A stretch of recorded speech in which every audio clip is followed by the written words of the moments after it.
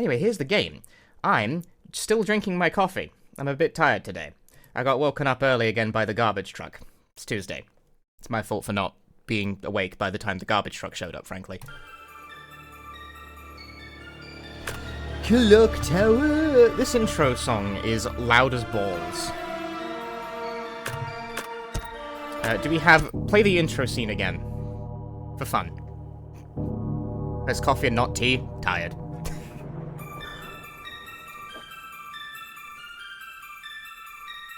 We got this animated intro that I think is the reason this release is 7 fucking gigabytes, despite the fact it's a Super Nintendo game.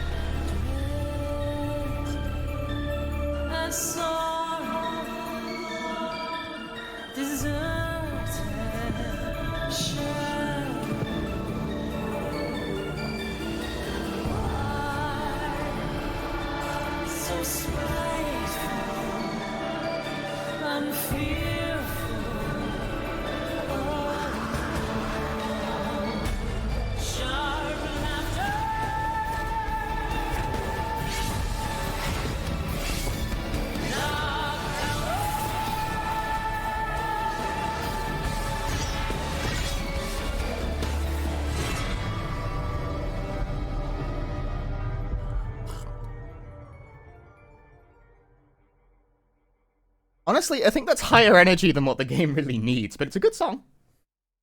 I appreciate that. Yeah, okay, so we also have a suite of all of these other languages. These are all new. English, English, French, Français, French, Italian, Deutsch, Espanol, Japanese, Korean, that's Chinese simplified and Chinese traditional. Everything except Japanese here is new. Although, even if all of these were their entire separate, like, ROMs, which they probably are, because that's the most intuitive way to do it, the file size of the game still shouldn't exceed, like, 15 megabytes. It's a Super Nintendo game. I cannot stress enough that a Super Nintendo game is tiny. Like, I got one of them back there. It's like, this, hang on. Hang on. Where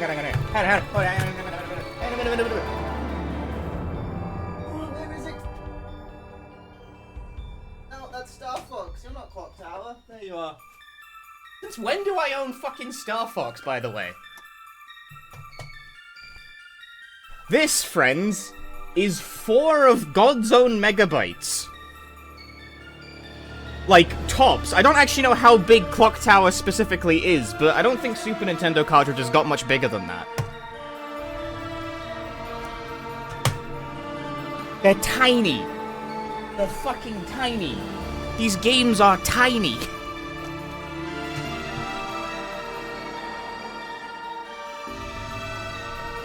Or is it 32? I forget. Either way, 7 gigabytes is a massive amount of storage for what a fundamentally... Anyway. Ooh, rewind is the default. How curious is that? Play the enhanced version featuring quality of life updates and content restored from the first Fear edition of Clock Tower. We are not going to do that. We're going to do the original first and then rewind next. The menu is really loud, I know. Here's the thing, it's gonna stop being really loud when we get in the actual game. Clock Tower is a quiet game, it's just the menu noise is loud as shit.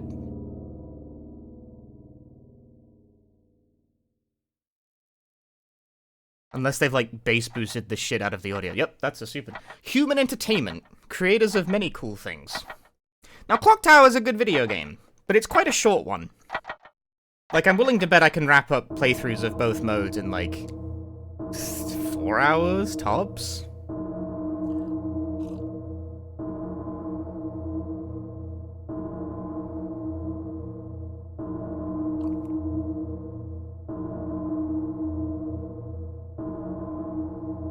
Clock T. Clock Toe. Clock Toe. Clock Toe. Clock Tower. Alex, I'd like to solve the puzzle.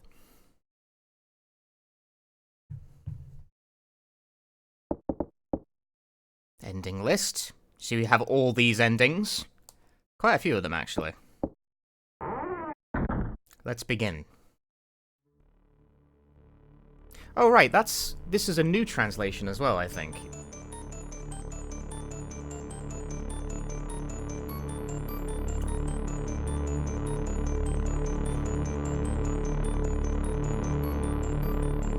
I disagree. The hip new horror game time structure, retract. Time structure, retract. Newman, thank you for the 68 months. I don't imagine the translations are gonna die. I don't have, like, encyclopedic knowledge of the old translation, so I'm not gonna be able to point out differences as we go.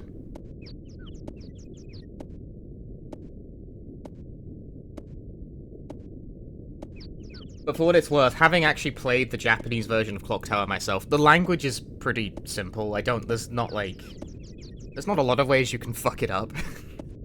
Bluntly. Like, I'm pretty sure I could translate Clock Tower fine. Not to diminish the effort, of course, I'm just saying that, like, I don't imagine it diverges a massive amount. This isn't a game with, like, a lot of dialogue in the first place.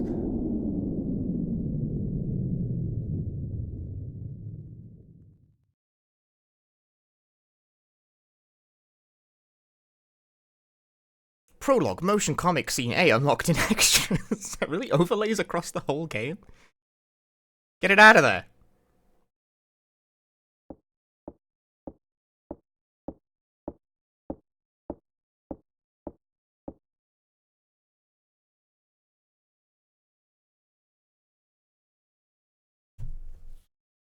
You goes, wait for me here. And she's off. Yeah, this is running on Limited Run Games' Carbon engine, which I'm not sure what the Carbon engine is exactly, but it's an emulator of some description. Anyway, I can move the cursor using the buttons or the stick. Can I move it with the mouse? Oh, you actually can! They did, in fact. And we were all worried that they wouldn't. They did, in fact, patch the game to add mouse control. The sensitivity is absolutely fucking amazingly high, but that might be my mouse.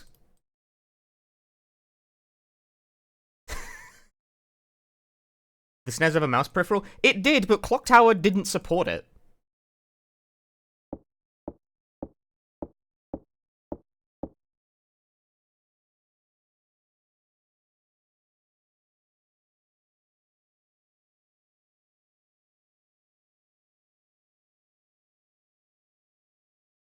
There we go. I turned my mouse sensitivity all the way down, and now that feels a bit more natural.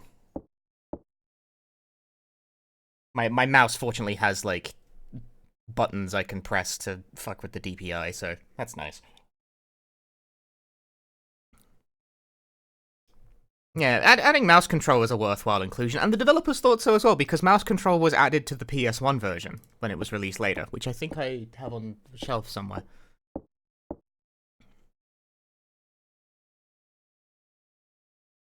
Hmm?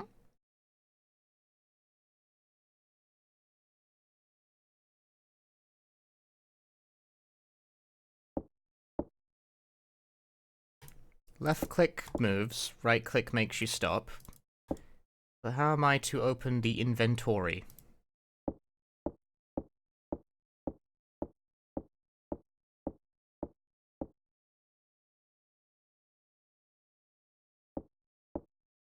Like, I'm wondering if it's possible to play this game with only the mouse.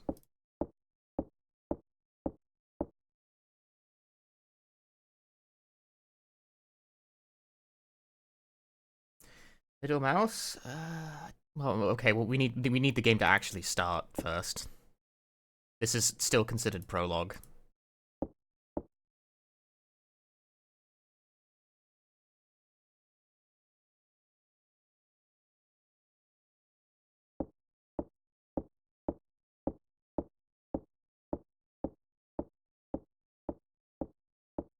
Your actions are restricted.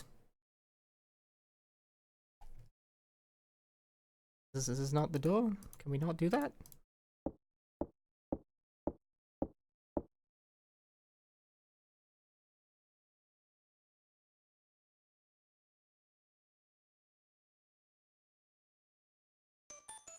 Ah, there we go.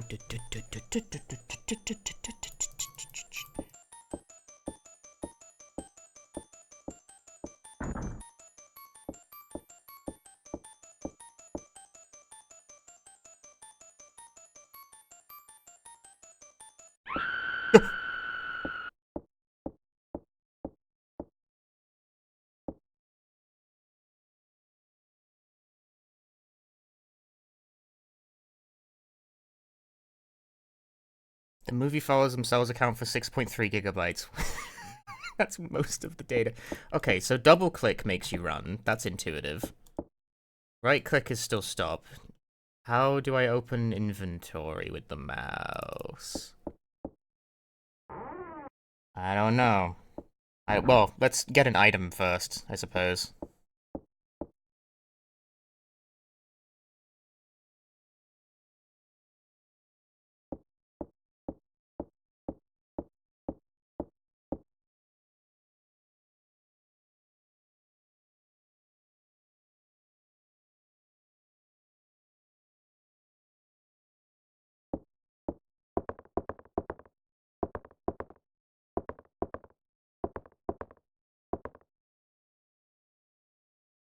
I've picked up the sharp-edged stone.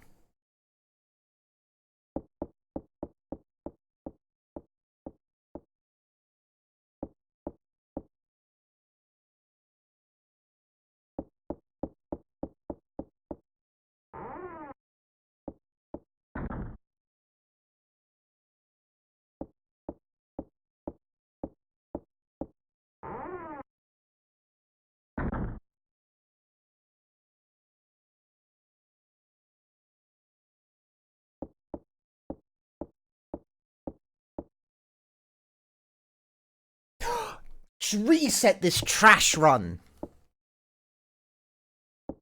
If you hit the start button, it pauses.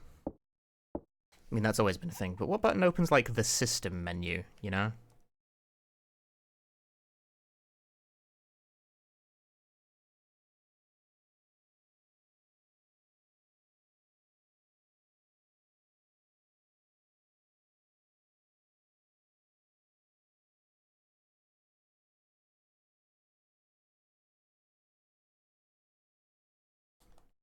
Why won't she interact with this?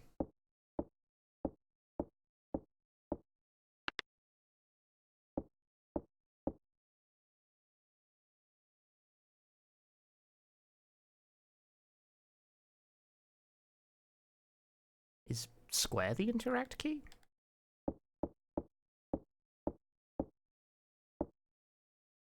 So I'm like chopping and changing between controller and mouse, fiddling with stuff.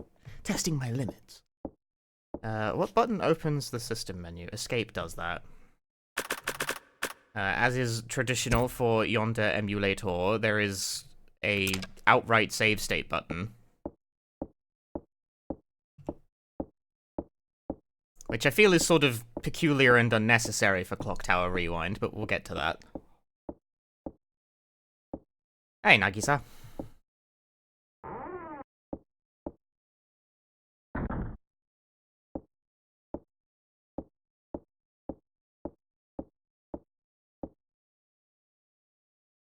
Yeah, I still don't know how to open the menu using nothing but the keyboard.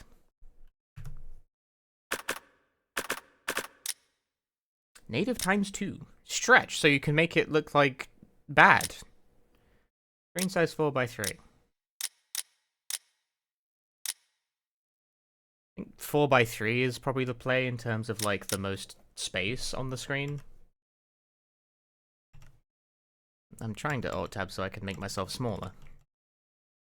And it's not letting me. Does this game like...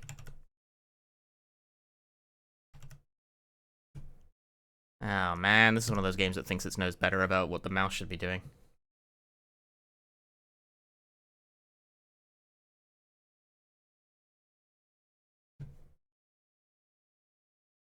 There we go. You sitting down for?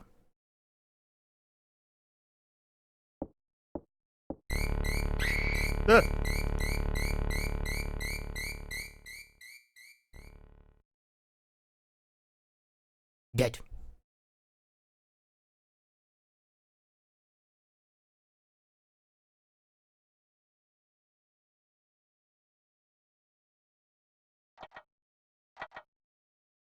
I think I mashed the wrong button. Put up a death counter? No.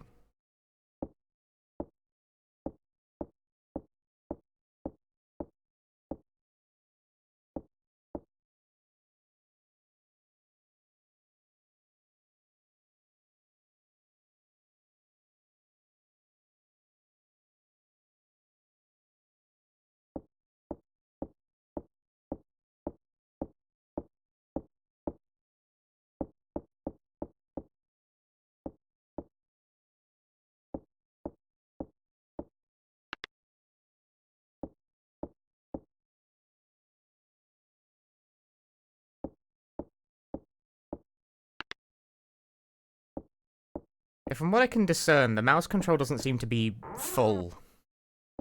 Because it doesn't seem like there's any way to open the inventory.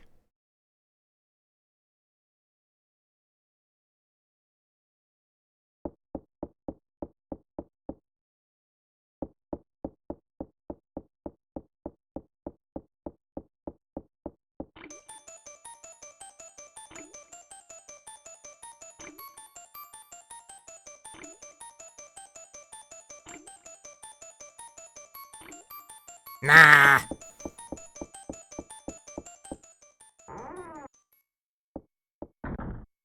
What if, like, just don't? Do we... Get off the fucking screen! Get it out of here!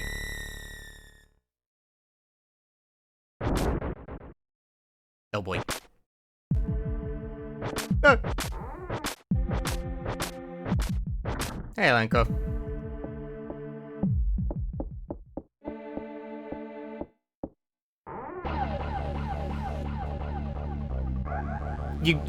Dude, you gotta get that shit off the screen.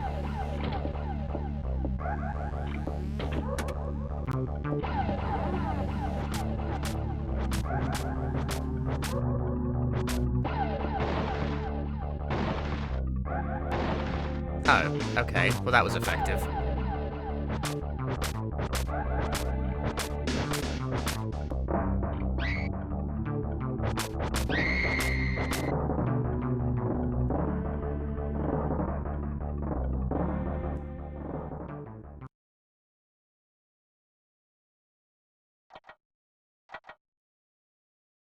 Why didn't that work? Is it because I moved?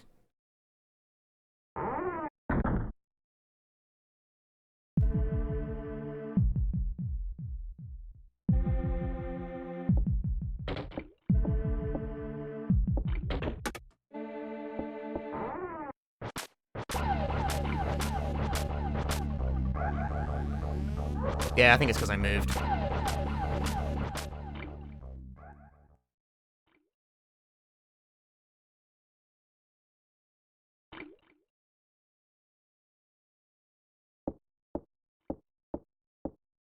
I got Chivos, I did get Chivos.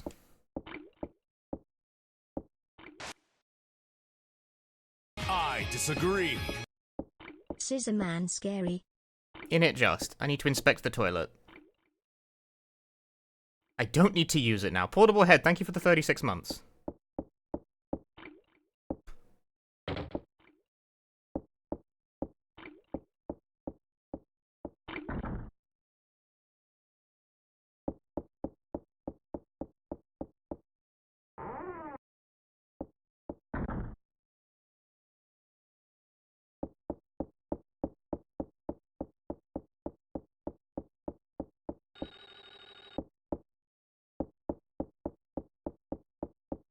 Jennifer, do the shuffle.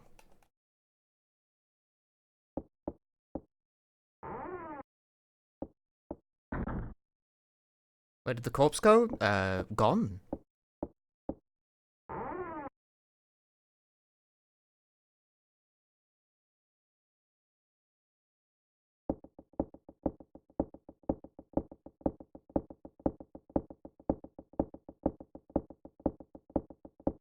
This game basically pioneered the style of, like, pursuer mechanics in horror games. Despite it also being a game that never left Japan for the longest time. There's ham in the fridge. I have obtained the ham. Isn't that nice? What's in the giant fridge? Freezer? There's something shiny in there. Oh!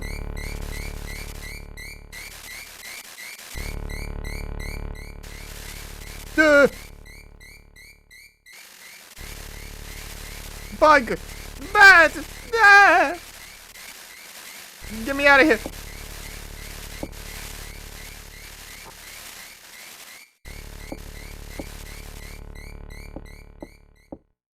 I disagree. Ham. Ham. Earth prototype. Thanks for the 3 months. Now see, the indicator of Jennifer's face in the corner is like her health. And it recovers over time. Albeit... I think there's a way to get her to, like, sit down and it recovers faster. There we go. I guess you just have to wait.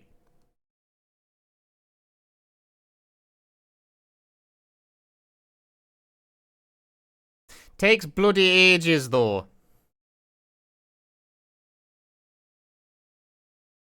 How you guys doing? See, we've recovered to orange condition.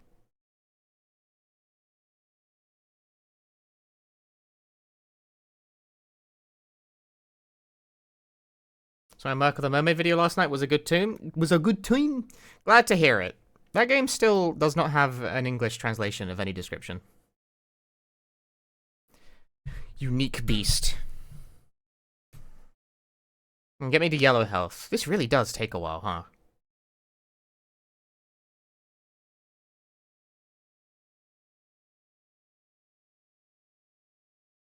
Yeah, sure. I'll take yellow. And immediately back to orange, because I ran.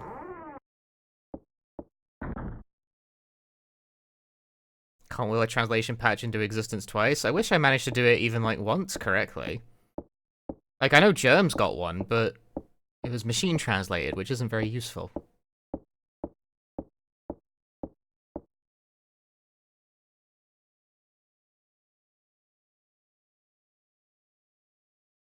I've put the car key in my pocket.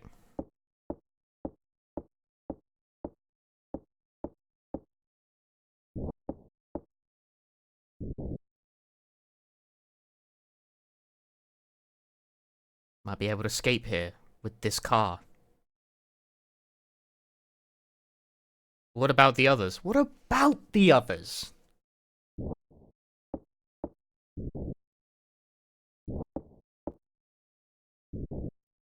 Does Jennifer even know how to drive?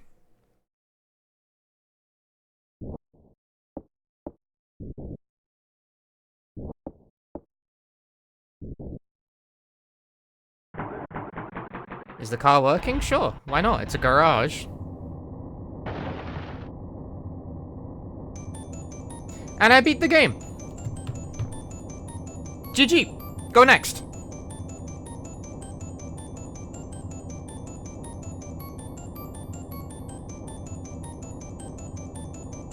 Easy. $20 well spent. It's a world record! It's a world It's record. a world record! It's a great soundbite.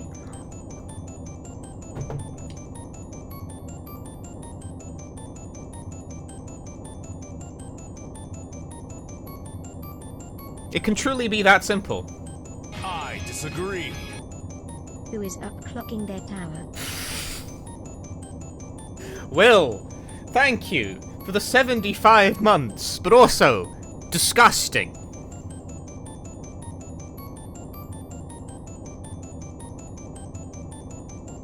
Yep, in Clock Tower, you can just leave. So that was a pretty interesting game, you know, a little short for what it is, but you know, back in the Super Nintendo days, they were pretty short, you know, they just kind of, they were done and over, but they expect you to replay them, you know, like this is all they had back in those days. You bought one game, you gotta make it last, so.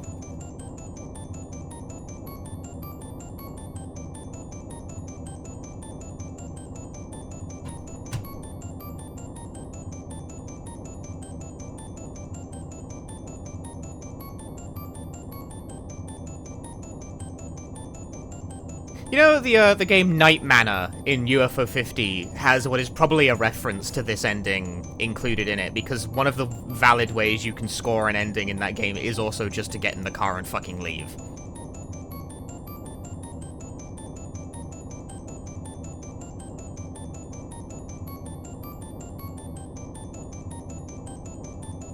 There is a different, more full ending for actually playing the game.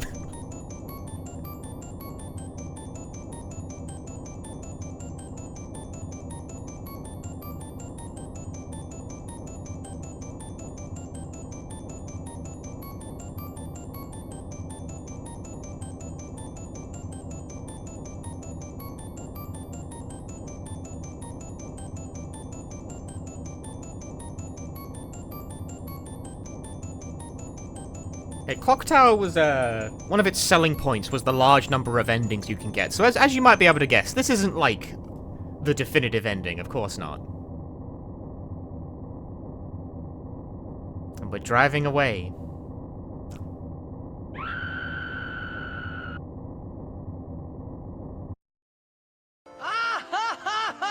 Don't laugh!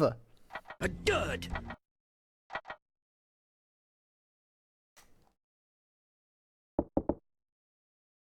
I got ending H, the worst ending. Then we hit continue. Act like I never left.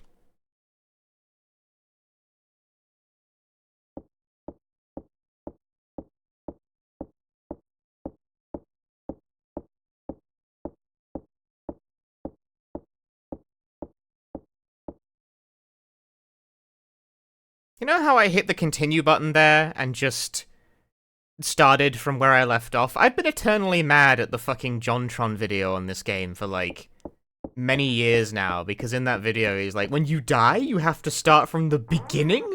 From the beginning? It's like, no, you press continue and you start in the room that you stopped in. It's like, it's actually got one of the most generous save systems on the entire fucking console. It's comparatively extremely modern. Clock Tower is actually a really surprisingly modern-feeling game for how old it is. Like, it autosaves. It autosaves and has quite, like, fairly generous continues. It's not... It ain't all that.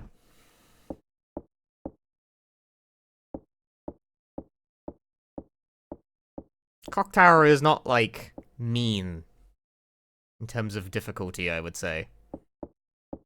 Like, here's the thing, you can lock yourself out of getting the best ending quite easily, actually, by doing stuff in the wrong order. Like, I don't know if I'm gonna get the best ending on this, because I'm gonna try and get one of, like, the standard full endings, where you actually, like, get through the whole game.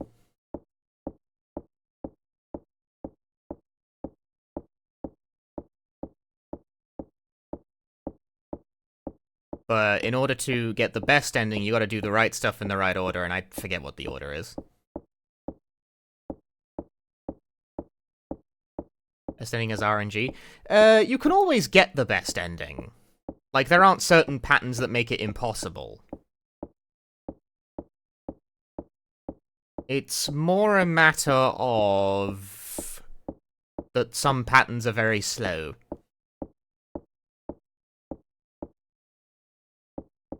I'm gonna run, who cares? Death has, like, no penalty in this game.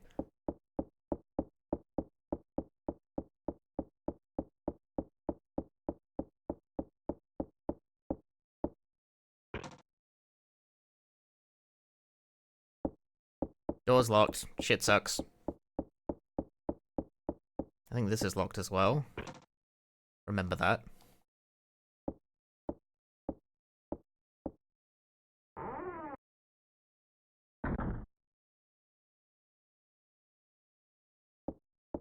Right, yes. Yeah, there are light randomized aspects of this game. Which is that key items change location. And some of the room layouts also move around from playthrough to playthrough. It's not, like, massively randomized. We're not talking, like, you know, Resident Evil Door randomizer levels of whatever the fuck. Ah!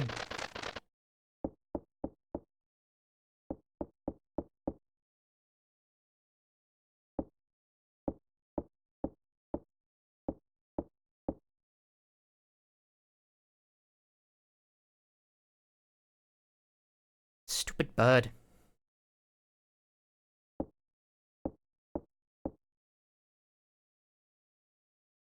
Yeah.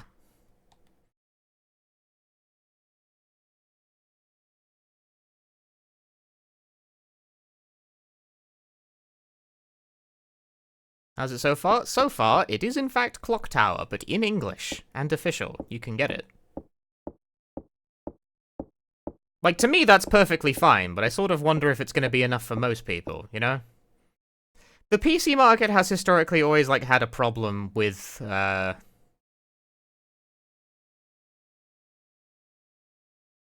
emulated re-releases, because people tend to be like, why bother? You know, when the free alternative exists, and I'm just like, I don't know, I don't have answers for you.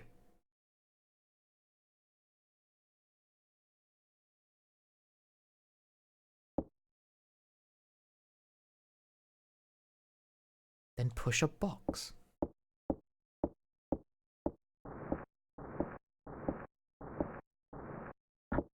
I feel like this release is liable to disappoint some people off the back of the fact that it really is, like, just a Super Nintendo game. But there is the rewind mode, which is unique to this release, at least in terms of official releases.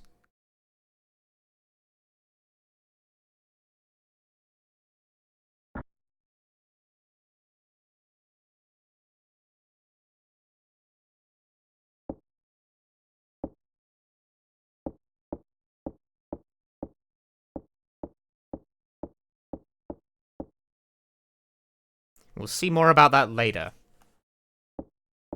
Because first things first, I want to run through the original mode to refresh my memory. So the differences stand out to me more starkly, because I'll be honest with you, I don't remember exactly what's what and what's where. My inventory is bustling. It's full of things now all of a sudden.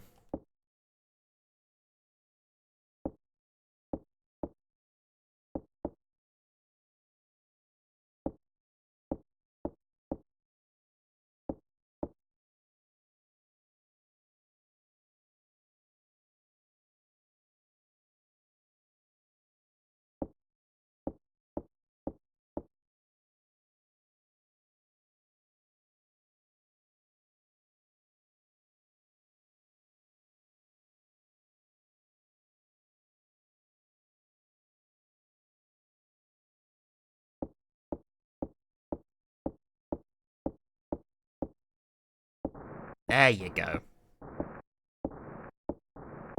Picky about the order of operations, you are.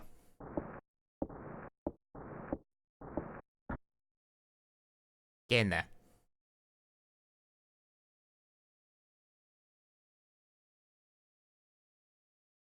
There's a key! Found a key in the clutter. I've put the west building key in your pocket. The west building key can spawn either in that empty box I checked in one of the bedrooms, or the bird's nest. If it's in the bird's nest, it means it's not in the box, so if in a speedrun context, if you open the box and it's not there, you instantly reset that shit. Because fuck you. No, none for you. Because bird nest is too slow.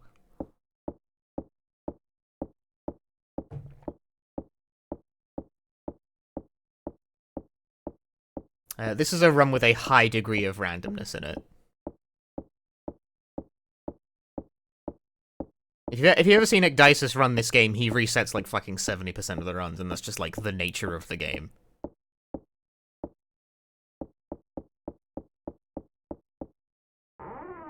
Where was the kitchen again?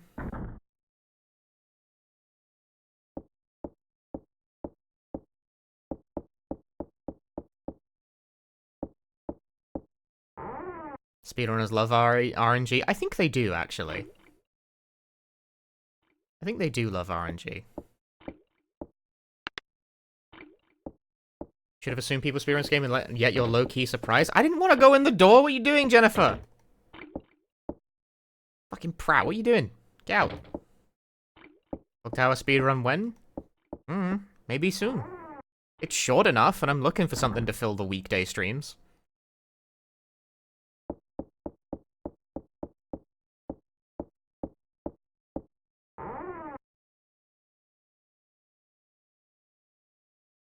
No, this isn't it.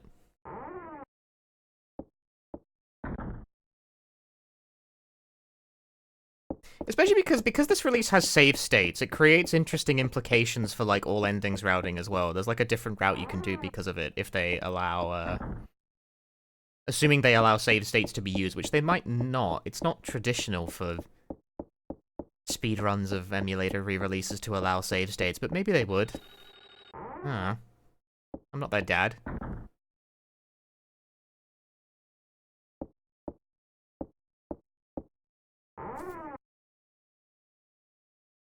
Here we are. Utilize the pesticide on the thing. Fundamentally, this is a point-and-click adventure game. If you haven't picked up on this by now, Clock Tower is fundamentally a point-and-click adventure game with the twist of also having, like, pursuer horror mechanics kind of deal. Just it was a really, really early example of this.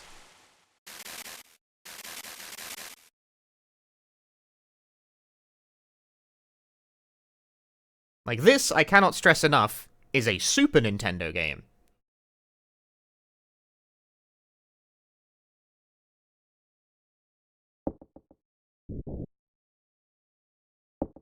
Which, like, that's real. This style of horror wouldn't be popularized for many, many, many years later, really.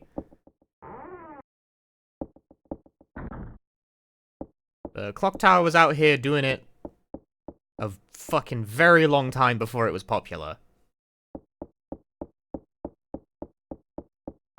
Well, so yeah, for its day, the sound, the atmosphere,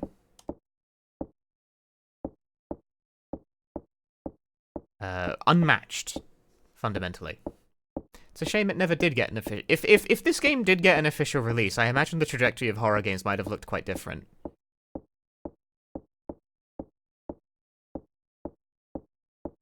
Like, all of Humans games, really. They were massively ahead of their time. I wonder if anyone is, like, looking at, like, apparently, someone mentioned the Twilight Syndrome games when talking about Clock Tower. Rewind.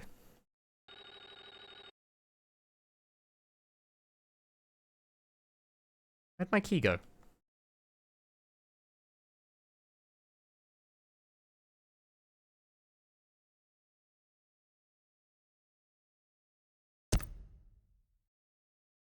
Am I stupid? Didn't I just pick up a key? Is there like a second page I can scroll through?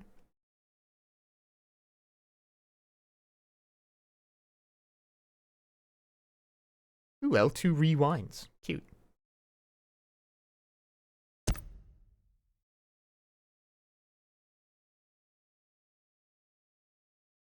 Jennifer, can sit there on the floor while I scroll through my inventory and try and figure out why I'm missing an... Like, where'd the key go? I picked up a golden key and now there's no key.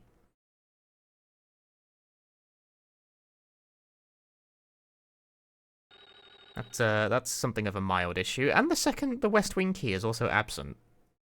I kind of can't do anything until I figure out what the fuck's going on there.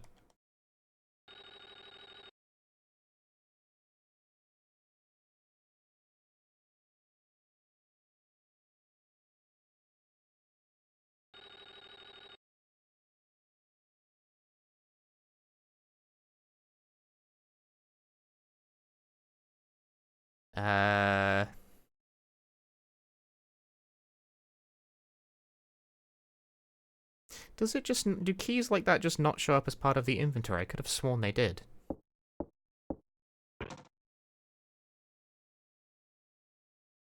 I don't even think that's the key for that door.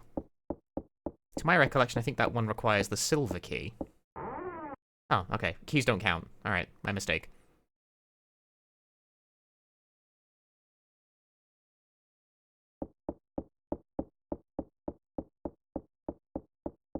I got thrown off because the car key counts as like an object you have to use, but door keys apparently don't. That's fair enough.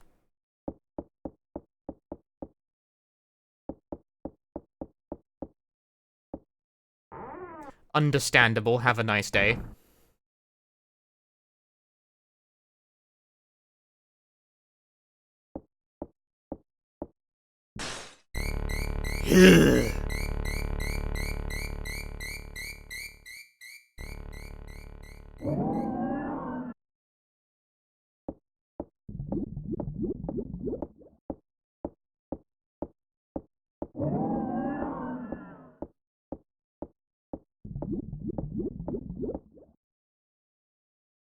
All the noises are gross.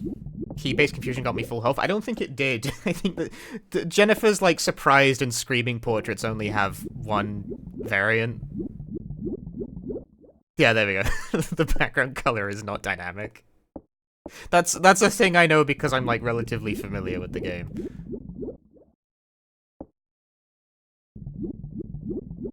Apparently there was nothing in the cupboard. I don't think there's any joy to be had here, fundamentally. Sometimes a spooky room is just like a spooky room, you know?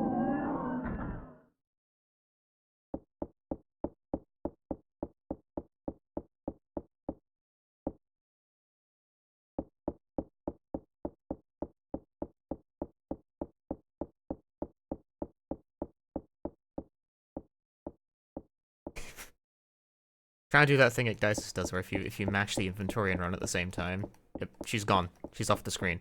That can make all kinds of weird shit happen. I'm not well versed in the mechanics of its usage, but that is the fundamental technique of Clock Tower speedrunning.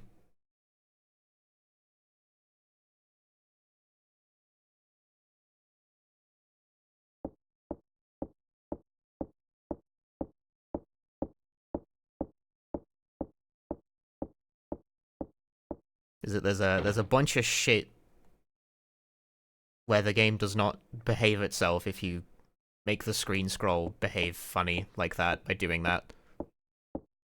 There will be no one behind the curtain. It will not occur. Oh no!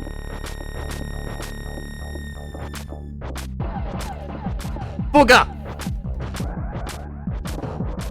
Jennifer, you don't gotta wait for him to get into the foreground, you know. You can just like go. It's okay. Dude, I got an achievement.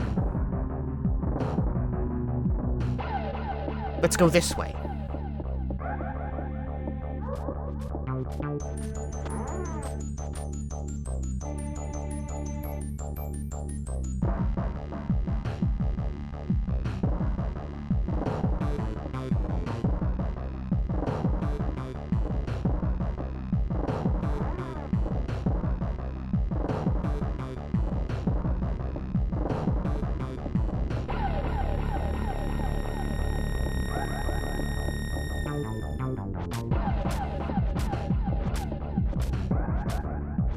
Ah, I think I'm dead.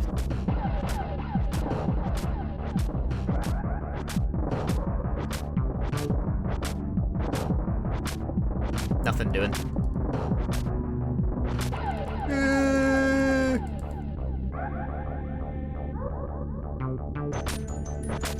Oh. I got away with it. Jennifer!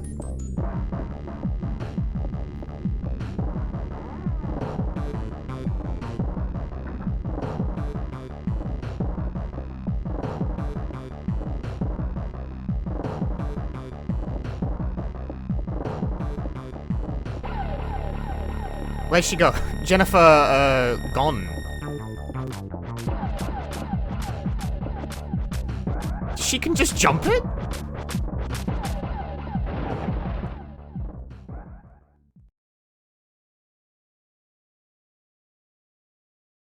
That's interesting. I don't think she'll do that twice.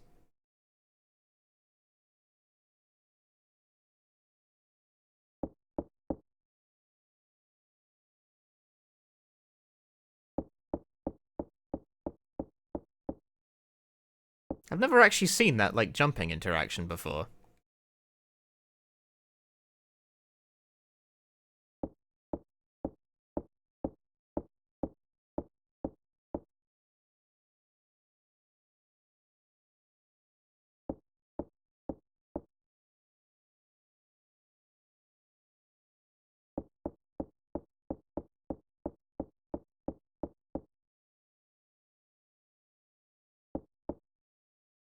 Anything fun about this statue? Anything fun about this one?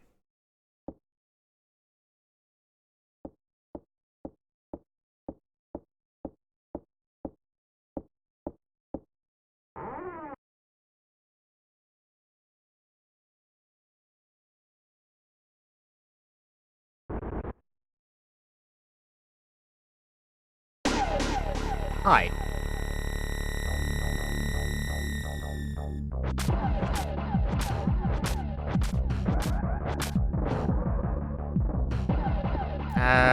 I don't think I have anywhere to go at this point.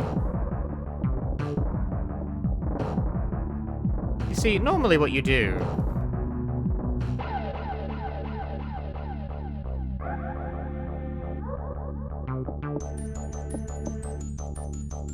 is you, lay down the wood to make a path, you know?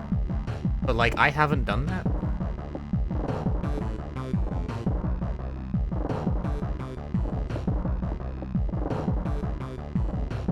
Are you coming?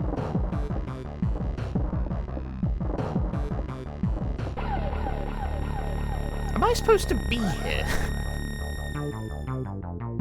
I feel like something's gone not entirely right with the sequence here. This does not feel like regulation behavior. Hi? Alright, he was in the wall. Or something. I don't fucking know what was going on there. All in all, I would define that sequence of interactions as unusual.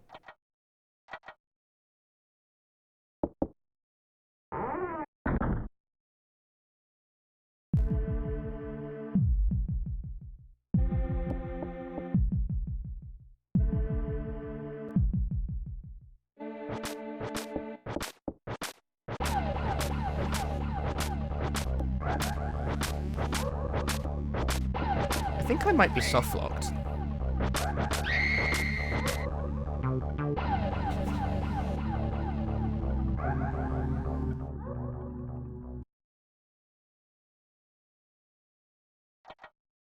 I don't know if I have an out here. I think the game might be soft-locked.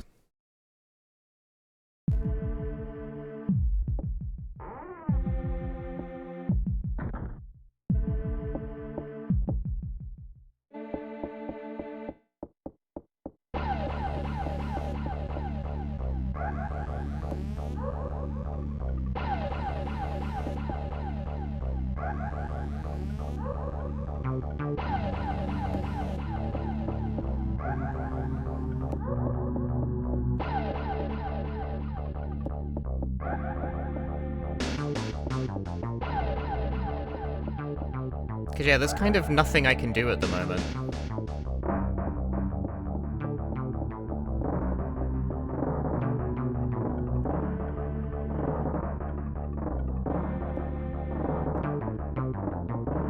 I'm gonna Google this real quick, because, I think the game is soft-locked, personally.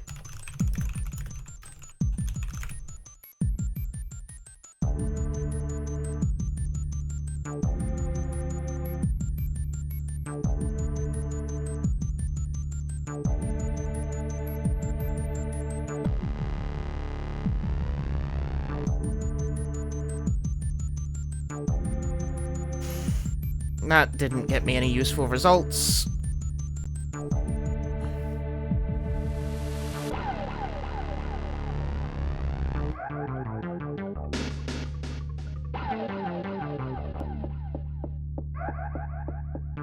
Googling Clock Tower softlock did not produce any useful results, but I don't think there's anything I can actually do. I think the game is broken.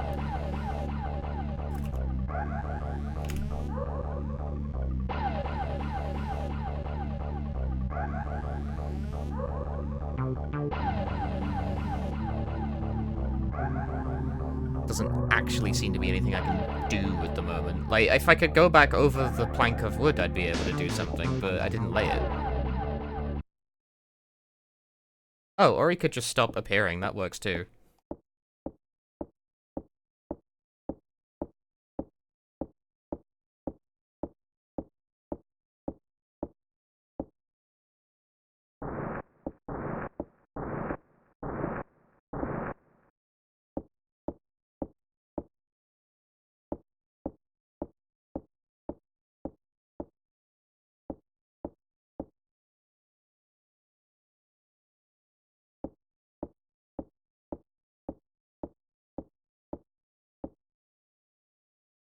I'm a mite confused by the sequence that just occurred, but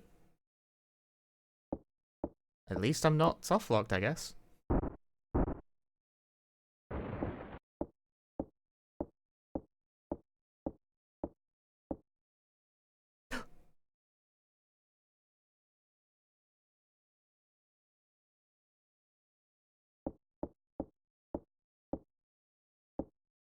Time might be a factor in deciding when a chase ends. It is!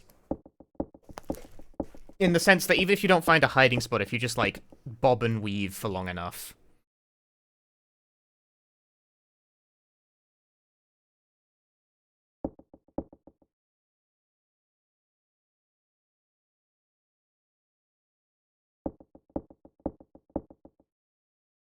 But, I didn't really have anywhere to go.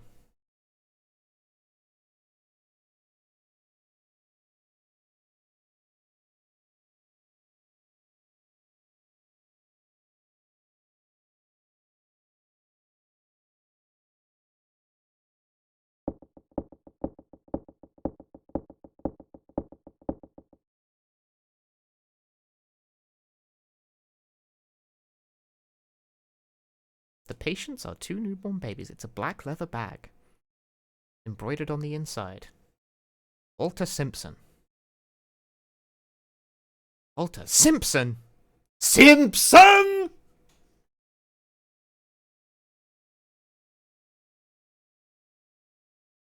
Now, amazingly, at this point, right, seeing a bag with her father's name embroidered on it, if I were to leave the room like a dumbass at this point, I would actually lock myself out of, like, the proper end. You need to look at the dead guy specifically, or it does not fully register in Jennifer's brain.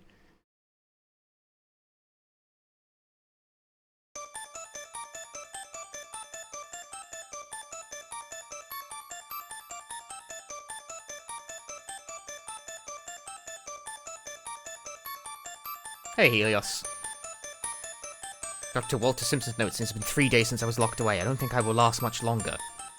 Before my life ends, I have to record everything I know about the twins who will bring calamity to the world. I was called in to deliver Miss Barrows' baby. And that's when she gave birth to them.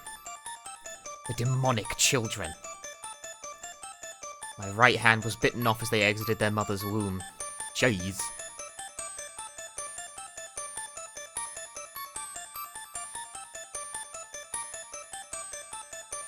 Please kill these babies.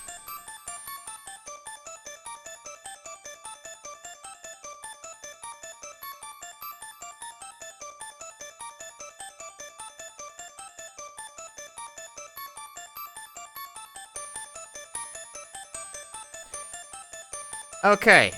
That's where they sleep deeply. Jennifer. Jennifer.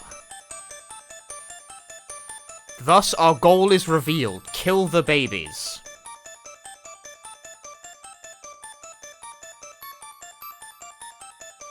If you are unable to locate this room before a certain point in the story, you cannot continue. It is a crucial scene. But also, I think you diverge slightly if you enter the room and don't fucking look at the body like a weirdo.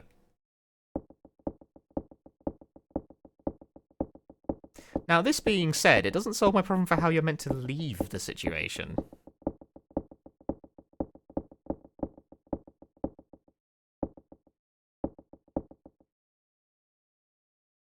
This I'm not clear on.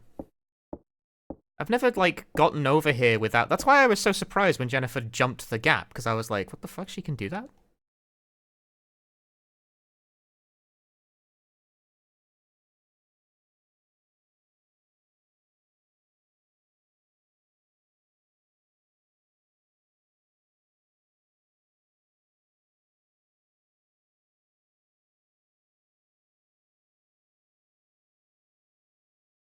Because I kind of thought you had to lay down the lumber before it would, like, let you move over.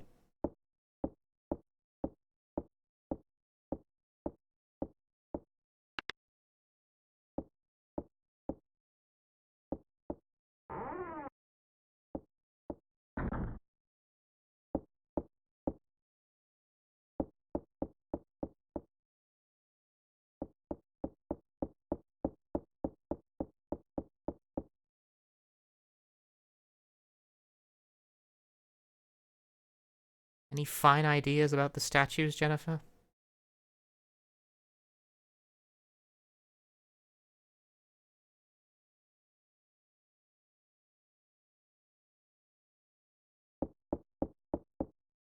Yeah, the extremely normal wall.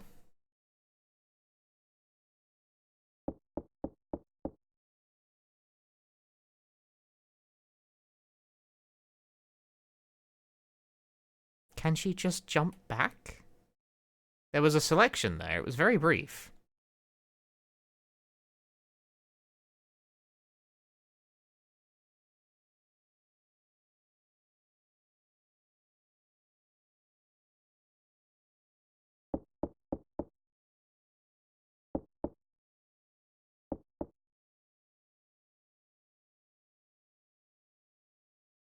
Do you need to be, like, running at it or some shit? You can't, like, run and select at the same time. Can you rope the plank? Weirdly, no.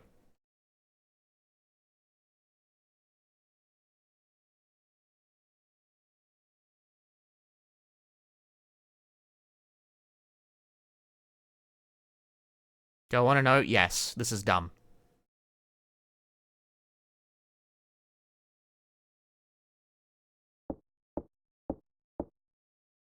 Rope on statue? I tried to... See, that's the stupid... I tried to do that 6 different times. And it did not let me.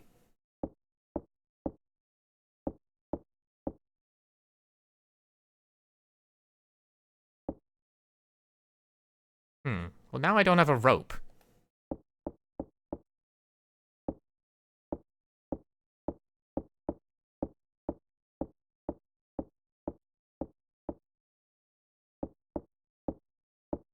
Can I claim the rope back? I think I need that later.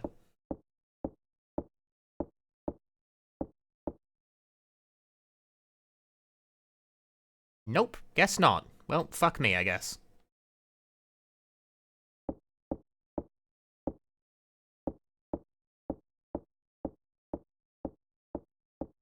That's probably gonna lock me out of something. I seem to recall you need the rope for something.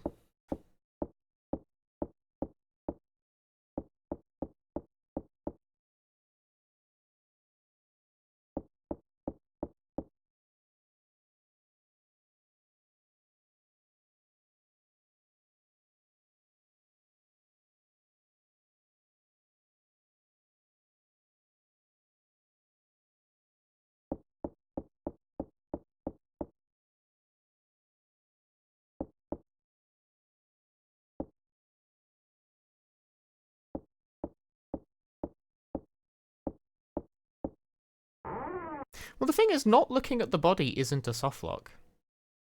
Kind of. I mean, it does stop you from getting, like, other endings.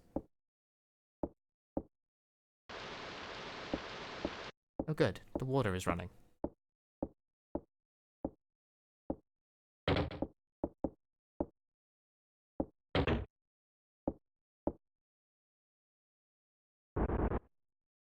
No. Only cat. What are you doing? Jennifer. That's it? Okay, there's a cat. She doesn't like that.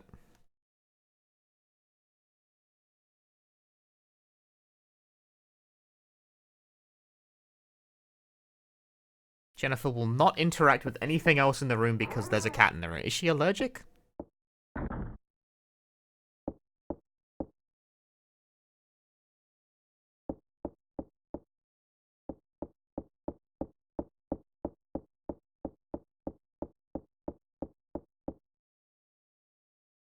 This door is apparently fake and cannot be interacted with.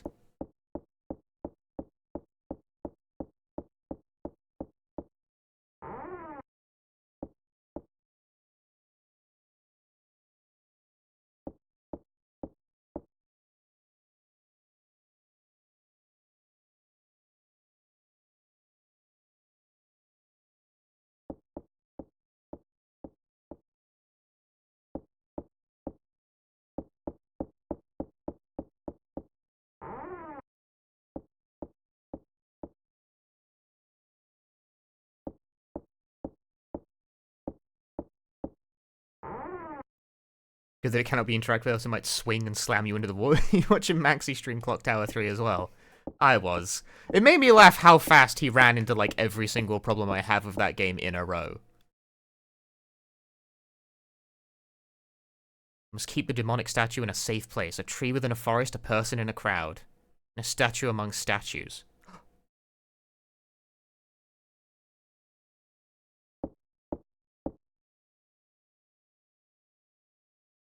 Mysterious symbol.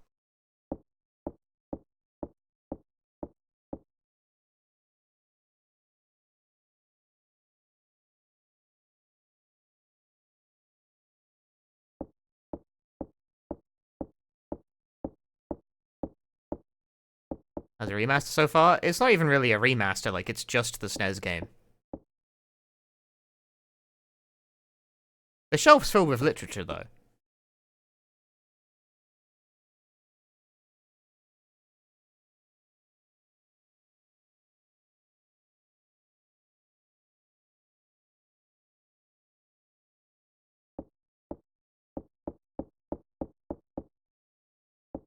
Translation decent? Yep, seems perfectly fine to me. Clock Tower Super Nintendo Japan does not have a lot of text to begin with. It's a pretty straightforward game.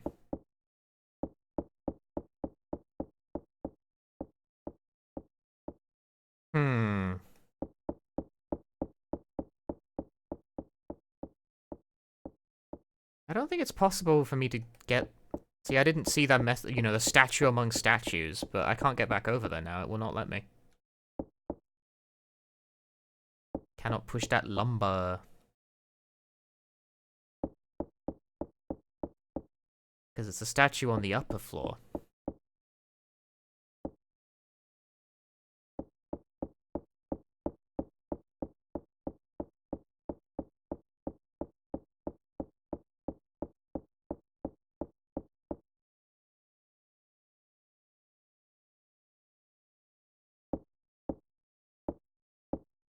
Get more scared from looking at the book? No, it's running. You may have noticed that I have no regard for this and just run everywhere regardless.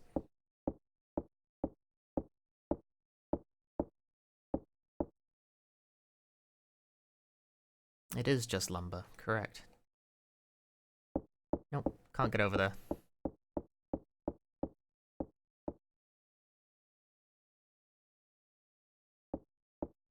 Will not let you do that.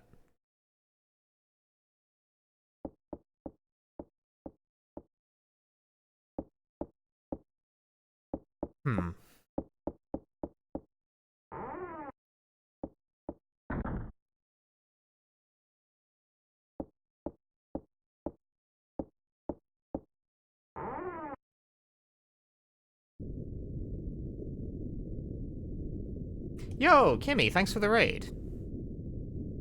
Welcome, everyone. We're playing The New Clock Tower. Those books look difficult. Question mark, question mark, question mark. Jennifer cannot read.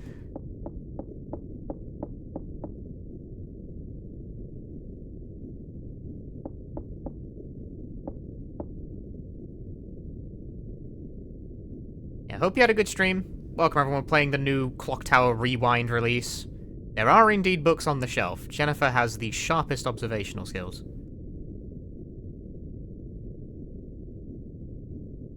How do I like one? I think one's pretty neat. It's a painting of a middle-aged woman. I have played this game before. I disagree. Just Korhai, thank you for the Prime Gaming.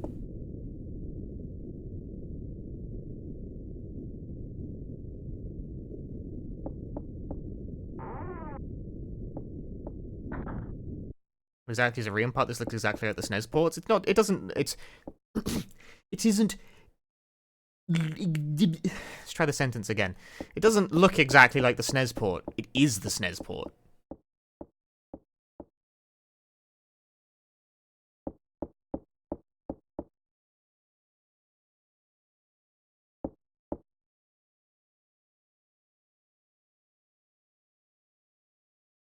Rock!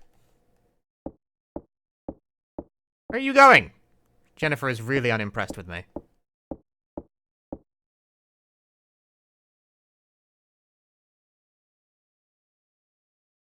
There is but one interact zone. You can hit left trigger and it does rewind the game, which I... Well, like the PS1 port? No, it's not. It's the Super Nintendo game. It is just the Super Nintendo game.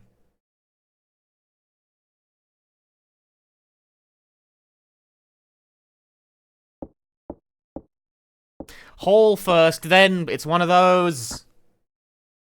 I was gonna say, because, like, if I can't get the statue, then, like, how do you finish the game? You know? You got it.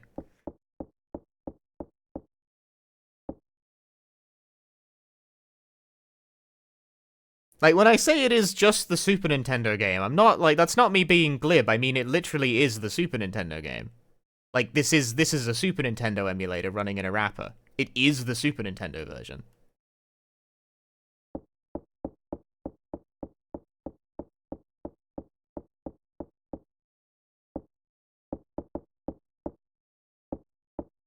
The first report have any differences? Quite a few. You'll see. I'm currently playing original mode, which is just the Super Nintendo game, but with, like, the new fancy translation.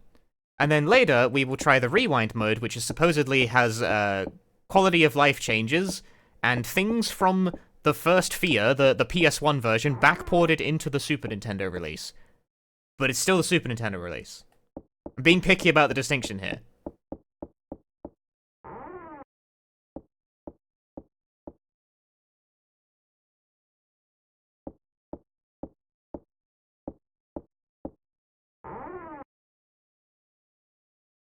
They have essentially made a fancy ROM hack.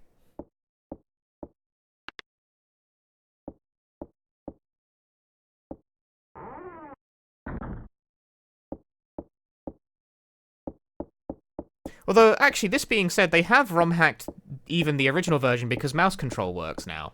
It didn't originally. Crazily enough, people don't believe me when I tell them this, but Clock Tower, the original Super Nintendo game, like, here's my credentials.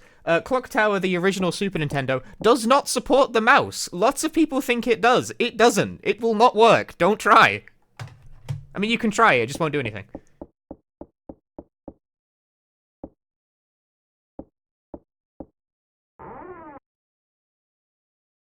They gotta get this okay. I hate this.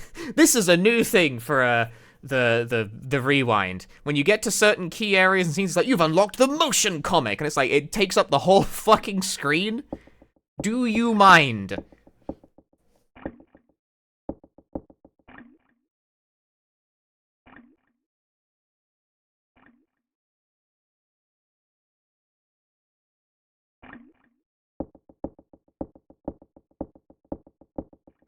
The PS1 version does support the mouse, correct? I think that's where a lot of the confusion comes from. But the Super Nintendo original does not. Actually, while I'm at it, while I have you, I can add a border. We can also add the CRT filter. I am not a fan of the CRT filter, personally. I think... I don't know, I like my pixels nice and chunky. You know, the option being there is fine, I suppose.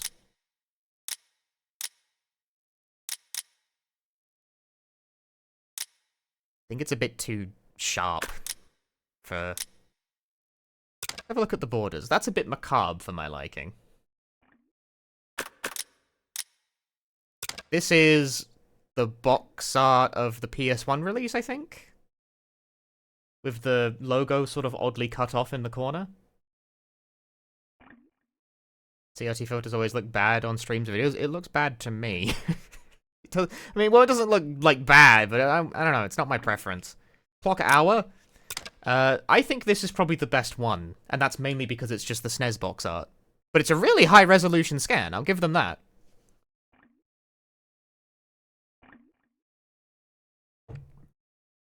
I think you'd be able to see the, if I have it set to full instead of... Yeah, then you can see it.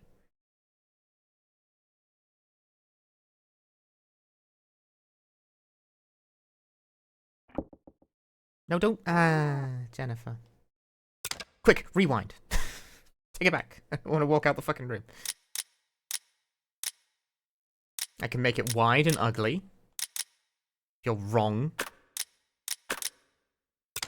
Having Jennifer's lovely face on the... Like, I'm obscuring it, but honestly, that's a bit strange to me. Like, you know...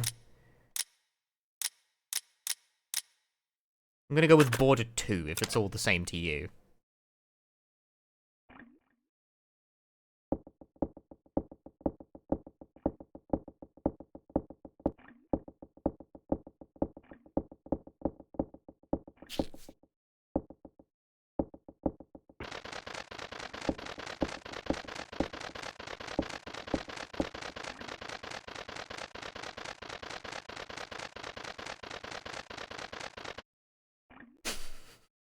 Get it out of here!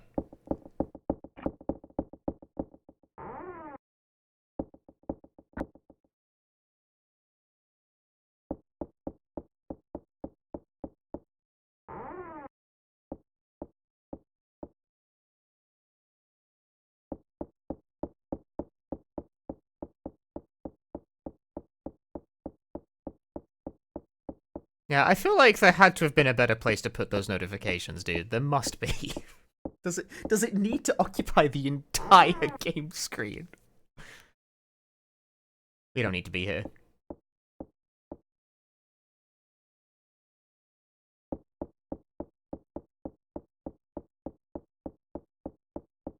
I always find this bit slightly confusing to navigate because it kind of loops oddly. To my recollection, this room doesn't even have anything in it, but I'm going to poke everything anyway. Just for fun.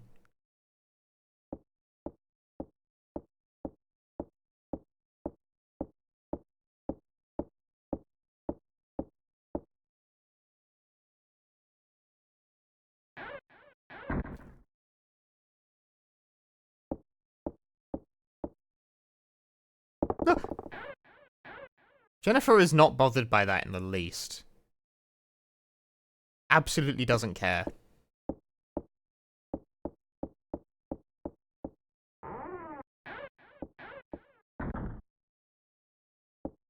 Yeah, quite a few of the rooms in this game actually do not serve any specific purpose, and they're just there to fuck with you.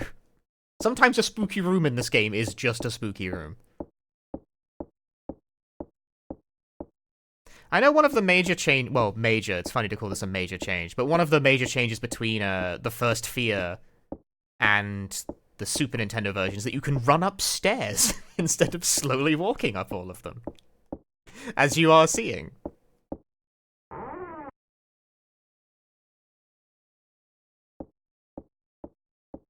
Surprised Scissor Man isn't one of the mannequins? I think he can be, it's just, it's random. Quite a few things are random.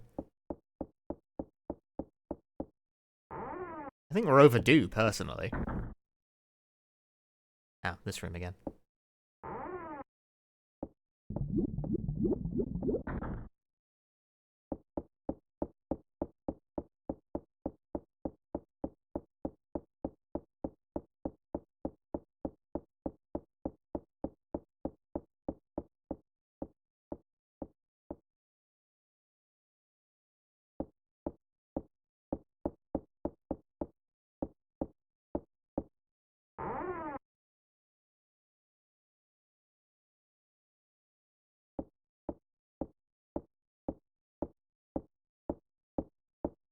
Never actually touched the piano before. I don't think that was very bright.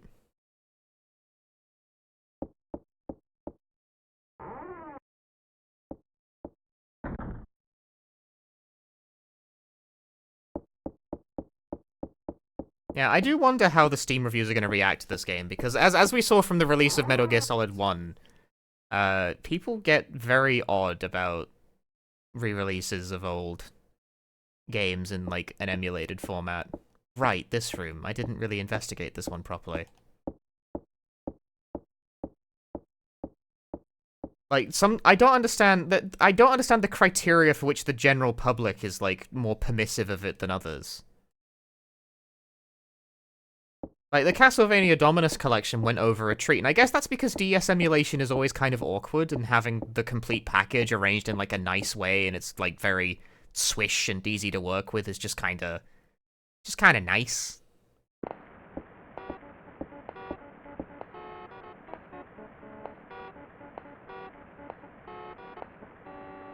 Do do do do do do do do do do do do do do.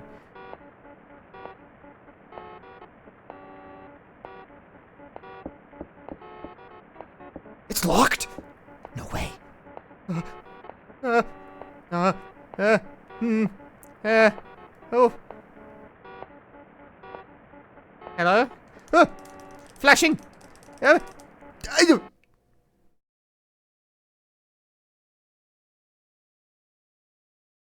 I win.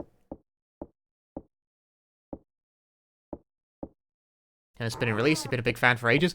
Well, I don't blame you. They were weirdly tight-lipped on announcing when it would come out, and then when it did come out, they didn't bother updating the Steam page until it came out, so it just said 2024, right up until it came out.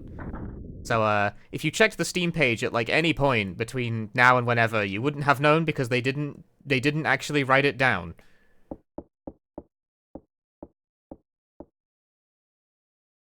Is this worth a buy, or should I just emulate? That's a challenging question for me to answer.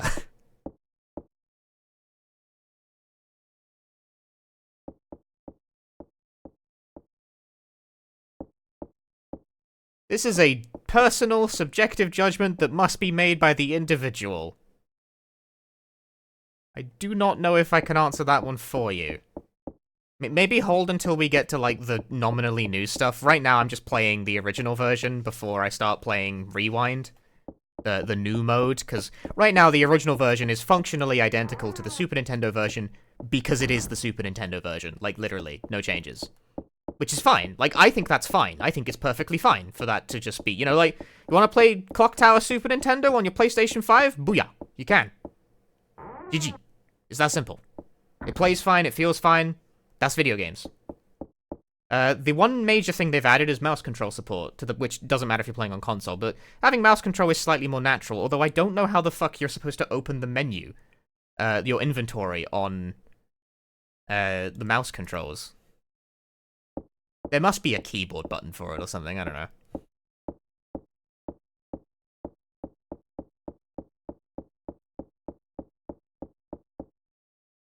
Yeah, it's not expensive. I paid £12 for it. That's a pretty okay price. It supports the series. Again, the thing is, it depends on if you give a shit about that or not.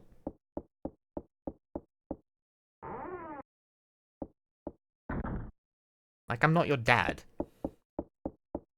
Here's the thing. This is one of the things. People have a very... PC gamers have an odd relationship with emulated re-releases because,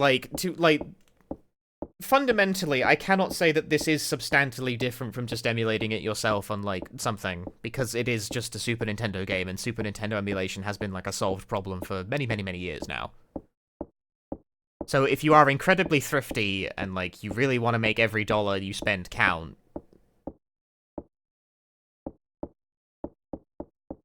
then yes, it's pretty easy to just get the same experience by playing the game on an emulator. However, you can make the same argument about every fucking game ever made.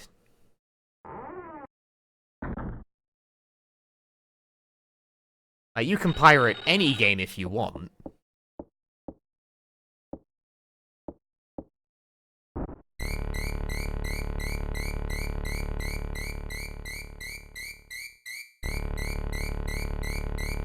Ah. Spooky. But let's roll that back.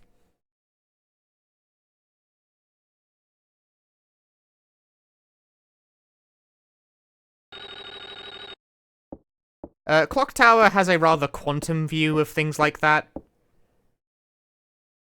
Which is to say that if I do not see it happen, then it didn't. So if I don't check the suit of armor, then Laura doesn't count as die.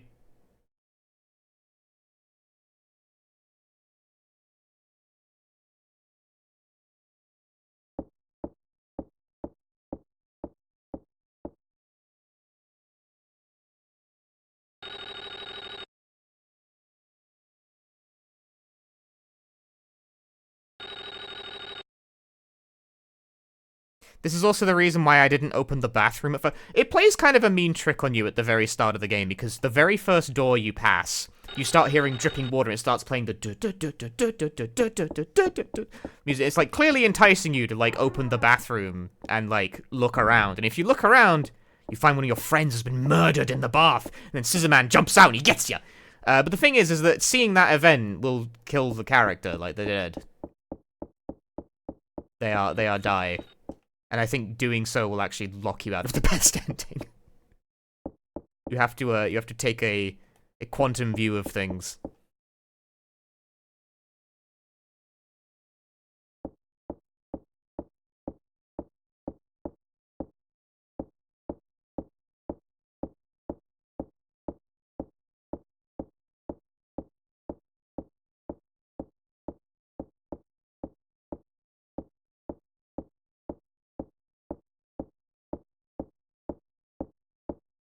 And just not look at it. There's a couple of other places this applies as well, actually.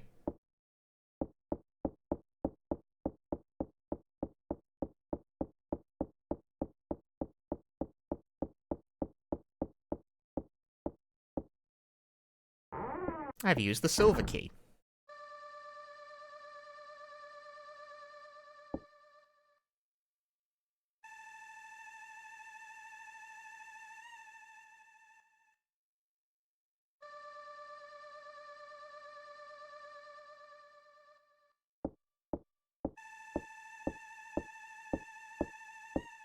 Can one of your friends die regardless? Yeah, people will die.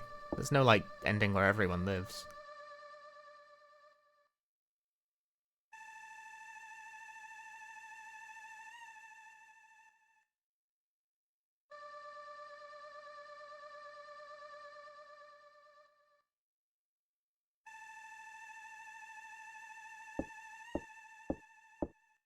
Hey, Punchy, just want to say thank you for all the good entertainment you've provided over the years. Thanks, Marana.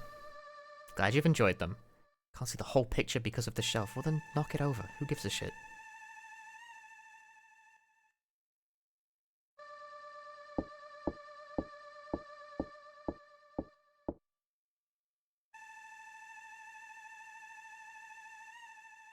You're really thinking about it, aren't you?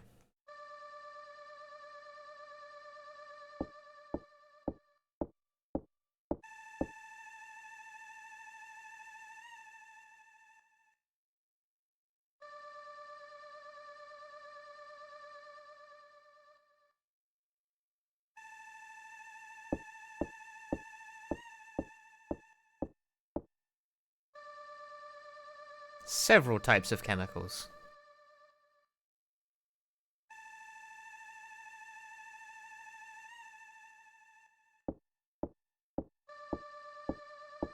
No interact zone, which is kind of peculiar.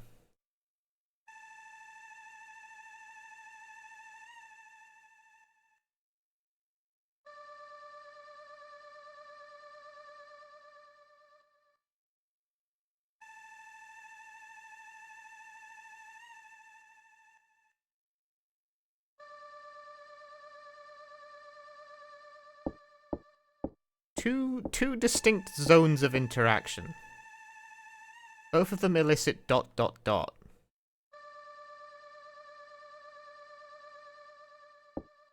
Hmm.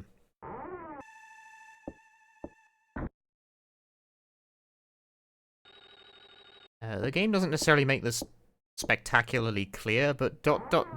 is code for you can do something with this if you know how.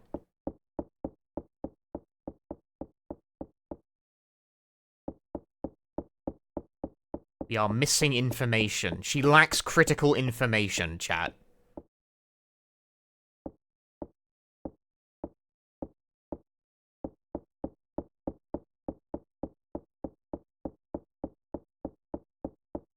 Jennifer does not know.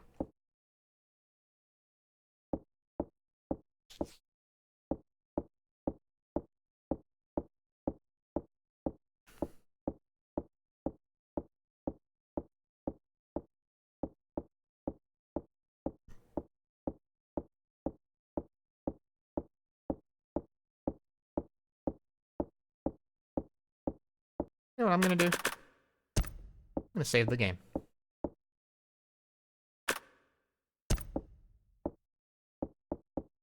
No reason, just you can.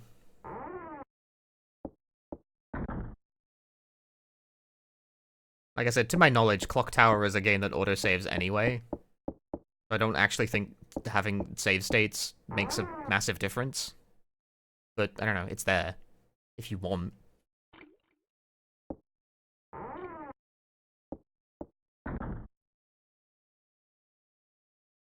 It's very traditional these days for retro-emulated re-releases to have save states just because, you know, you can, and it's expected. You know, emulators can save states, so if it's not present in the game, it's, like, considered a missing feature. Even though, fundamentally, I don't really think clock... Like, it's not... I have conflicting feelings about that on the basis that it's kind of a risk to the overall structure of a game to allow things like the checkpoints to be under essentially player control. It doesn't really matter for Clock Tower, fortunately.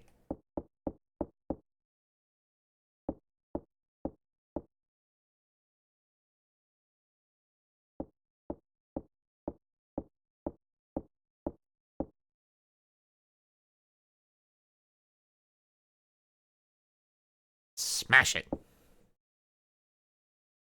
Yeah.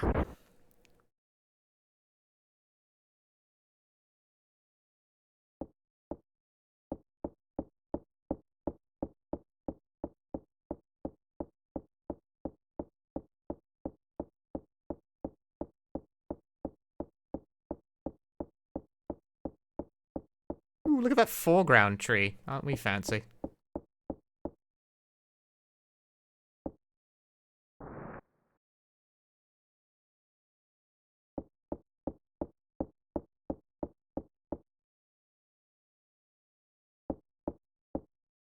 Yeah, some games are absolutely undermined by allowing the player control of, like, whenever they need to or would want to save and load. Sometimes more choice is not always better. Facts. Can choose not to save state, though? Yeah, but I shouldn't have to design the game for you. Again, fortunately, it doesn't matter very much for Clock Tower because the game autosaves anyway.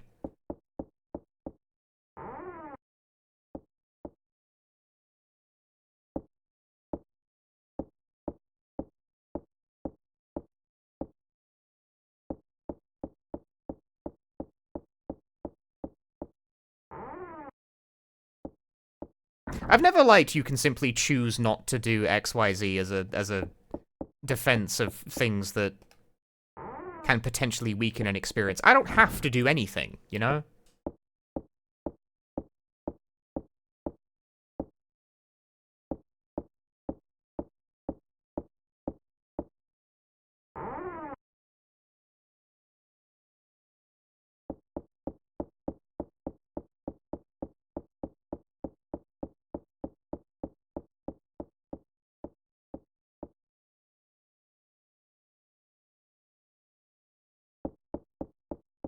I'm in the west building all of a sudden.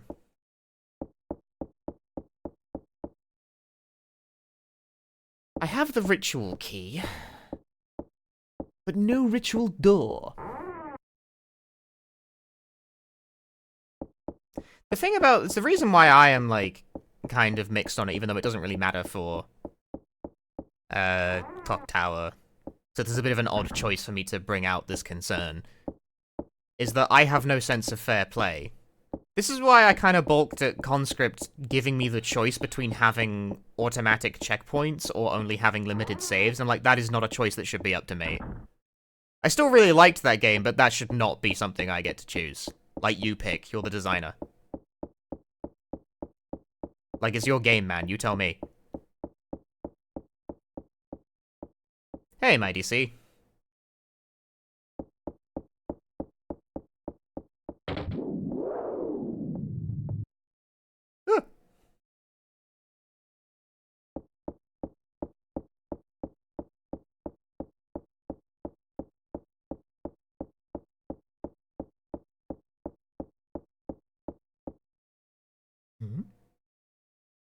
It's locked.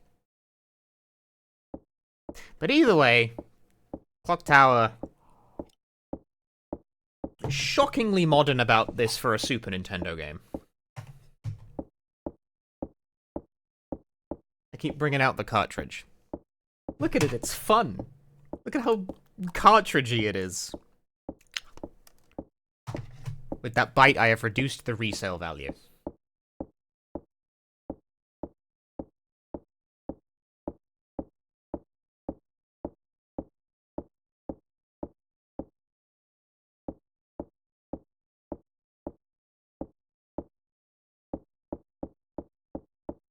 Resident Evil Remake's having ink ribbons on the hardest difficulty. Resident Evil Remake has ink ribbons for... Oh, right, 2 and 3. My brain stopped. Sorry. I thought you were talking about... Because Remake 1 has...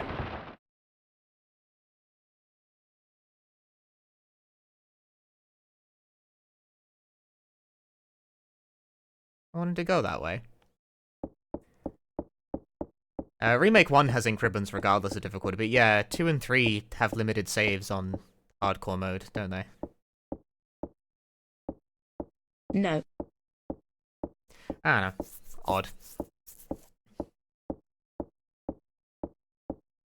Just don't think there's a one true experience to be had. I mean, these games definitely, like, old retro games were definitely not designed around the idea of being able to save and load at literally any time.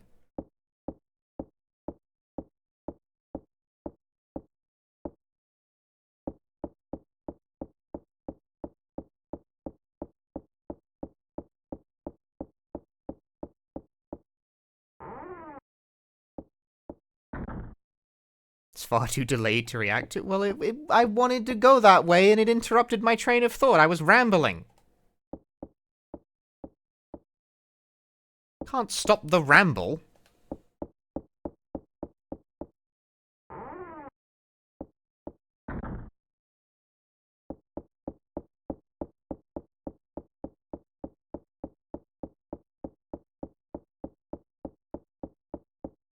I guess, I don't know, think of something like...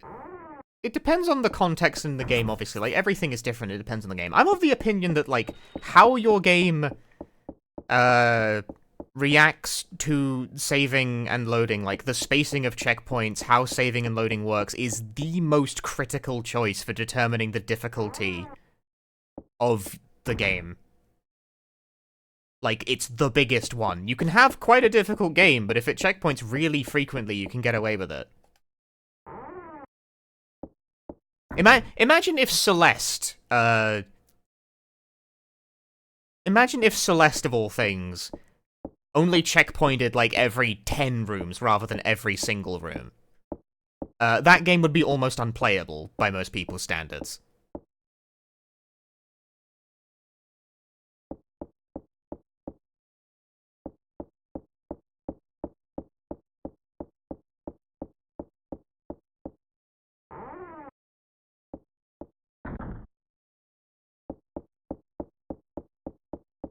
But it checkpoints extremely frequently.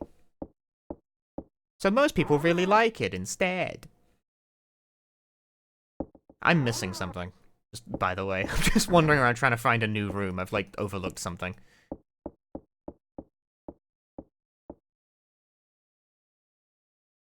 Wonder if the glitch with the car ending is still in this version? It should be.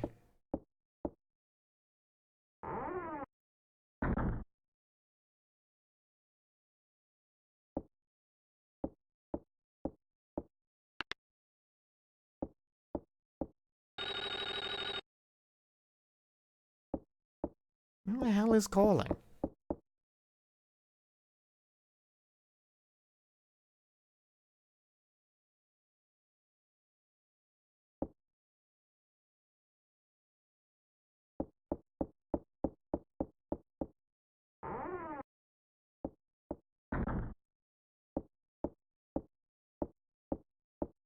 Is something not supposed to happen in this room?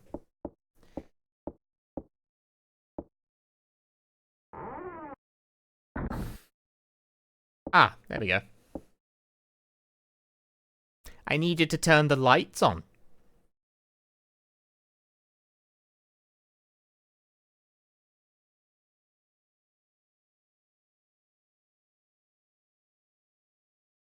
Hmm.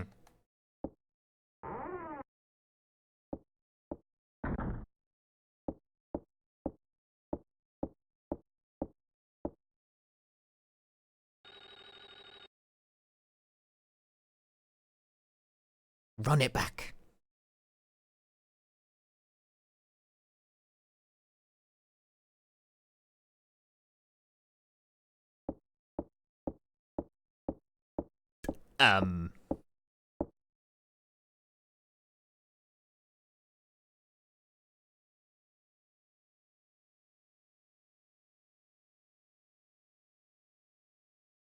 Okay. Doing okay over there?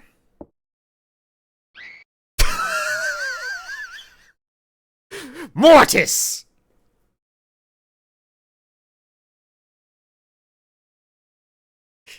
I suspect that bug is probably not unique to this release.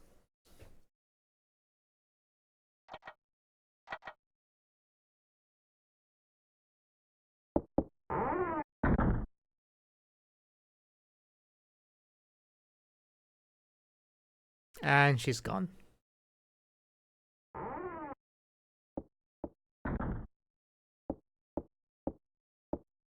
What? I'm not really sure myself what happened there.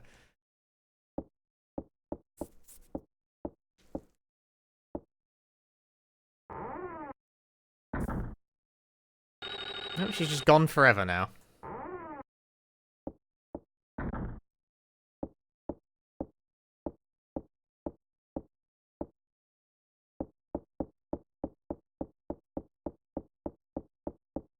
How's Curse Movement? Did they make it analog? It supports the mouse now. And I guess you can also use the stick, although I'm still pretty sure it's like... Can you move in arbitrary increments and diagonals? No, it's still digital in nature, I think.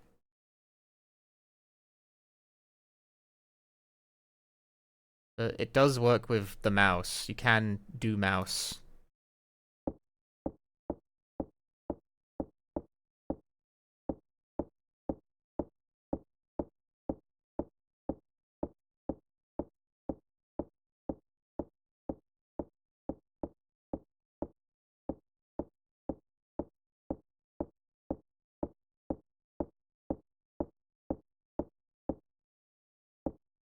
I wonder if the addition of mouse control enables any particularly interesting strategies for speedrunning. I kinda doubt it, though.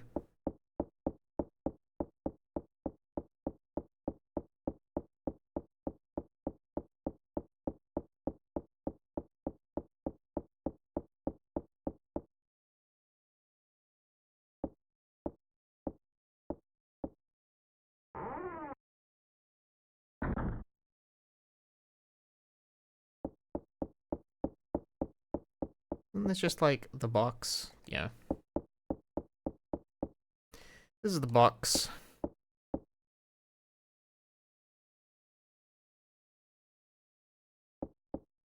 Nope, nothing here.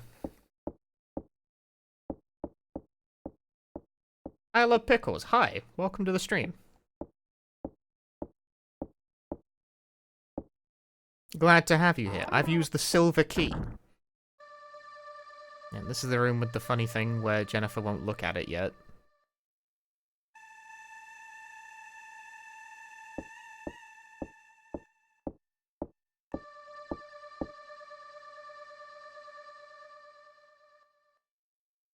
Can't see the whole picture because of the shelf, and yet she won't do anything about that.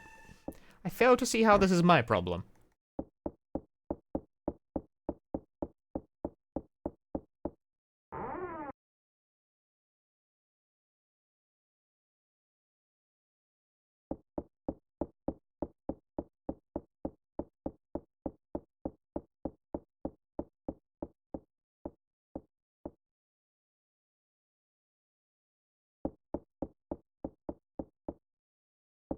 I don't have, like, 100% a perfect grasp of the flow of events in Yonder Clock Tower game. I played it through, like, a couple of times. I played it through a long, long time ago, and then I replayed it for stream a less long time ago.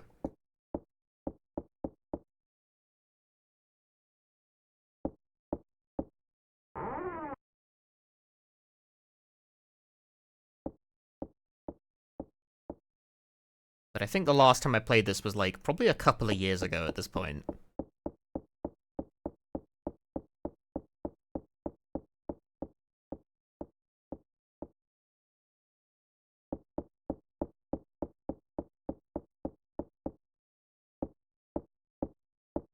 Because I picked up something called the ritual key, and I'm gonna be honest with you, I don't remember where that goes.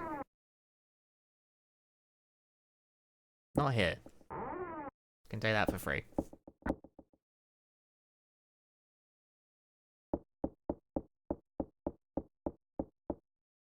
Yeah, no, it's just, this is a running theme across a lot of Humans games, actually. A lot of Humans games don't... Ah, here we go.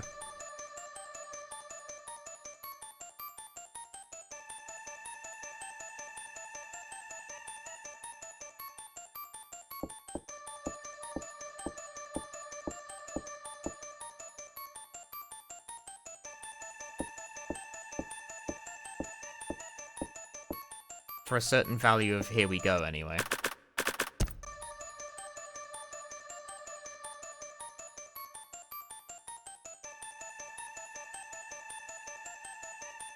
Yeah, a lot of Humans games, like from Clock Tower to the Twilight Syndrome games, don't have music a lot of the time.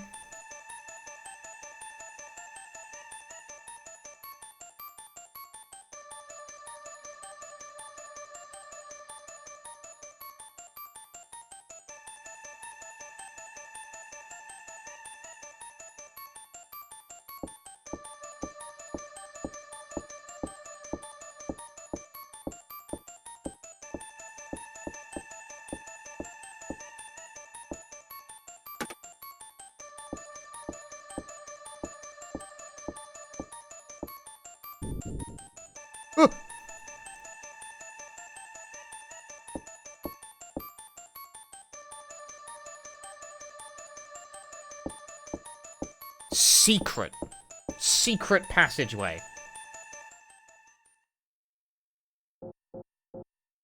Oh, how'd I do that? I got the funny.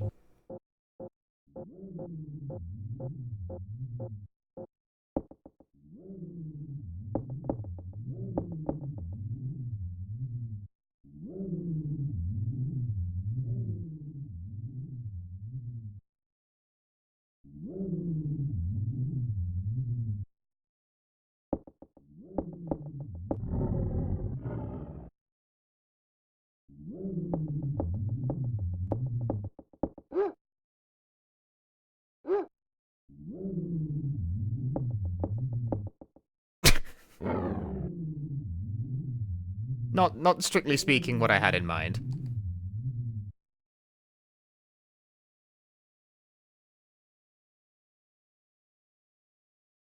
I can't tell if that was an invalid option or if the game just did a stupid. I could go either way on this.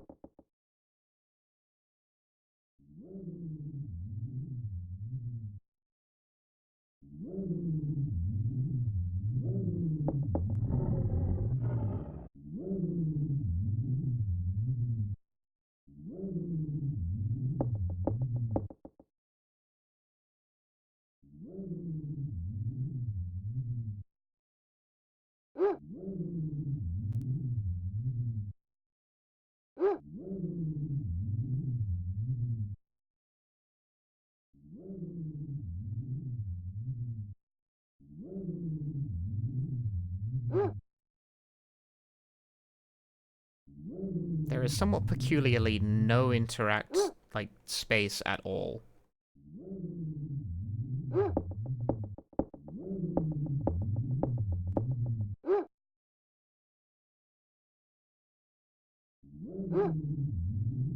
No, I think this is just not the move. Oh. Yes, there is.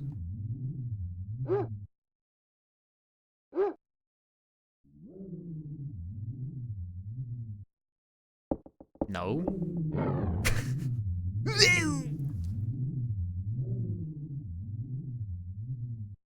Ham is not the answer.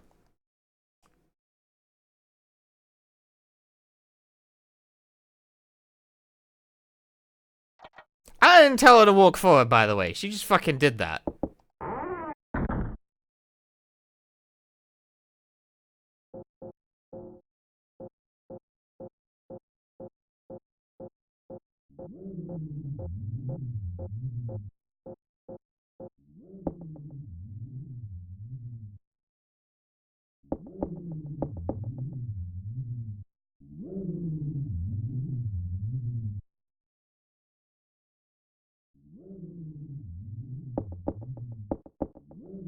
Alright, I need to pee. I'm gonna let Jennifer go up a ladder while I do that.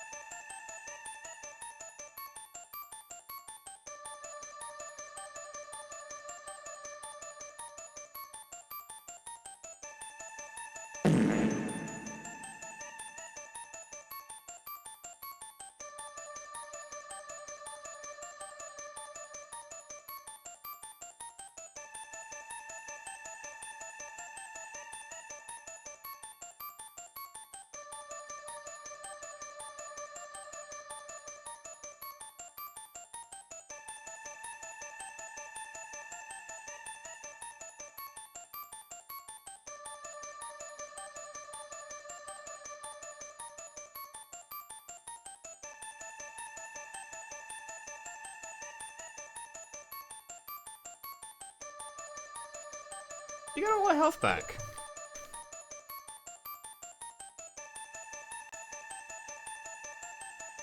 Hello, I'm back.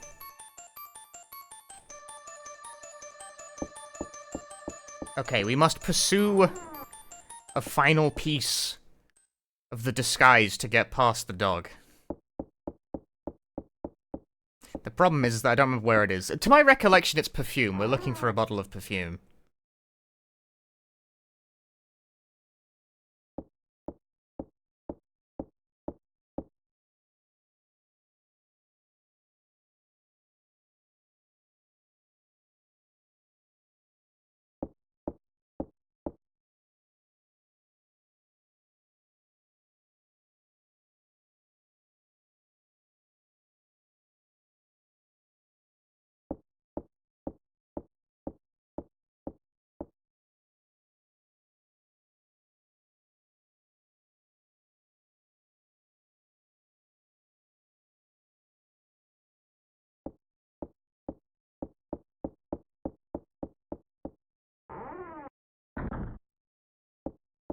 Does your piss shoot out like a rocket?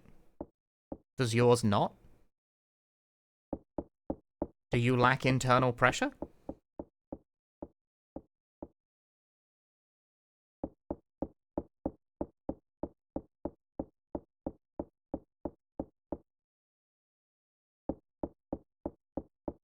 Please don't become a piss stream. Why not? Jennifer's health is piss-colored at the moment.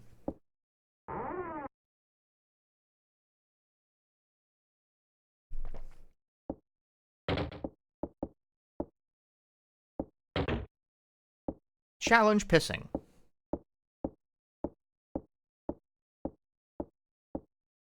This is it. This is where the perfume is.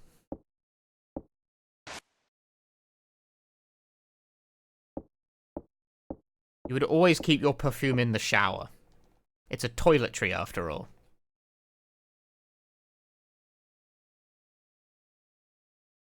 No. No. It's not. Turns out most people don't actually keep their perfume in the bathroom.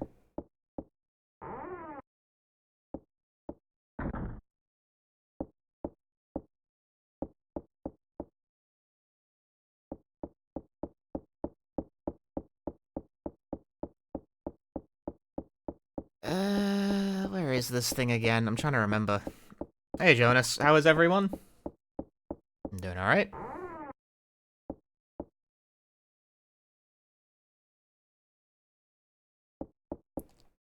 I feel like it's likely in a room I've already been in, and I don't remember what one.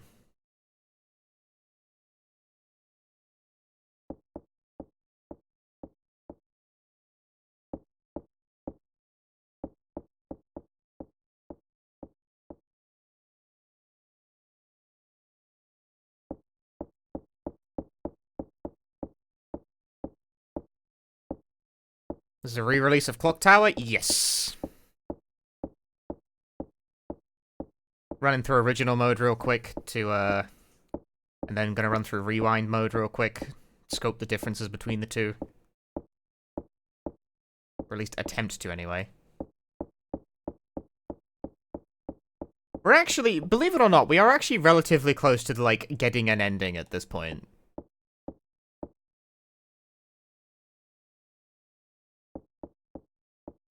That might seem surprising if you've never seen this game before. Like, what do you mean you're, like, nearly...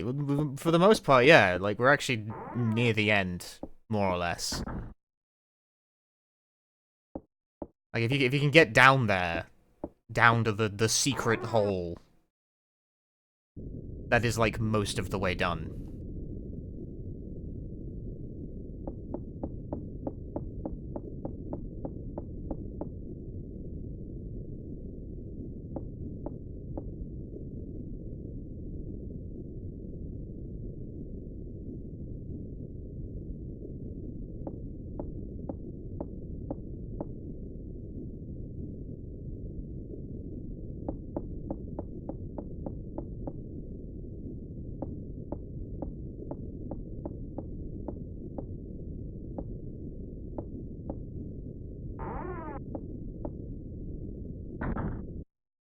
But assume that if you know what you're doing, you can beat this game relatively quickly? Absolutely.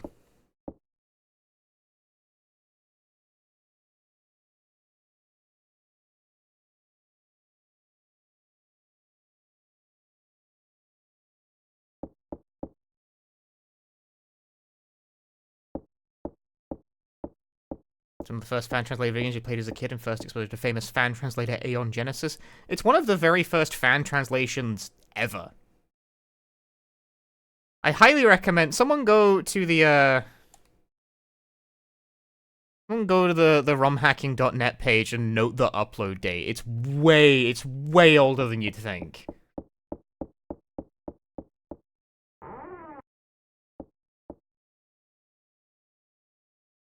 Like, the fan patch has been around for so long that a lot of people don't subconsciously clock this game as being unreleased in the West. 2001!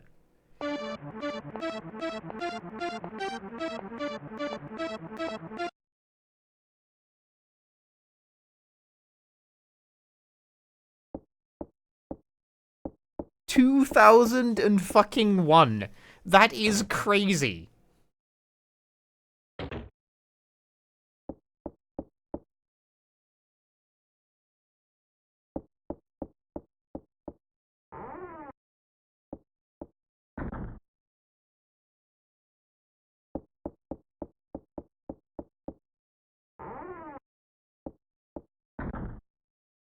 So, like, this game's exposure to the English-speaking world has been a thing for longer than, like, most PlayStation 2 games.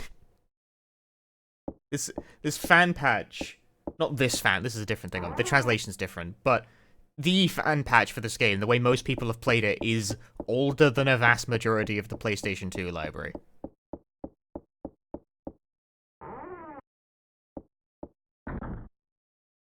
Pre-he-fucking-storic kind of video game. How's the translation compared to the fan patch? I don't have encyclopedic knowledge of what the differences are.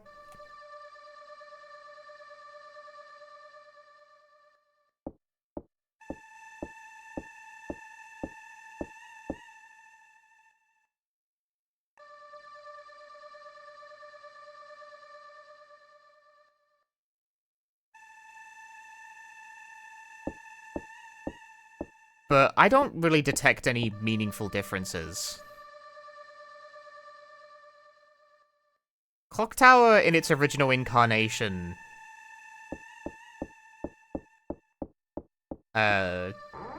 didn't have that much, like, complicated language to begin with.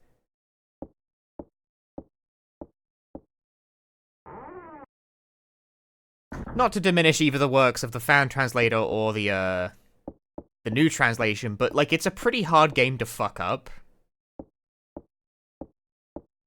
There's not a lot of words in it to begin with, and it's mostly pretty pretty dry.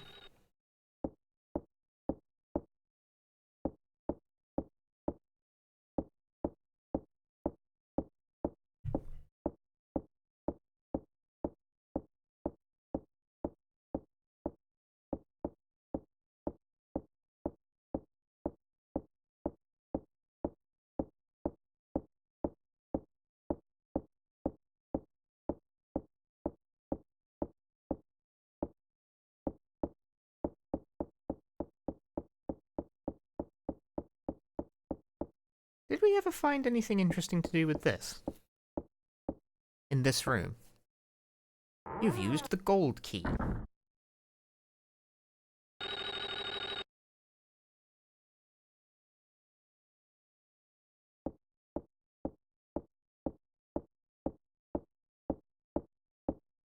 It's my first time playing this clock tower? No, this is like my third. I just don't remember where the perfume is.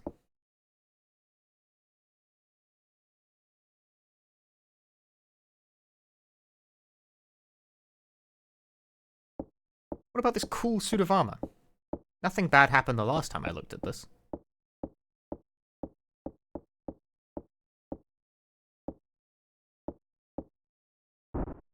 Oh, shit.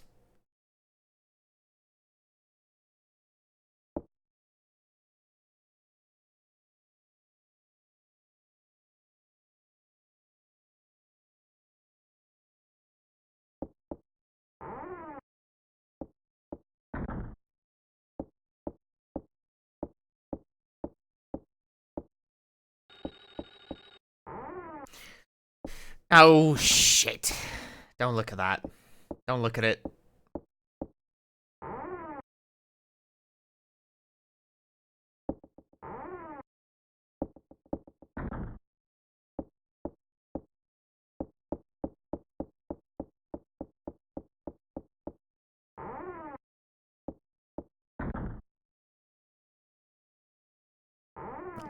Not here either. I'm kind of wasting time at this point. Does anyone know where the perfume is? Like, I've clearly done that thing where I've, like, it's in a room I've already checked and I just didn't notice it or something. And the only option is to tediously comb the entire game again.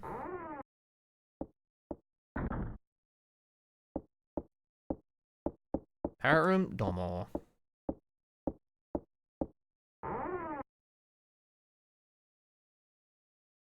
That's not parrot room.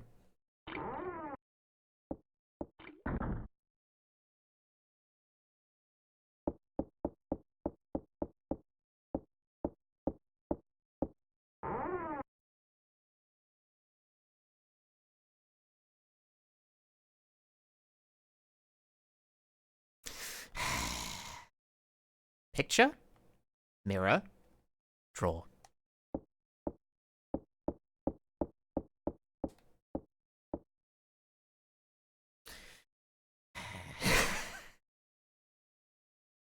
Hima da na, こいつ.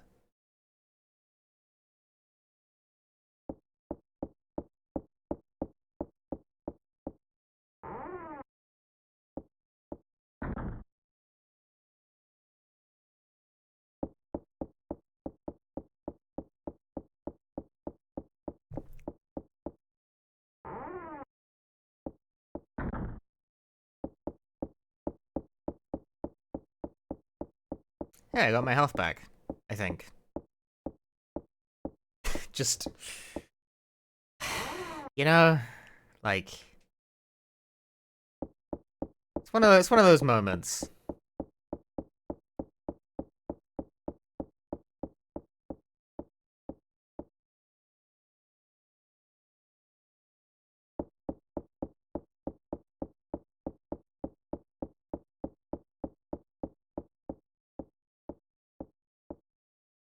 Just one of those kinds of occurrences where you're like, three things clustered real close together, and only one of them is actually like the thing you need to do. Now I need to find the room again. And then we're on our way. Although I don't think we're on track. We're on track for an ending, but I don't know what the hell I don't know what the hell we're doing with this ending structure. Something has definitely been overlooked. There is a whole sequence that did not occur. But that is okay.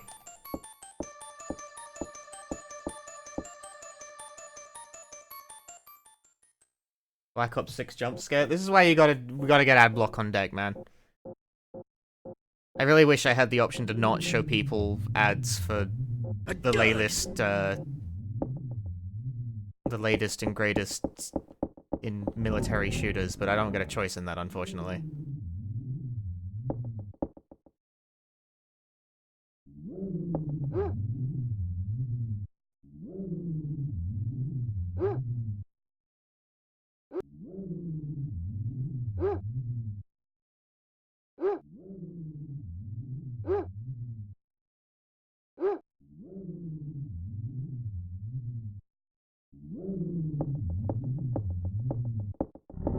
Where are you going?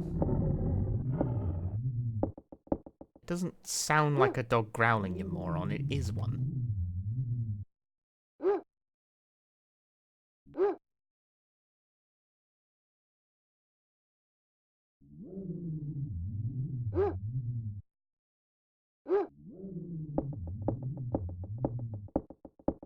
What are you gonna do? Spray the dog? No, no, no. Spray the perfume on yourself.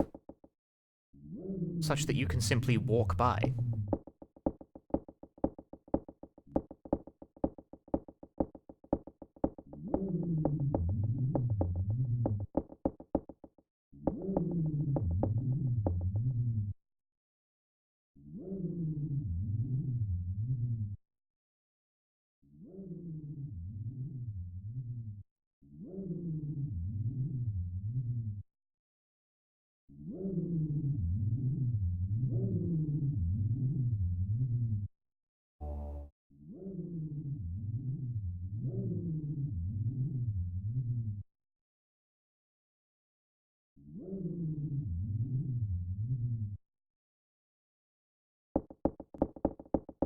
Lot is kill.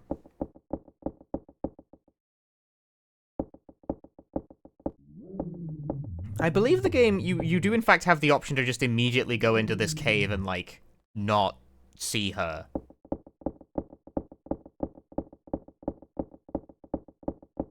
Albeit, I forget what that accomplishes. I mean, a whole lot of nothing, I think, is what it accomplishes.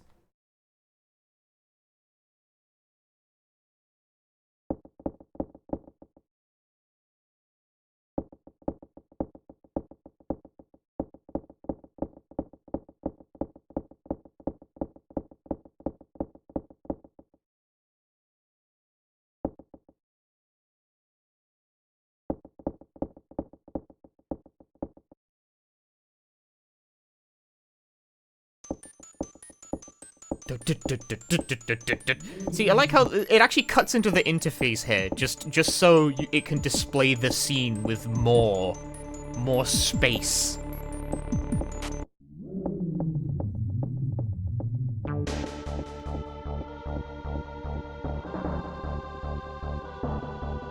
Holy crap!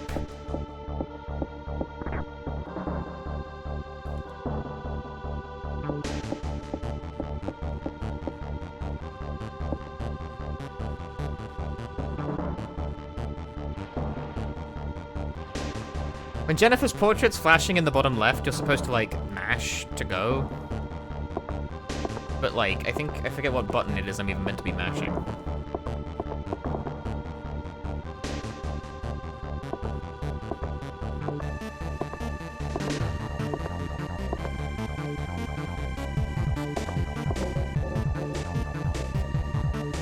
Whoa! He became fire.png.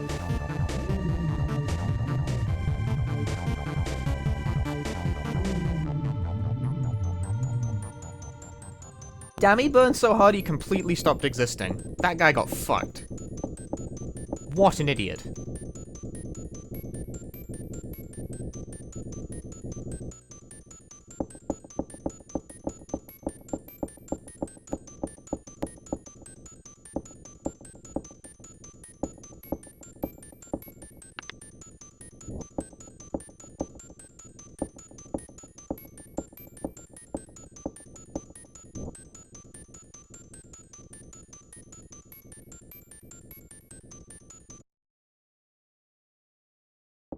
go to the top floor.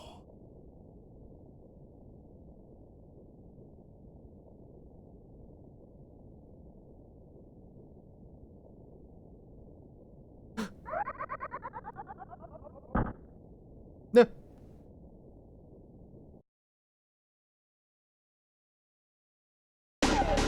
Oh god, scary! Run! Ah.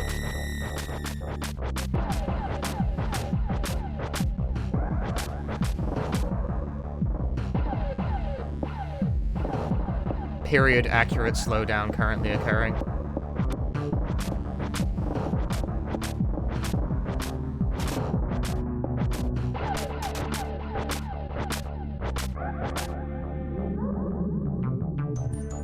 He's activated the clock. He cannot stand it. And ring out. This battle ended with the victory of Jennifer. You win.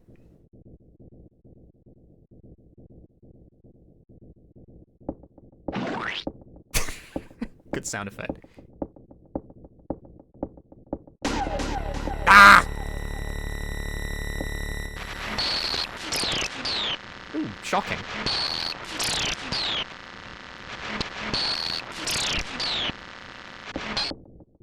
This battle ended with the victory of...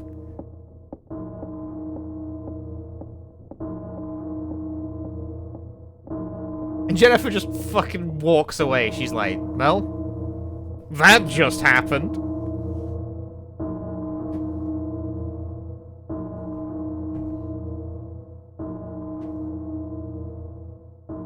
What did you miss? The entire game.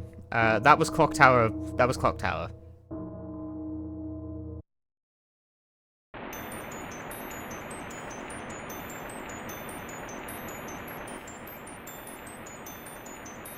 That's like an ending. It's not the most, it's not the best ending, quote unquote. But that is the finale sequence.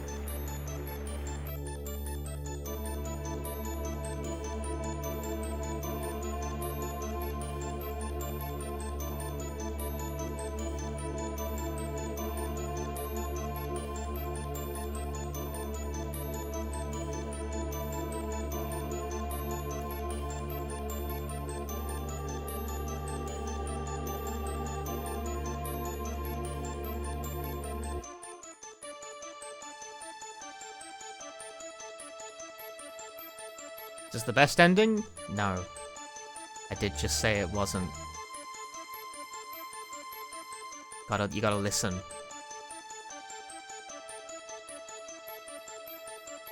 Like it was the previous sentence that left my mouth. Yeah, that makes sense.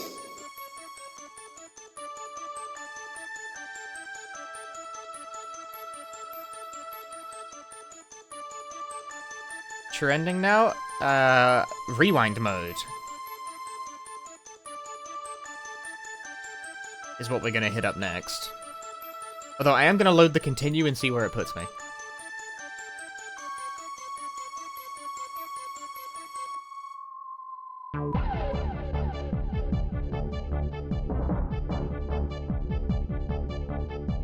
Missed the game, was it good? Clock Tower is a classic. It's relatively humble and may come across as quaint, but I don't know, I think it's cute for like a Super Nintendo game. I'm gonna be honest with you, I think I enjoy Clock Tower Super Nintendo more as like a historical piece than as a game unto itself. It does have pretty good atmosphere though.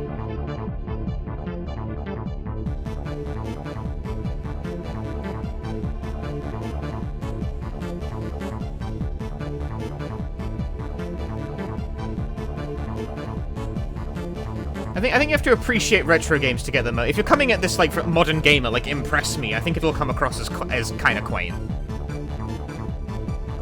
I don't know, I like it. I think it's adorable.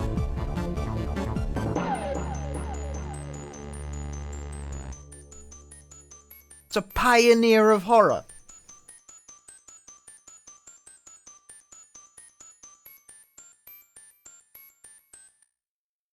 I just don't know if it's, like, anything that could be considered mind-blowing by modern standards, but that's because it's like a 1990 whatever super... When did this game first come out?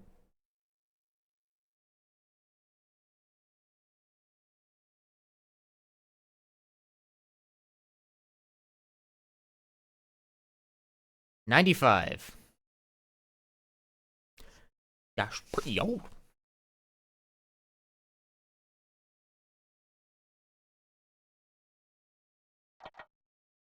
And you just go right back to menu.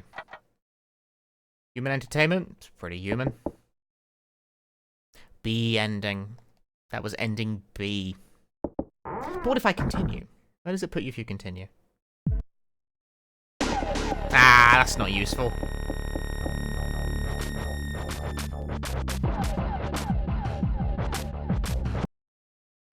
Nah.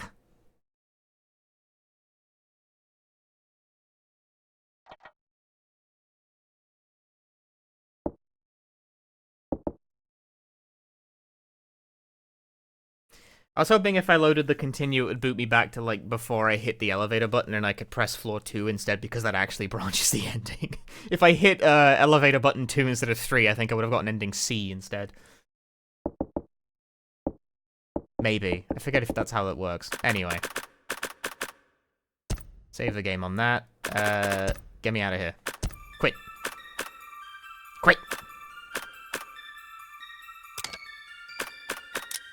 Rewind version. Play the enhanced version featuring quality of life updates and content restored from the first Fear edition of Clock Tower. Ooh! Oh, the save files are kept separate. Fair enough. So this is, essentially, as far as I know, basically a ROM hack of the original Super Nintendo game that adds stuff from the PS1 version, because they added a bunch of stuff to the PS1 re-release of the game. And that wasn't released outside of Japan either. But they have ROM hacked that content back into the Super Nintendo version. But caveat, there is a ROM hack that has been available since 2023 called Clock Tower Deluxe that in fact does that same thing.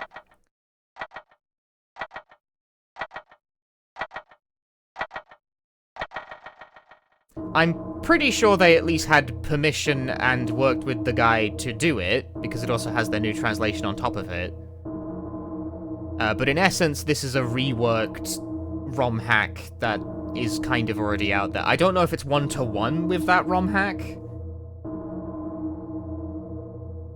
I don't have intense familiarity with Clock Tower Deluxe to make that shot call. But this is yet another thing that kind of files under people who are going to ask me, is it worth it to buy this, or should I just emulate? Well, you can just get a ROM hack that has, like, a relatively similar mission, like, a relatively similar mission statement. My ending list is separate. Oh! Do I want a game start or quick start? I'm gonna game start. Like, I don't think the intro has changed, but I have to check!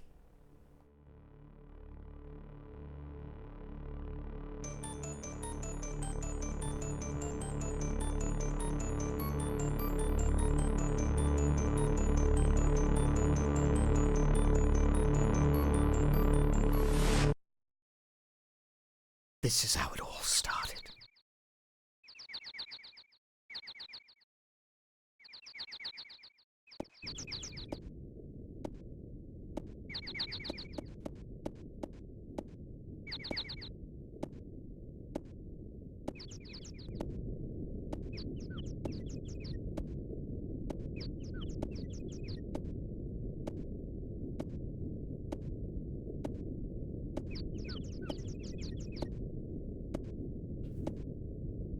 This is all the same, that tracks.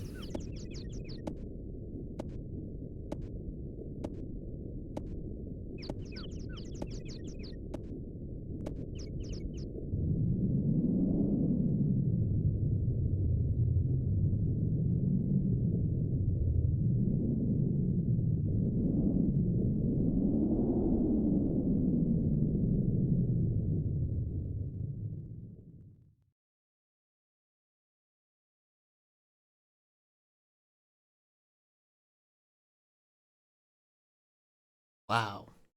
What a mansion.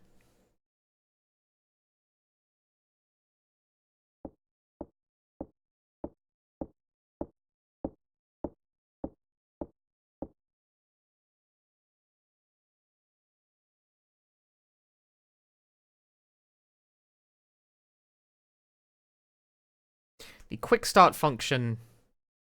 Actually, it occurs to me it's probably faster if I actually just reset the game and hit quick start. The intro is unchanged. Quick start. Play ball.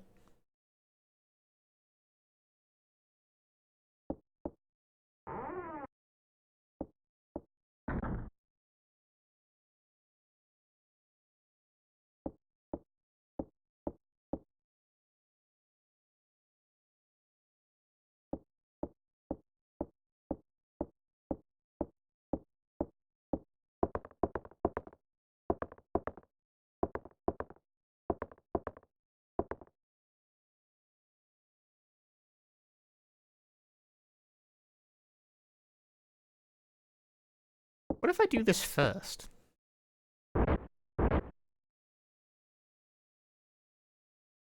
Jennifer gets adopted, immediately breaks open a wall in her new place.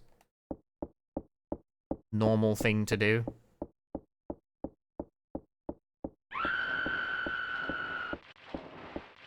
And no!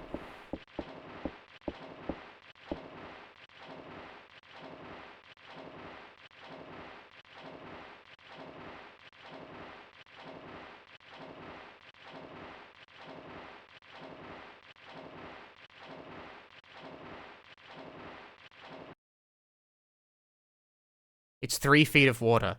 Yes. However...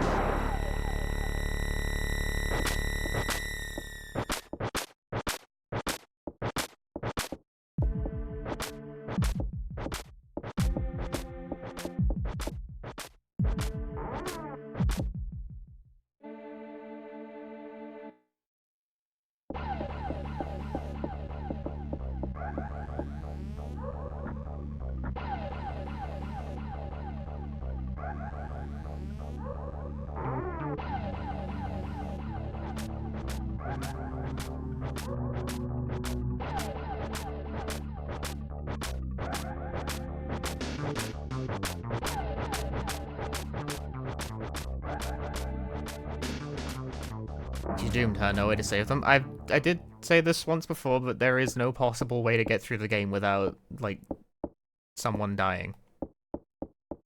There is no, like, everyone lives ending. It's not a thing.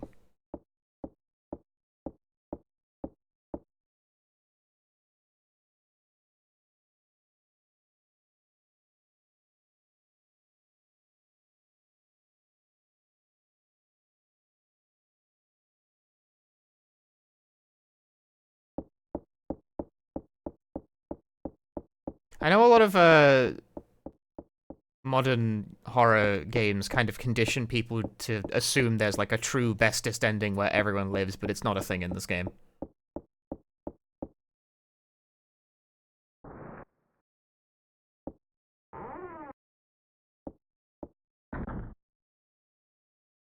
No matter where you go first, like, if either you find Scissor Man in the bathroom, where someone's dead in the shower, you cut through the courtyard and they're dead in the pool, or you come here first and Scissor Man crashes through the fucking ceiling.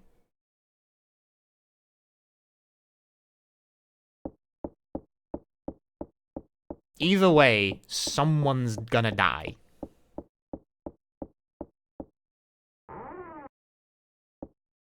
The question is the matter of the other two.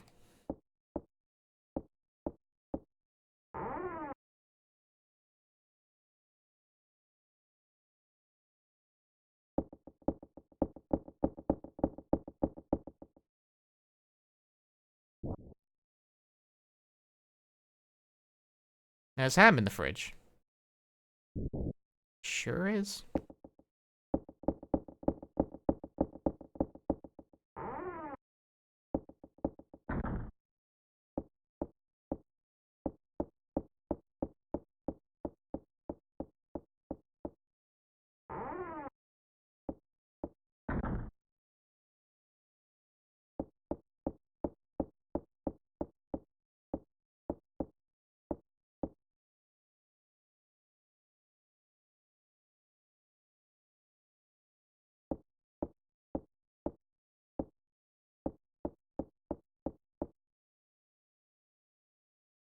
We don't need to do this again.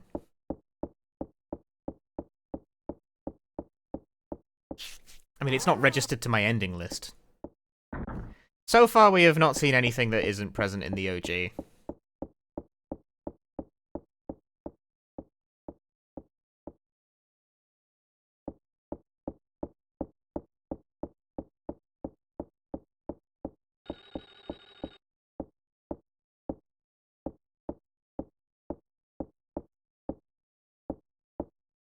I'm supposed to be able to run upstairs. That's one of the features of this new version. I'm supposed to be able to run upstairs. Where's my running upstairs? Way forward. Where is it? Way forward. I blame Way Forward for this. Can it only be done when you're being chased or something?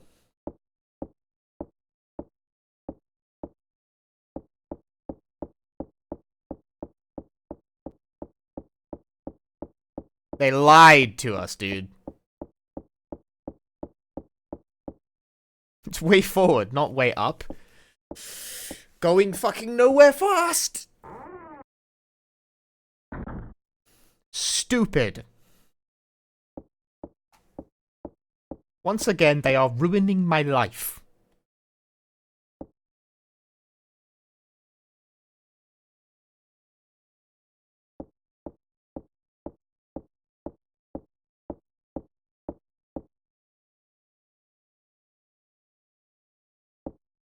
Jennifer's arms are too tiny.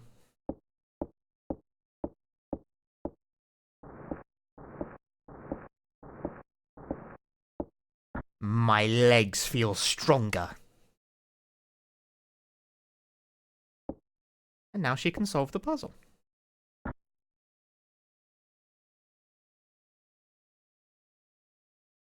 I've obtained the robe.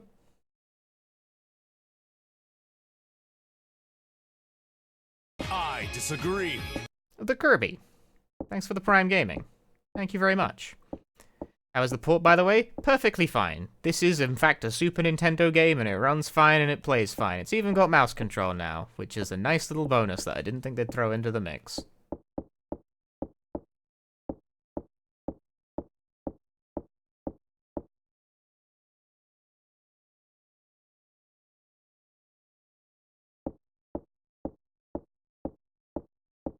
But it is ultimately a Super Nintendo game.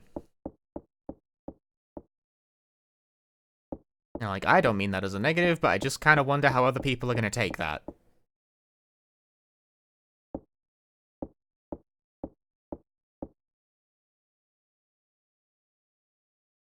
Doesn't look like a bird nest. It is a bird nest.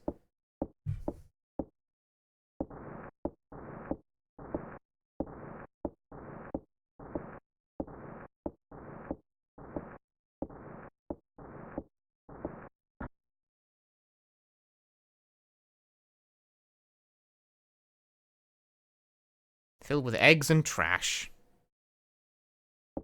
And nothing else. Ah! I got scammed, bros. I got scammed. There was no key in it this time.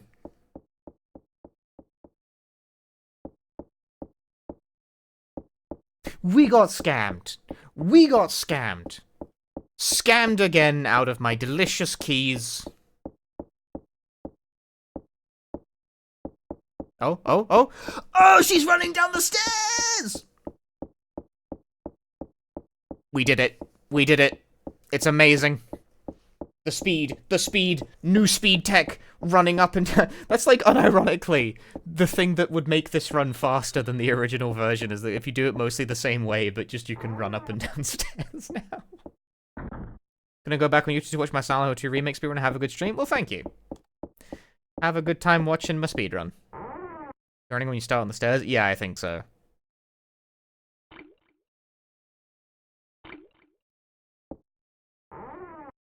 I believe if you double tap item interactions in rewind mode, it lets you run towards them, rather than having to stop. Yeah, that does seem to be the case. It brings the controls closer to how Clock Tower 2 works.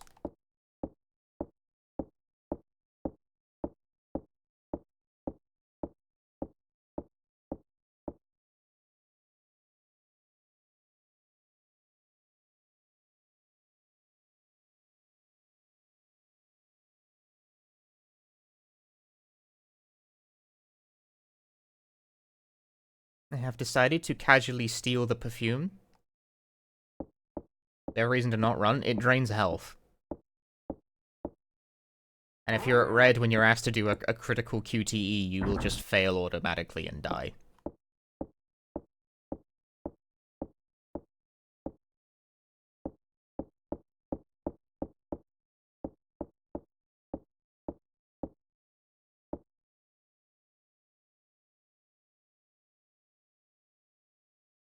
The West Building key. I did it. Like my Silent 2 remake video posted on the second channel? Thanks.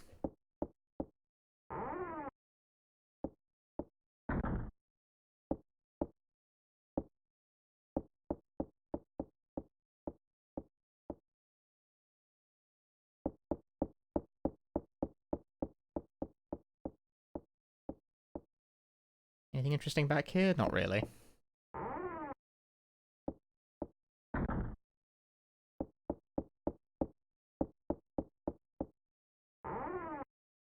But the detriment for running is drained health, but also walking everywhere is honestly slower than like just dying and continuing half the time. So I don't know. I run everywhere. I run.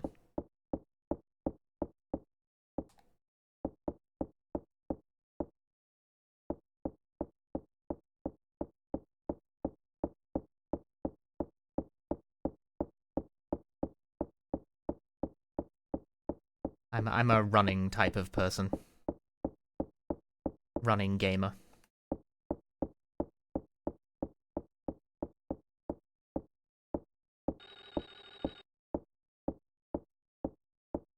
Hold that thought.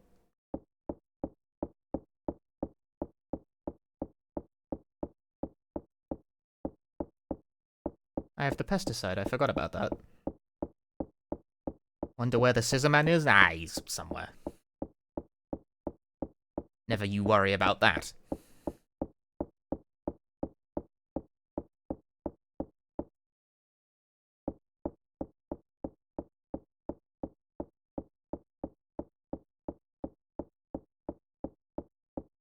Her face in the picture is unfortunate. You know, thinking about it, that's where my webcam should go. Aggro Bobby in this new run yet? Yeah. I've aggroed him once. I hid in a box.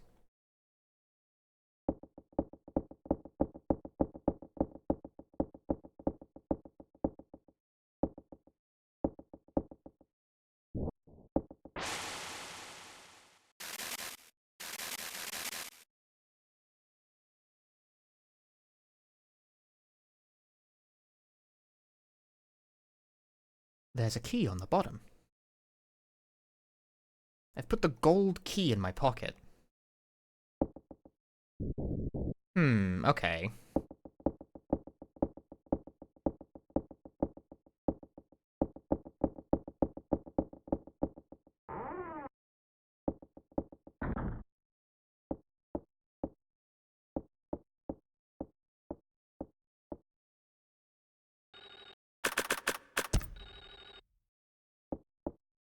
Making a save. So I'm gonna use the gold key.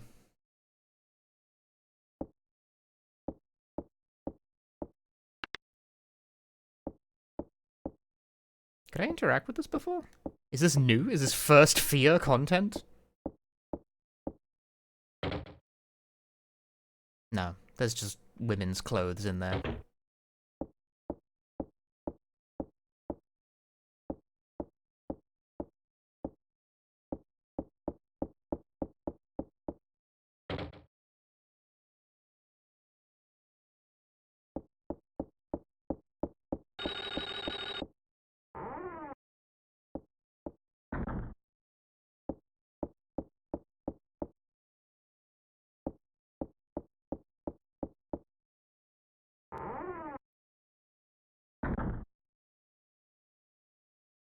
No?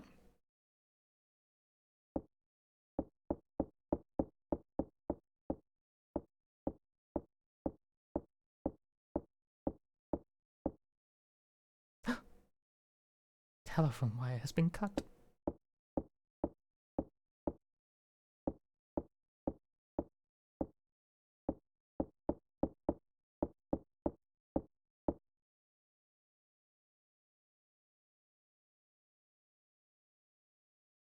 Hmm?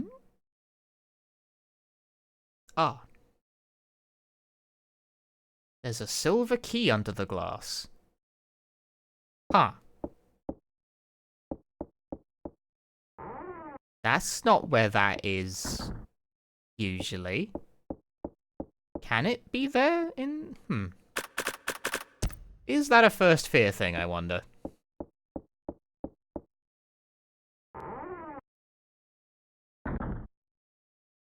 Nope, still doesn't show up.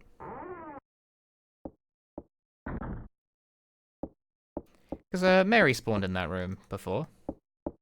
And now she does not. Curious.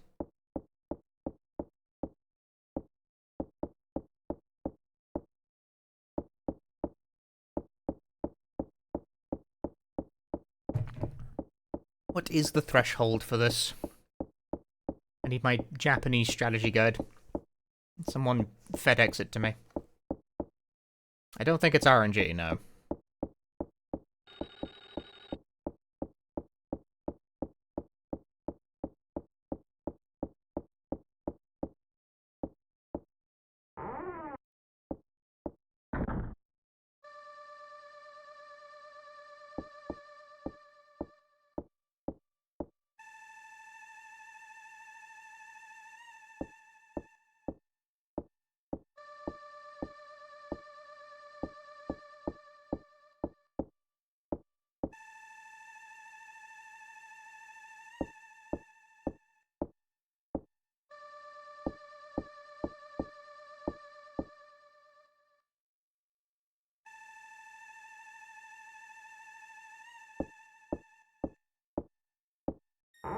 Oh.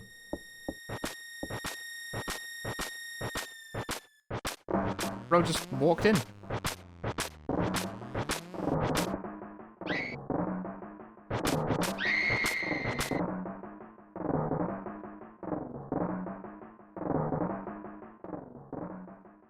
Mortis.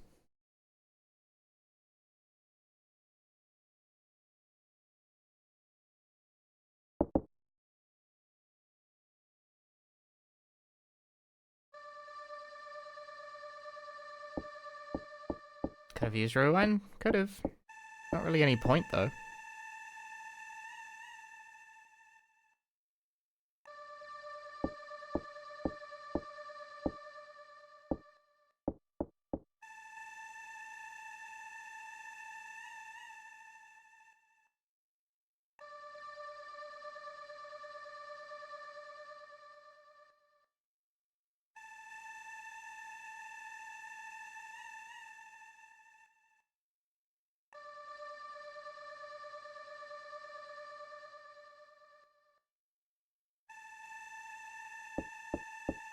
That was not good? Yeah, I don't know.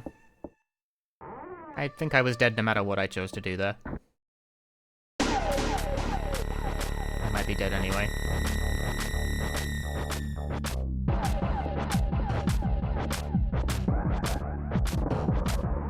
New spawns!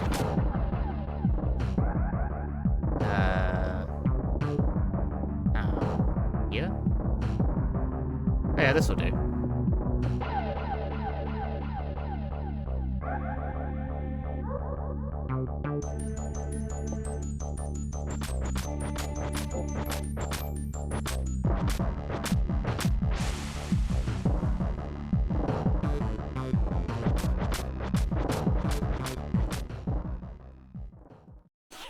Jennifer wastes no time in just immediately hustling over.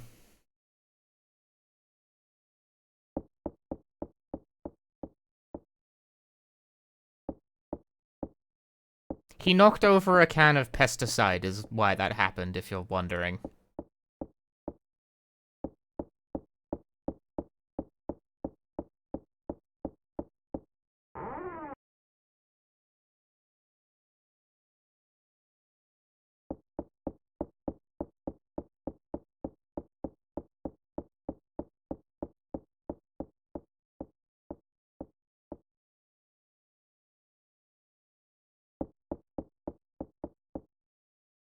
It did make a very loud noise when he knocked it over. But it kind of blended into the foreground a bit.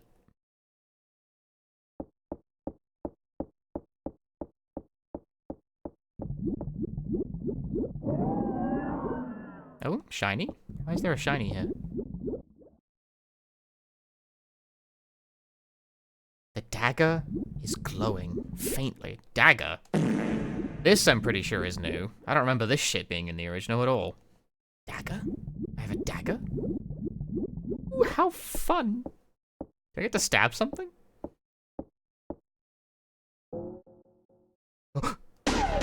Ah! They have a key.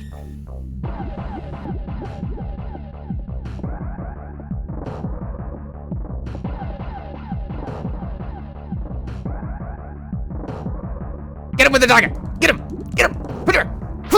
Oh shit! Oh, I got a key. Ah, that's how you get the cage key in this version. My violent instincts proved effective.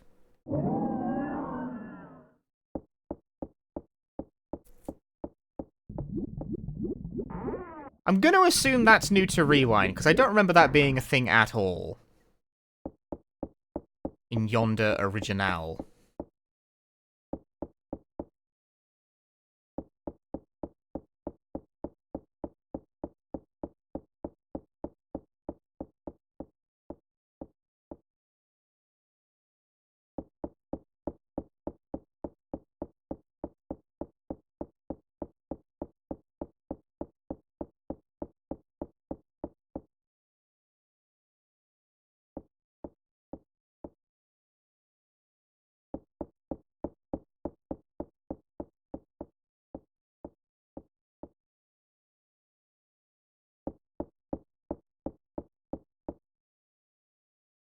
You know, it's a dagger, but it's supposed to be a puzzle item, not like a weapon.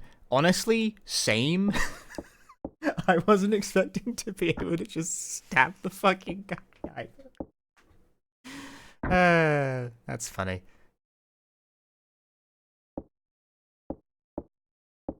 You're wondering why I have laid the thing and have not decided to not cross it. I have a series of rationales for this decision. So there's a whole sequence where you get locked in the shed. But I think if you see what there is to see on the other side of the hole first, you can't get it.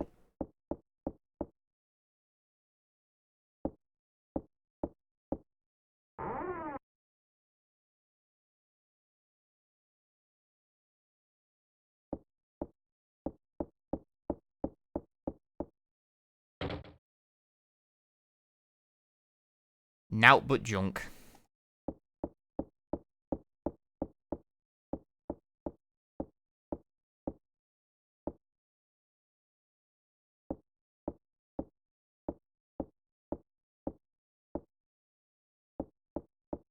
He's behind the curtain, isn't he? He could be.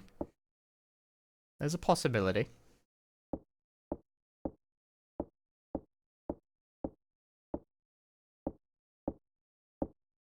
Thing is, I'm playing rewind mode, and evidently that it seems to mix the placements up a little.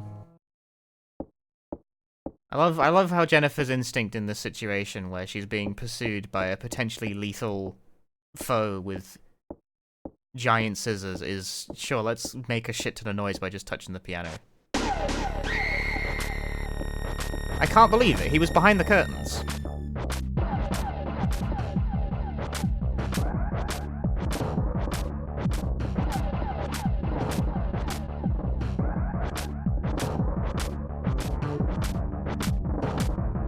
If I'd chosen not to check the curtains, he might have burst through the ceiling. Why can't she use the dagger here? That's a great question. Why can't she use the dagger here?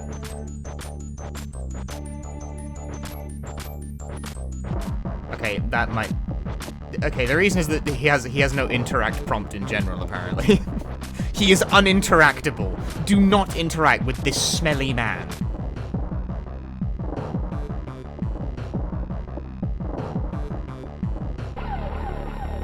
Clock Tower next up for a full remake? Why? We do, like, you can just play Clock Tower now, like on everything. Oh, this is new, I think.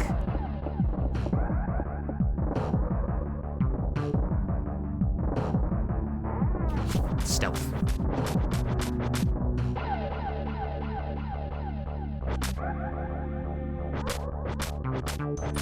It seems as though they... Look, you'll see after I'm done with this. It does seem as though they wanted to do some kind of remake, because it appears they have test footage of, like... Test animations, rather, of, like, Jennifer's walk cycle in a kind of HD animated style. The bed seems unused, it sure does.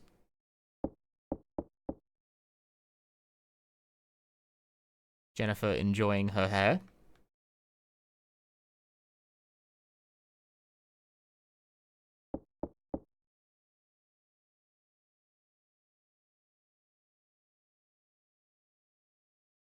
So it does seem like maybe they tried pitching a remake at one point. Or maybe they're going to try and pitch? I don't know.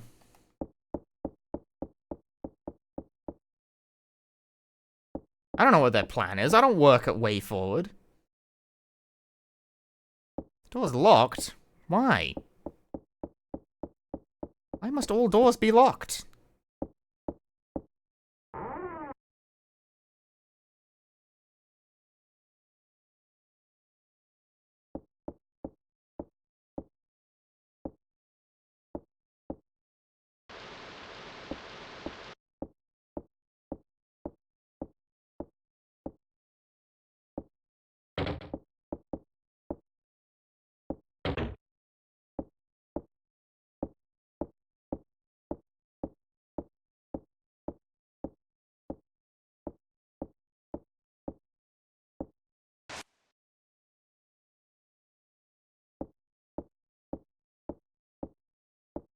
Alright, well.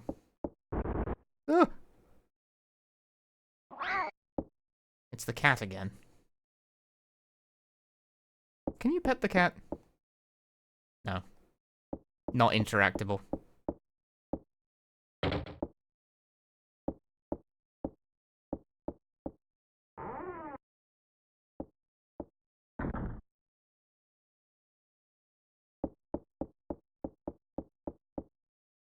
The cat is nothing more than fake.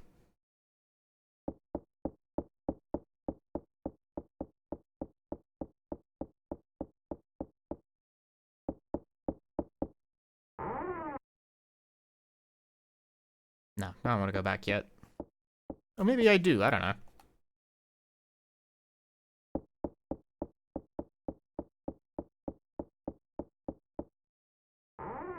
That'll take me upstairs. Ooh, is there something new about this room now? This was one of the rooms in the Super Nintendo version that... Well, this is the Super Nintendo... Whatever. The original version that doesn't do... Well, there's a guy here now, I guess. That's different for some value of different.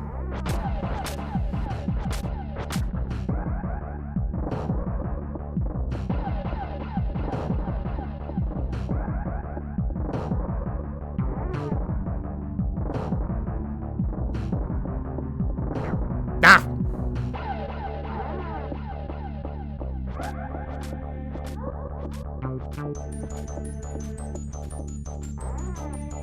Didn't show up in my first run. Honestly, I was as well. But I think its appearance criteria is just random.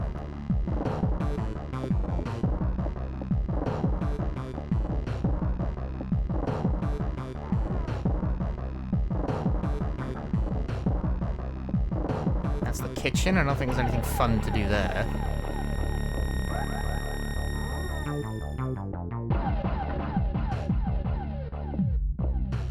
Shovel?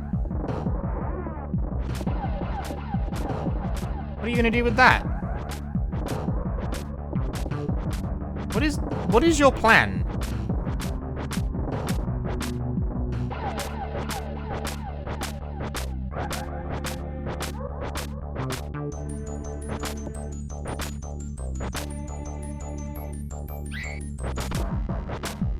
Good plan, Jennifer.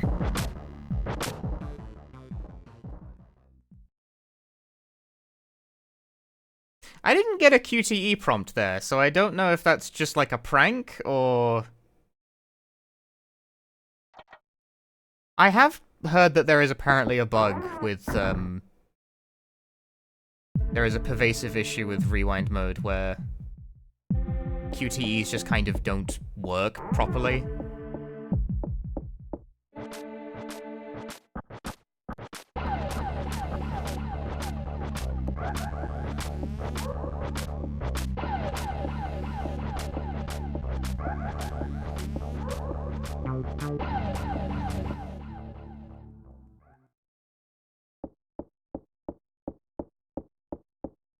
I was button mashing during that, by the way.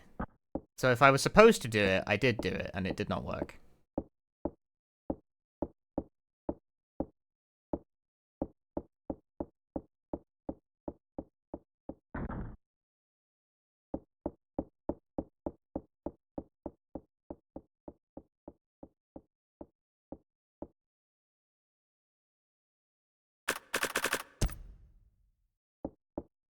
Health equals low chance for QTE.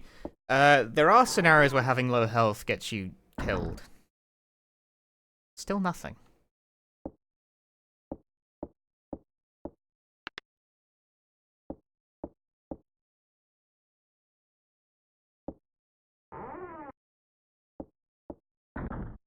Like, you can't... Every single time you push away, like, Scissor Man when he gets too close to you, it takes away a chunk of your health, and if your health gets too low, you can't fight back anymore and you die.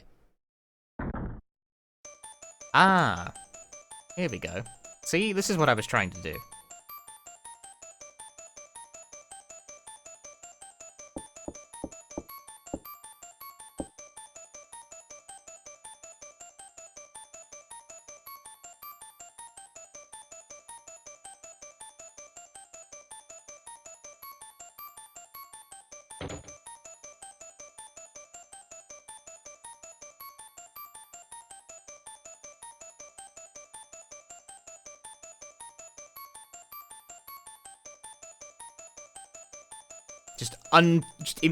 Oof.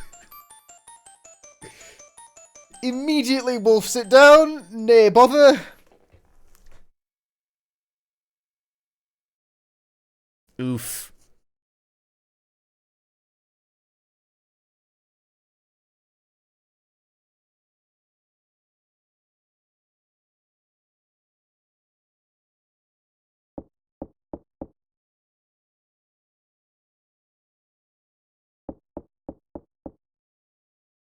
Have some ham.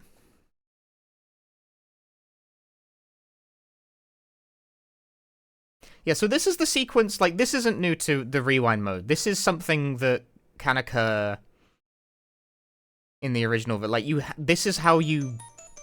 Yeah. This is a step in the path of, getting one of the other endings. But it can only occur if you get knocked out by Mary and thrown into the cell, which will only happen if Jennifer doesn't think not to trust.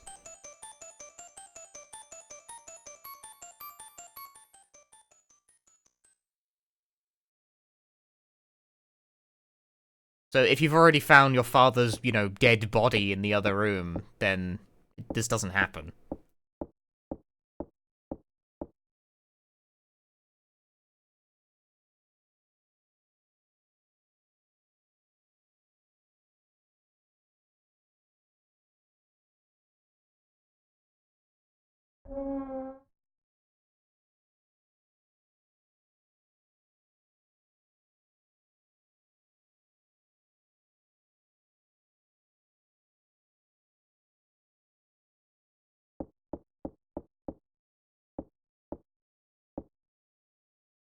Ending where everyone can survive? No.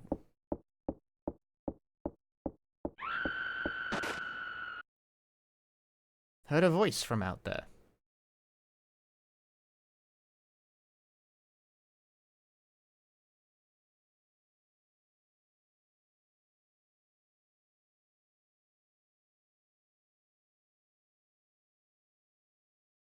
I know where everyone else is doing the mission while you're sleuthing around. Dying, generally speaking. Bonk.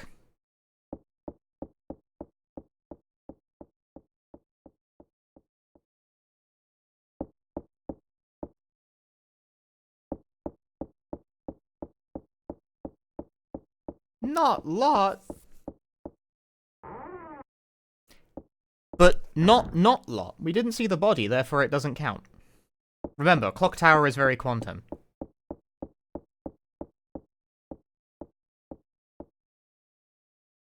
Is it interesting to get a Mackey's ad? You gotta get Adblock, man. The year is 2024.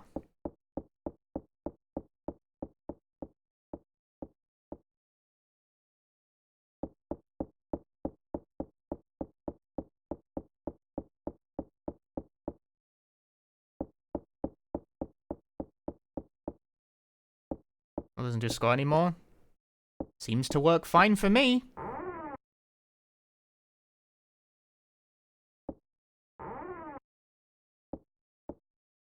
Can't say I have this problem.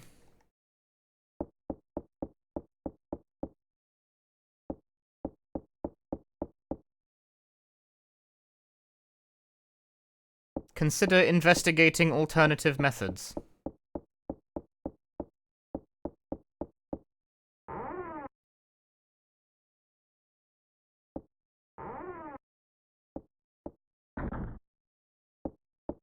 I cannot walk you through it step by step, especially on a live stream, but there definitely are ways to block Twitch ads.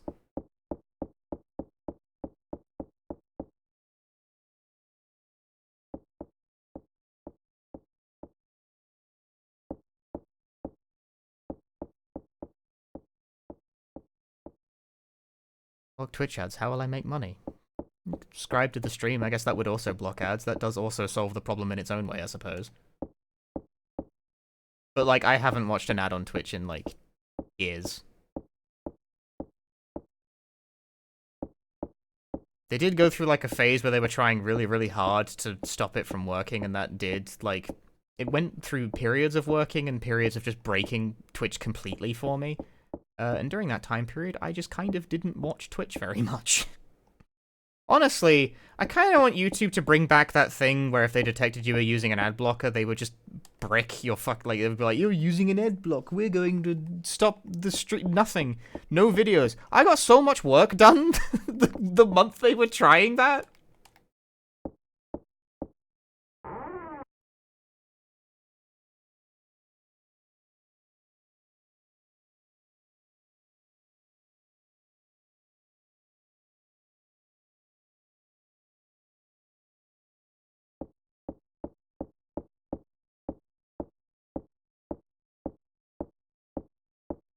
I got so much work done.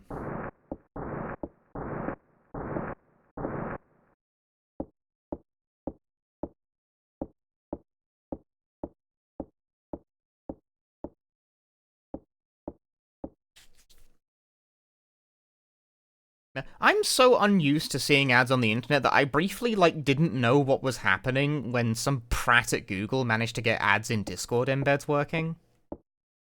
I was like, what the fuck is going on? Like, this isn't... What video is this? And I was like, oh shit, this is an ad. Right, Google are bastards.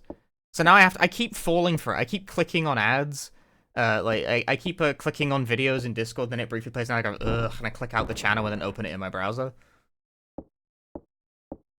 Do I stream 8 vids as my full-time job? No. I do not. I would like to, but it does not make enough money. So actually, you should watch all the ads. No, realistically, what you should do is if you would like that to become a reality, is oh, no corpse. What? And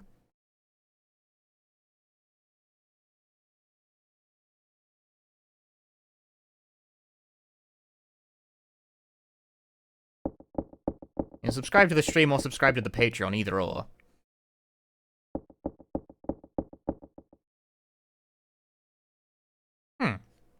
Nothing.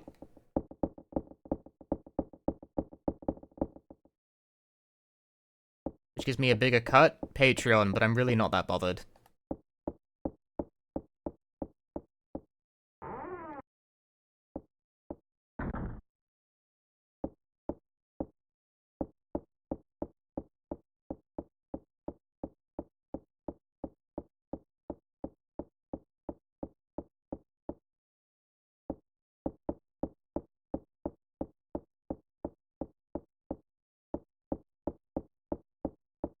Support on whatever platform you find most convenient.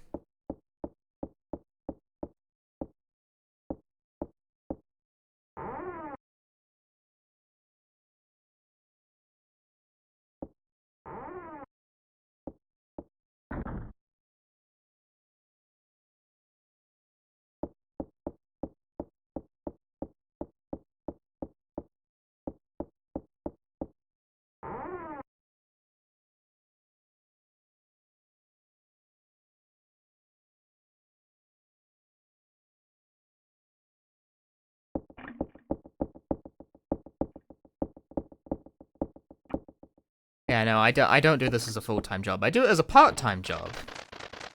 It started making enough money that I no longer need to be a full-time office worker.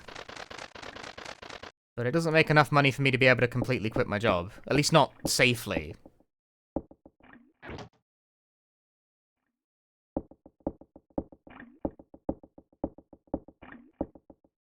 Like, I could do it, and I don't think I would, like, insta-die or anything.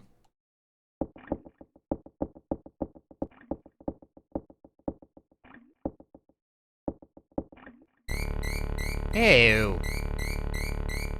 That's new.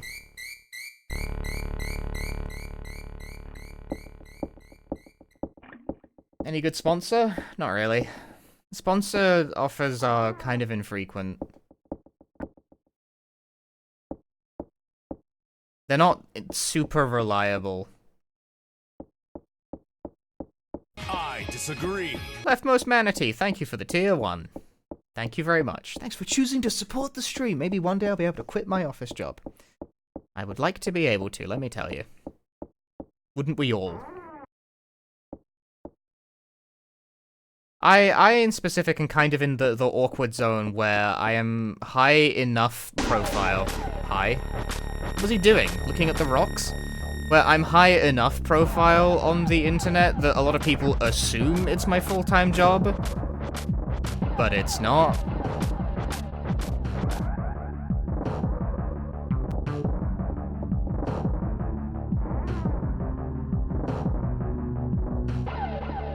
Sure, hide in the same place. This won't go wrong.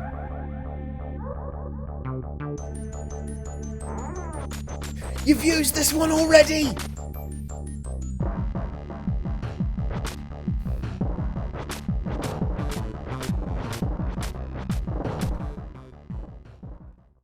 And in fact, people have a very hard time, I think, on balance, comprehending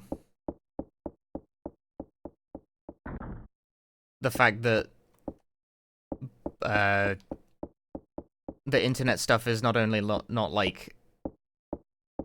my full-time job, it's frequently not even the primary thing that I do to make money. I would say my Twitch stream does frequently rival my current, like, part-time job in terms of cash.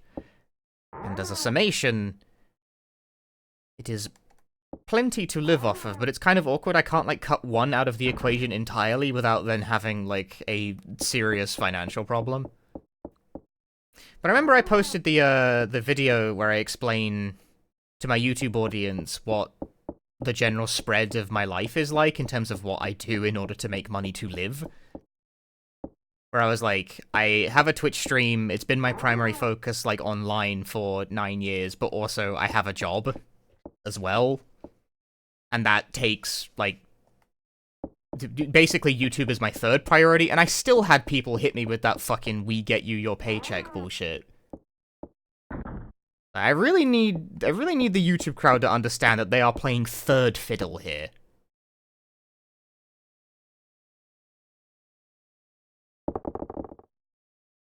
Now it bothers her.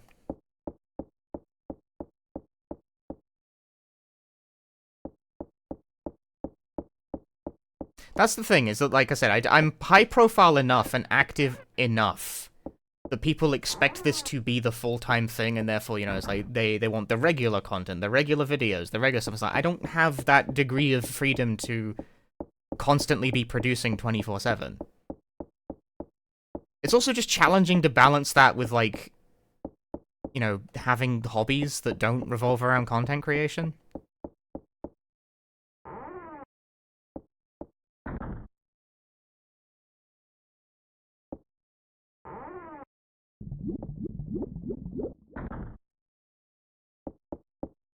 Where the fuck is the library?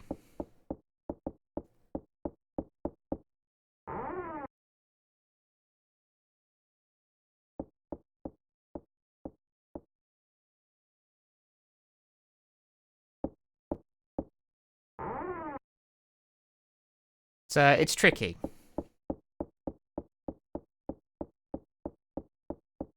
It's tricky.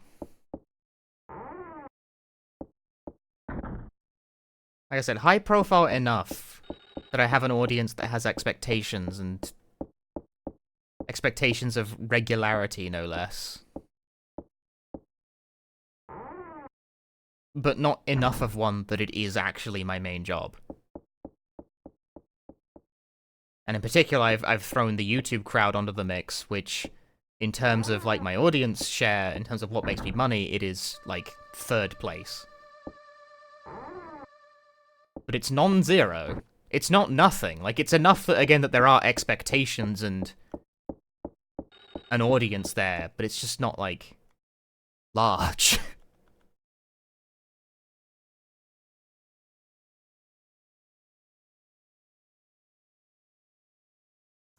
Right, what am I doing, exactly? I'm looking for the ritual key, I think. Oh, you heal way faster in this version. Hot damn. Where's the library again? Hi.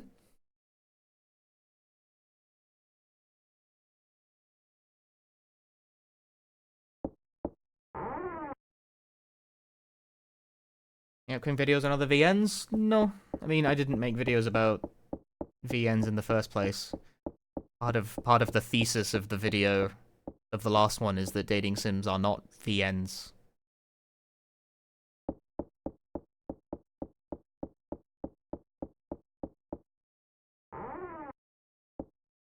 I am working on another, like, long-ass video at the moment, though. It's just not about a VN.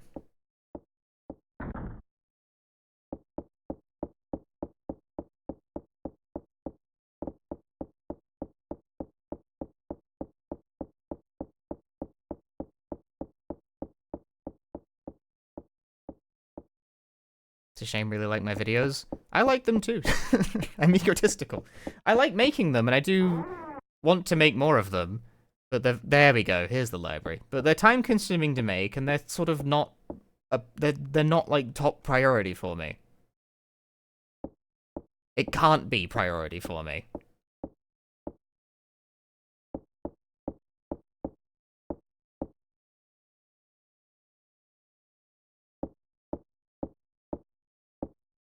I also do not think I'd be able to get them out any faster even if they were, frankly.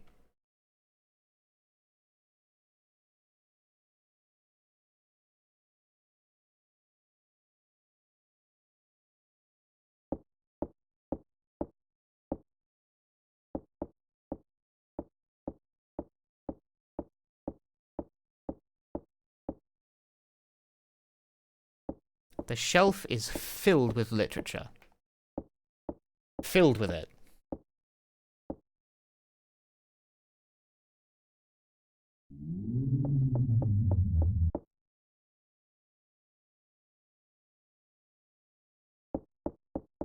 Why that noise?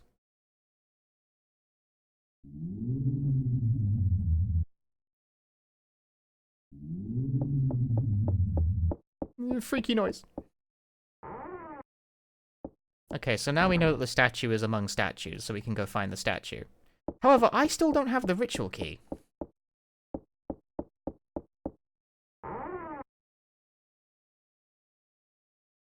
Ah, that's because it's here.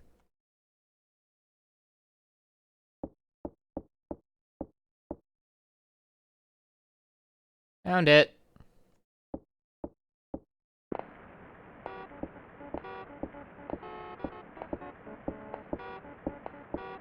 Like, Dice has had early access. He already streamed the damn thing. I'm not cool. I didn't get early access. Oh, this is different. Clown doll.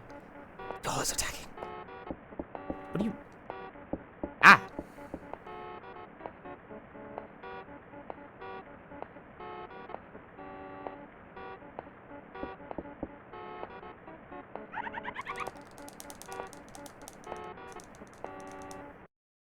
I mashed and I won. A victory for the gamer. Statue among statues referencing the room with the mannequins dressed up? No. That's a valid interpretation, though. But no, it's not.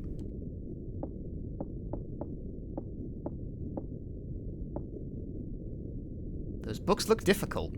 You're better than me! Thanks.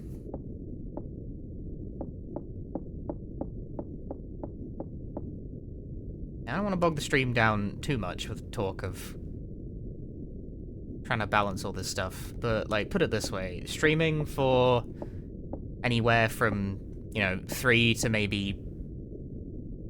I think I generally cap out at, like, 6 hours a day most of the time. Sometimes I go longer, but most of the time it's, like, between 3 hours and 6. Streaming 3 to 6 hours a day, trying to make, like, fucking hour-long videos on top of that, while also having to work 3 days out of a 5-day work week. It's kind of difficult to find the right balance for all of that. Just is. It's challenging.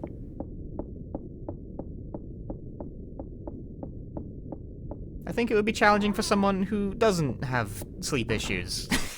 But I do. That adds another fun curveball to throw into the mix. Sometimes my body is hilarious and just decides I either sleep for 3 hours or 13.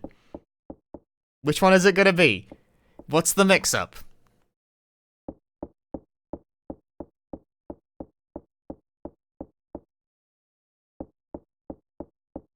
Now, the statue among statue means the statue is hidden among the statues.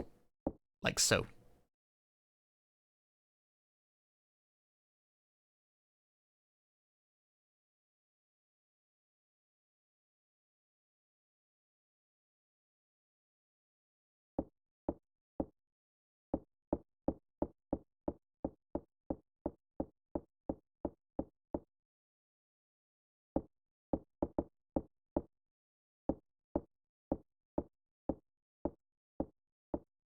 Anyway, as we're hoping having a good day, how's Clock Tower Rewind? It is Clock Tower.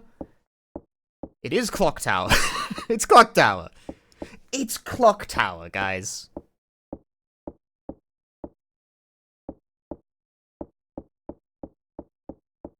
This is a perfectly fine version of the video game. As I'm playing Rewind mode, the main appeal of Rewind mode is mainly the slight control improvement that you can now, like, it mimics the control of its later PS1 sequel. Which is to say you can run at things you can interact with by double tapping the cursor on them, which is nice. There's a couple of things, couple of extra scenes and CGs that were in the PS1 version that have been back ported into this version of the game by way of essentially a little ROM hack.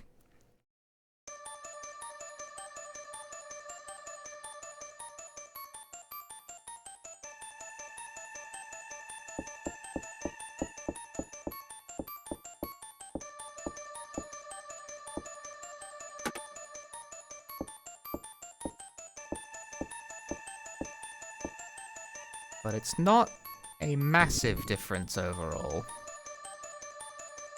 This is a WayForward game. They appear... For whatever reason, this fucking port of a Super Nintendo game required 3 companies to cooperate with each other.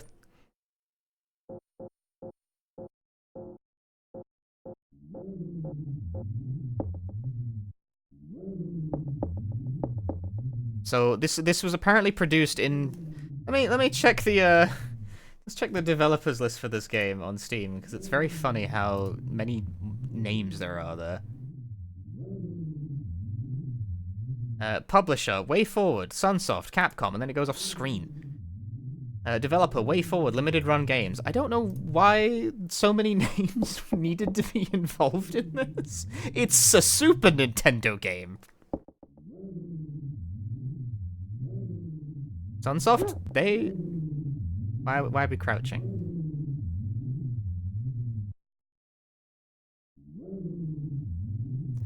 Sunsoft are the original... Well, no, they're not. They gained the rights to Clock Tower.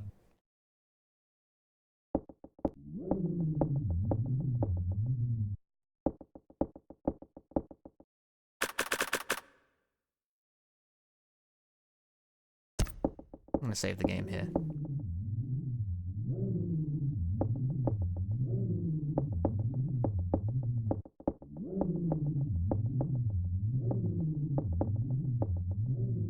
No lot. Shit.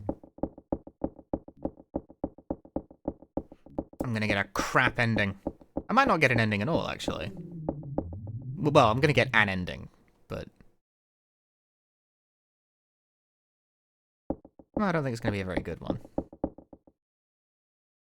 Ah, who needs to deal with the big one? Who gives a shit? Hurry up.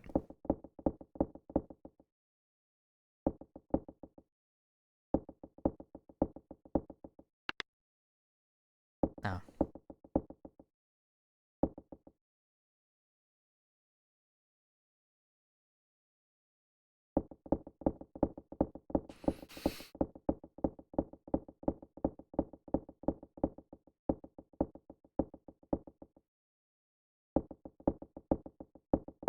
Time-based endings, or what did I mean? Not time-based endings, it's just I've seen...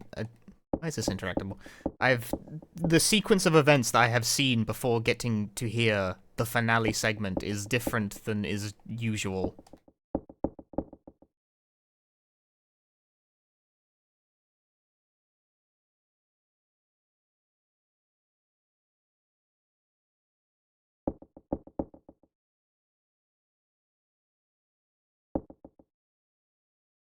Like, I never found Jennifer's father's body in the hidden room. It just wasn't there. So Jennifer has not found out the truth, which strikes me as a bad thing, generally speaking. Probably not the ideal situation. That doesn't feel very true ending-y.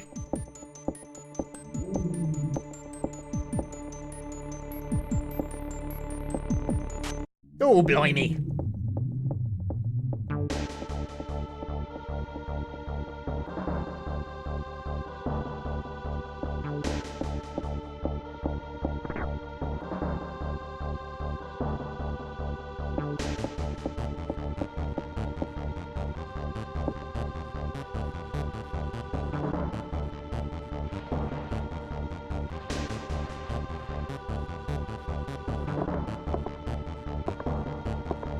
Now, this is apparently one of the problems of rewind mode. I remember hearing this from both Ecdysis and Swordfish.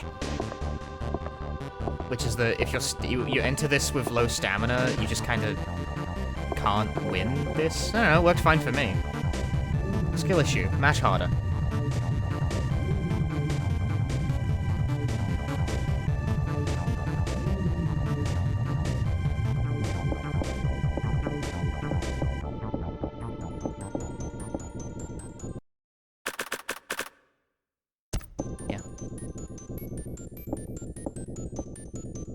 For a cute nod to Jennifer Connelly? What the fuck is... That's not normal.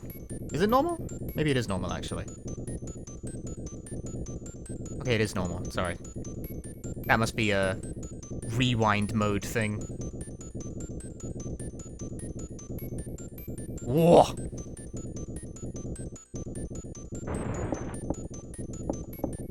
Jennifer isn't a cute nod... Well, I guess she kind of is when you think about it. She is directly modeled on Jennifer Connelly, yes. You're not crazy for thinking that. No, not so much a cute nod, so much as directly based on. There's no response.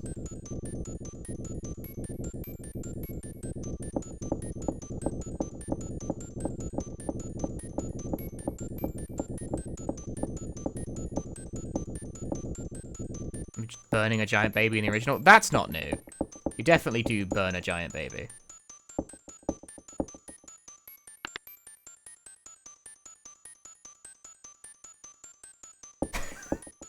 Really?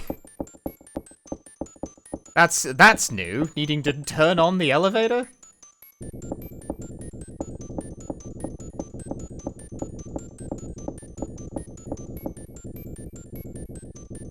Game made by Japanese developers? Yes. Made by Human Entertainment originally, who don't exist anymore. I may just instantly die when I walk in here, and that's probably my ending.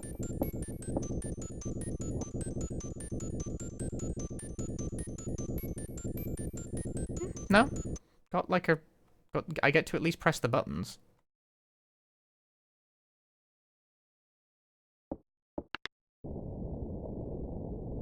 I'm wearing a glove on my left hand because I have wrist problems.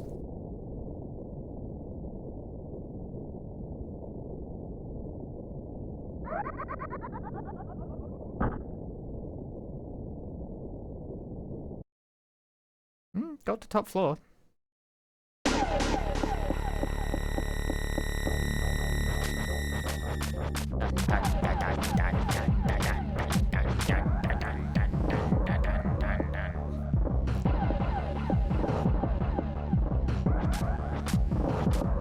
Oh, I guess it still occurs to her to do it? Even if Lot doesn't specifically tell you?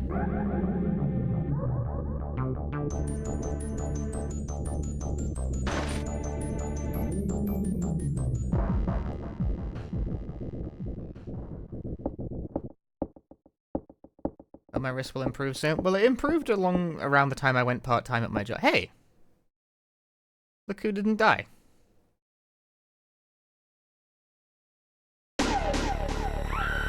Look who died. Ah!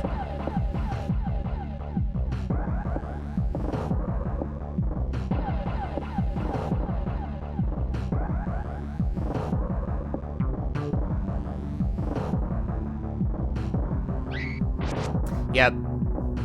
That's the QTE that doesn't work on rewind mode.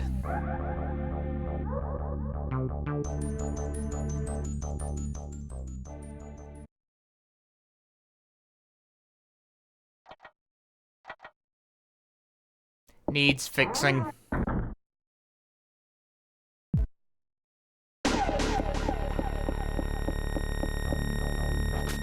It should apparently work if you run it back, but it never works the first time for whatever reason. Something to do with how it like calculates success relative to stamina, but it's broken. I remember both Icdices and Swordfish were complaining about it. Swordfish tweeted something like, I'm interested in speedrunning it, but only when it's fixed.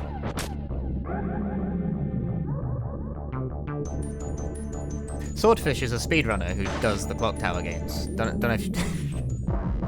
In context. I'm gonna make the bold assumption that most people watching are familiar with who Icdices is, but maybe not Swordfish.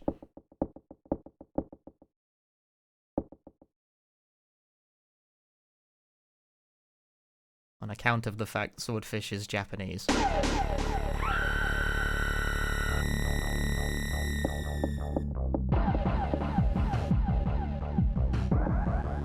And you guys are a bunch of monolinguals. Ha ha, well, probably not. I don't know. There we go.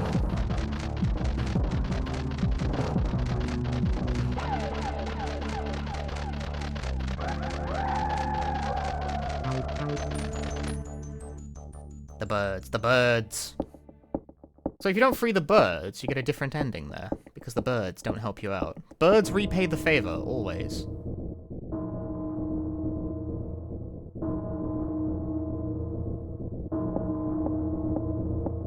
Kid that crawled out of the fat kid is the little kid that crawled out of the fat kid is implied to be the surviving kid in PS1 Clock Tower. I'll take your word for it on that, I'm not sure.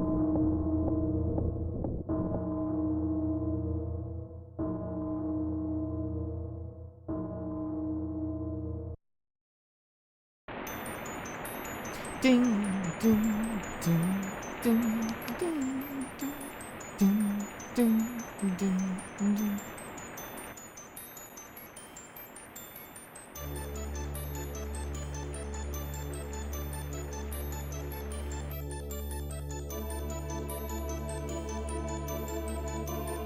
You said the blonde lady gets thrown off the ledge?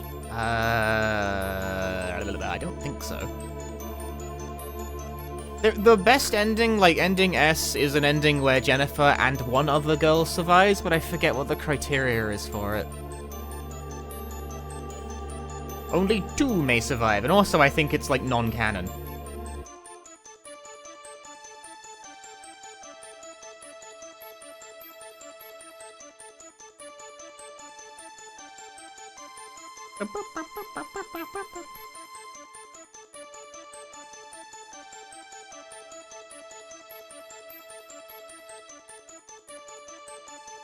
Since Clock Tower takes the uncommon outside of horror games tact that the canon ending is not the best one. And I believe the canon ending is the ending where she is the sole survivor.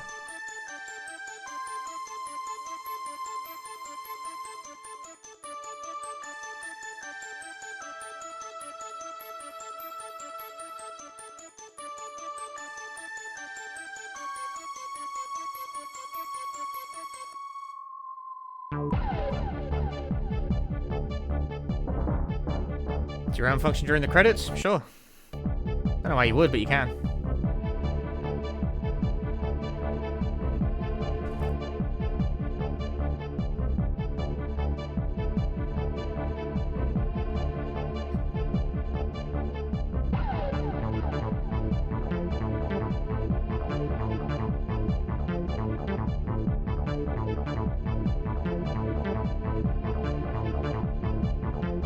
game or is it some additional stuff? It's the Super Nintendo game.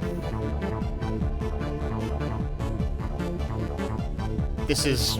You get 2 game modes, Original and Rewind. Original is straight up the original Super Nintendo game, no changes. Rewind is the Super Nintendo game with some minor control tweaks, 1 balance change, and the PS1 content backported into the Super Nintendo version, but it's not that much content as far as I could tell. Like, there's a couple of extra, like, interactions, a couple of extra CG. It's nothing dramatic. The PS1 version is not that different, like, to begin with. That's, like, the way you can tell that it wasn't that much added in the first place is that someone was able to backport it into a SNES ROM. Do you know how small SNES ROMs are?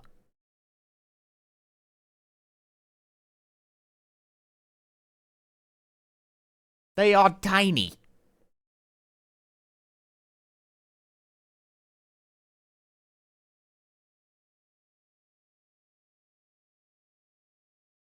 Ending rank A! I think this is also news, that it actually tells you what the ending rank you got was. I got the A ending. Sexy.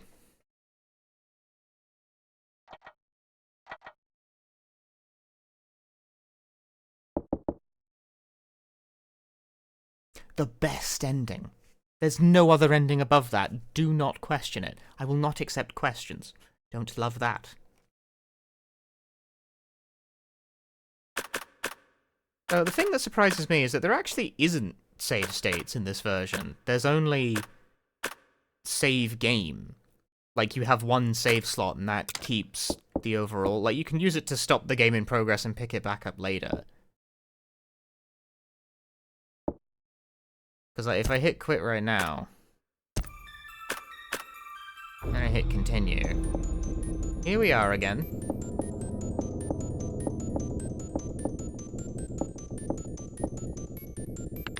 Yeah, you don't actually have save states, you have save state singular.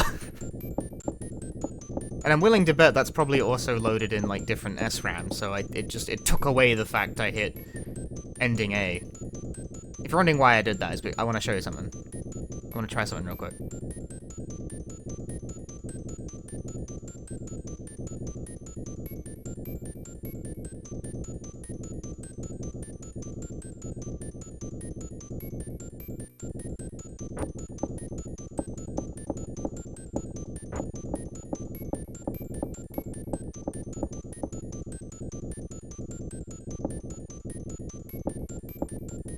Who knows, maybe they're saving the PS1 games for a new collection.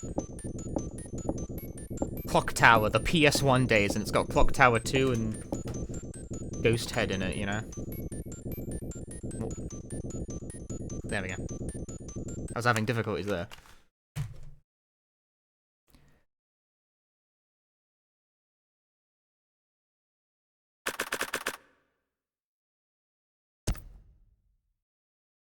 What if you go to floor 1? Ah, doesn't let you. Floor 2 is a valid option. Whether you hit floor 2 or 3, like, actually forks the game. It's a game very popular amongst horror game fans. It's something of a cult classic in the West because it was never released in English until now. That's probably the big noteworthy weapon for this release, is that it is the first time this game has been available in English officially, and it's the first time the game has been available in, like, French, German, Italian, Chinese at all.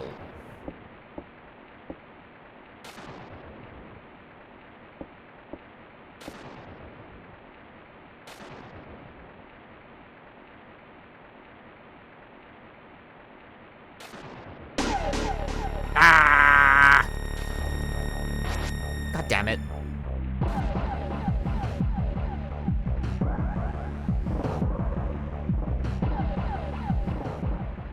不具合直してほしい。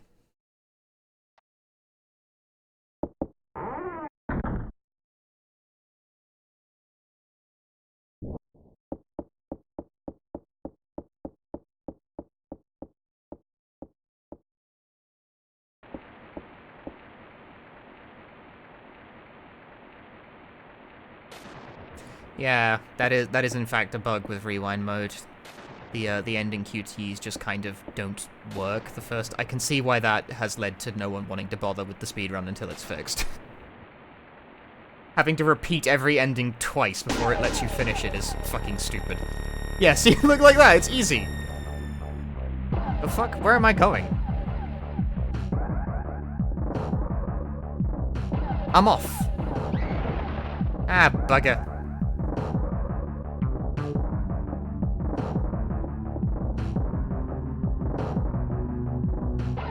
I didn't realize this was playable.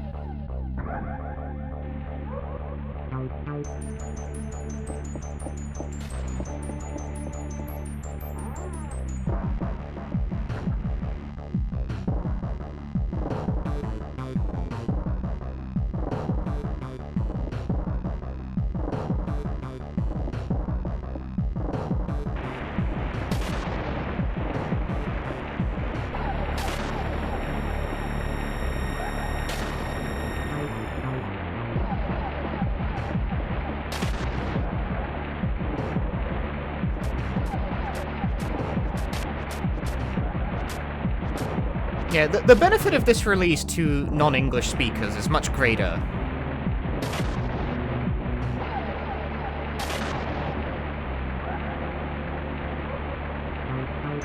Is it gonna let me do it? No.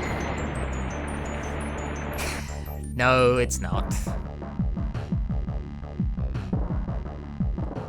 Yeah, that needs fixing bad. I'm not touching rewind mode after this, because that's fucking broken.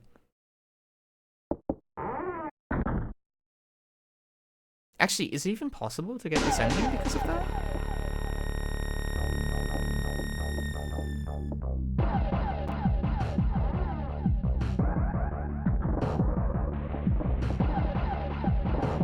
Won't have to get a remake, right? It doesn't... We just have the game.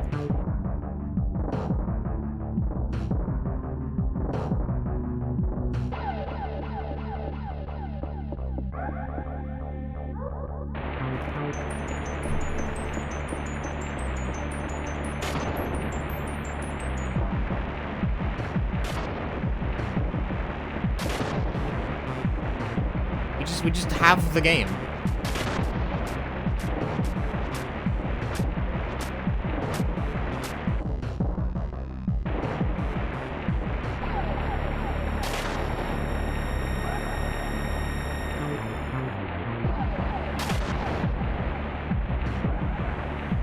Beat it, punk. Victory for Jennifer.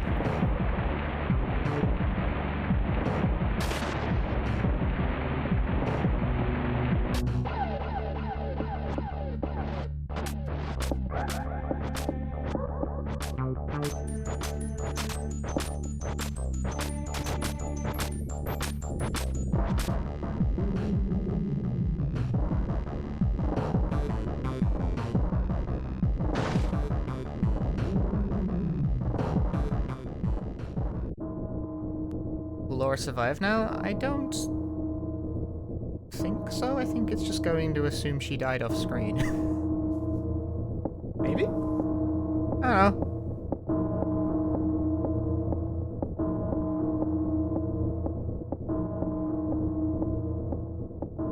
Again, Clock Tower... The exact operations that lead to the outcomes in the Clock Tower video game are not incredibly logical. It's going to be better with third-person over-the-shoulder camera? No. No, I do not.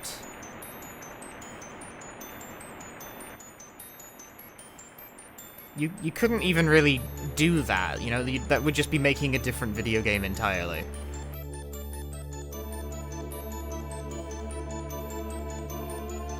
Why is everything do I have to talk about remakes, like, constantly? Every time I get to, like, actually just have one of the original games available in, like, a convenient way.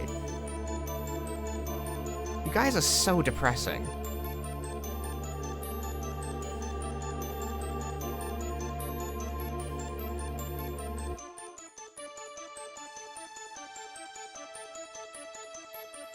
Like, there is definitionally no real need for a remake on this one. It's just like, we just have it, you know? You can just play it.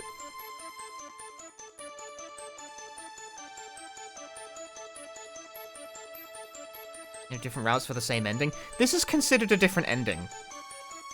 I believe this is ending B. I don't really know why it's classed as a distinct ending when the outcome is more or less the same, but... Alright, this is ending B because the birds never got a chance to help. You would get B ending, because you get A ending because allowing the birds to go free is like a positive action that impacts the scene. If you didn't free the birds there, but went to floor 3, the birds wouldn't show up and you fucking die, and I think you get ending, I don't know, what is it? C? You get D off that one, I think, because Jennifer gets stabbed in the back.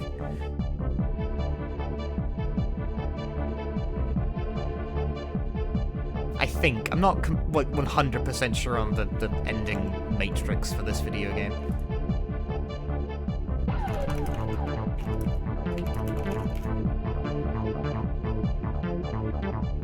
Let's see. Let's look up a list.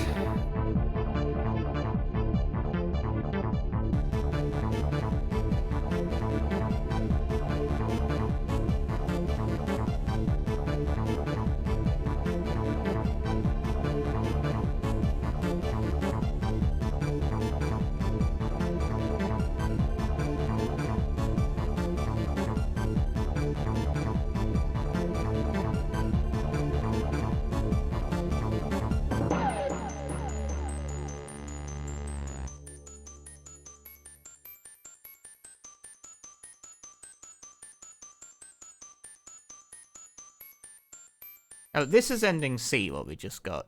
Ending D is...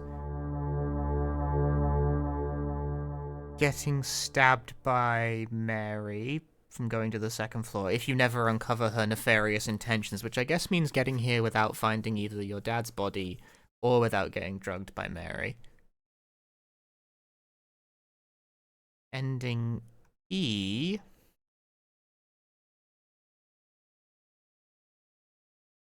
is trying to go to the top floor.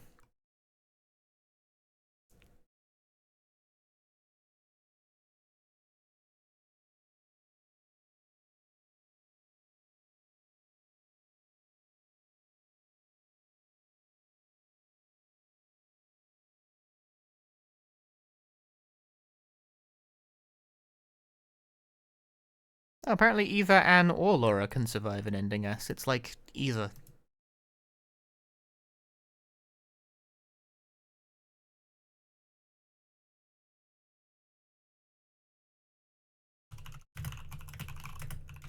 I didn't know.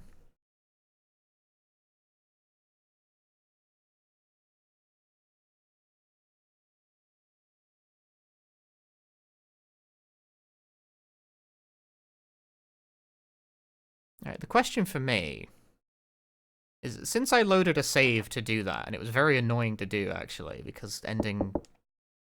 Yeah, see, it's reverted the game to the state where ending A has not been cleared. Because of the fact I loaded a save state, as it were. As it were. A mono TV. Right. Rewind mode. If they can fix the bug with QTEs not working properly, rewind mode would probably be a pretty sweet way of going about it. Where does this continue put me, actually? But as is, the ending QTs being broken is kind of fucking annoying.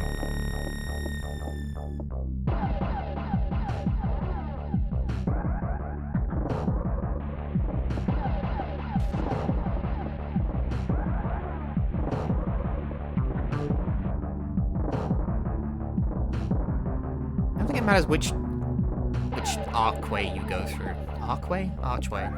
Punchy, do you know English? Yeah, it's the same. It doesn't make any difference. Alright, get me out of here.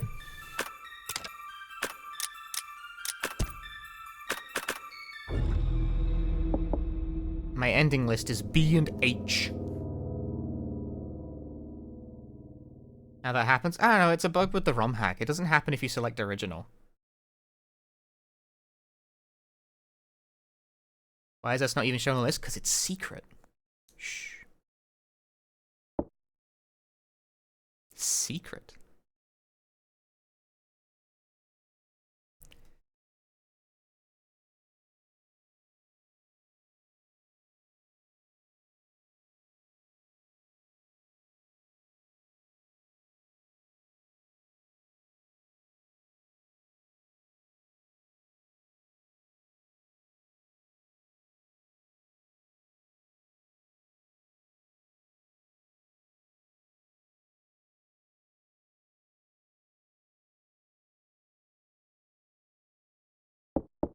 Just like I'm quickly referencing like the list of how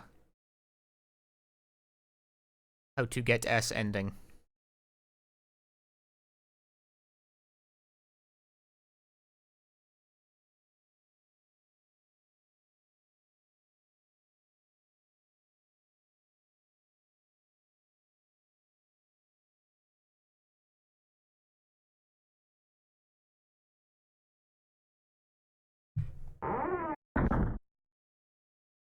Play ball.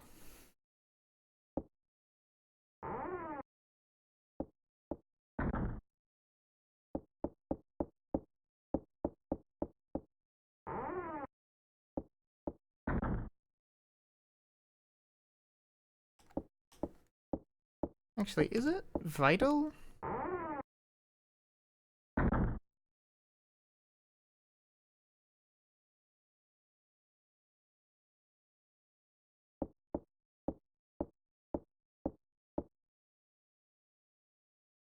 You ballsack. I'm becoming speedrunner. I'm resetting over empty box.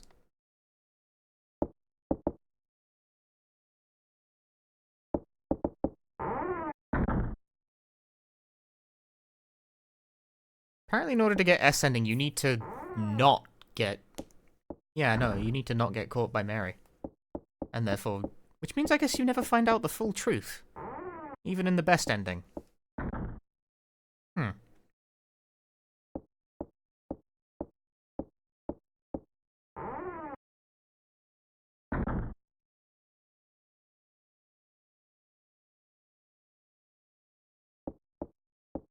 Show me lucky. Key in the box. Hit me with... Oh, you are so cringe. You are the cringiest game. I want key and I want it now.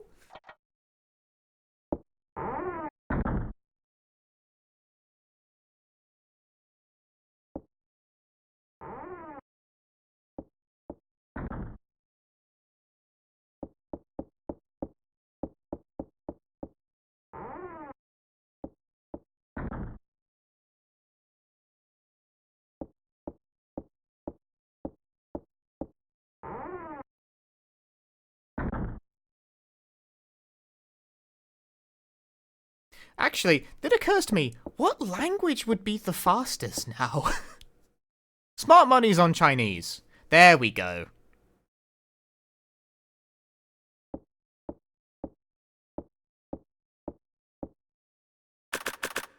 Save. I don't want to do that again.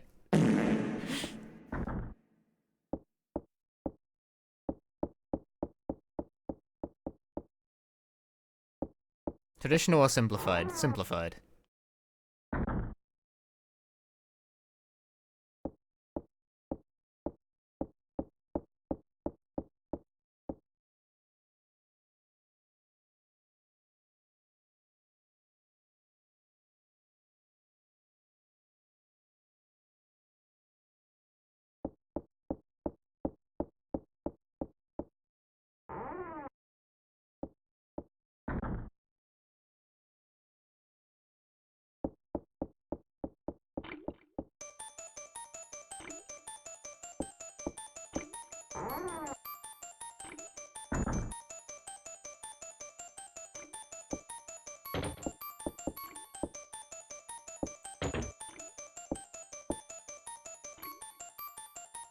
Hold that thought.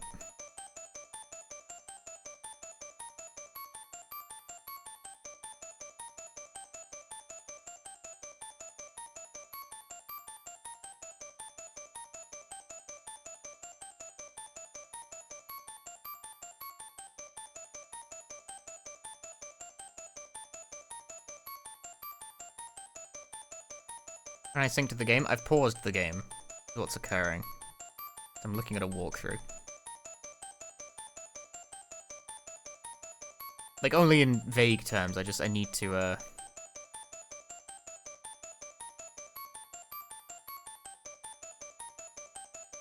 Hmm.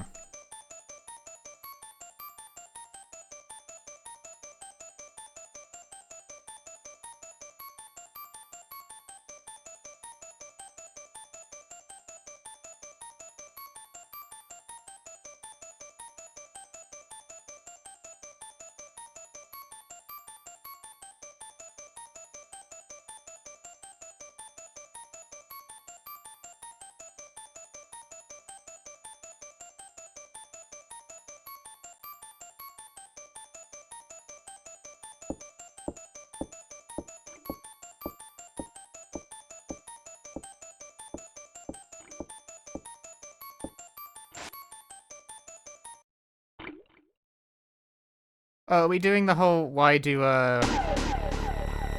Japanese games have S as their top thing?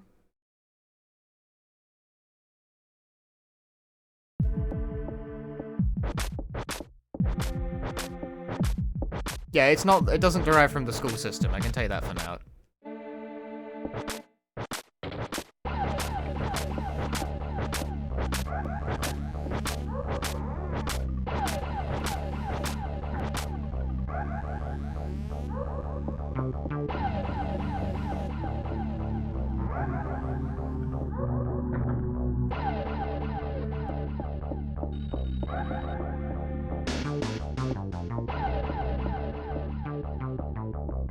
Oh boy.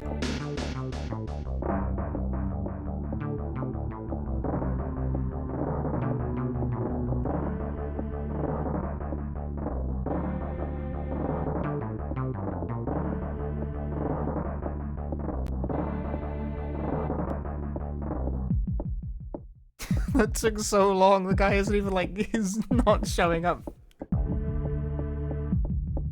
Bro is not here. Can you scroll the screen over a bit more, please? Thank you.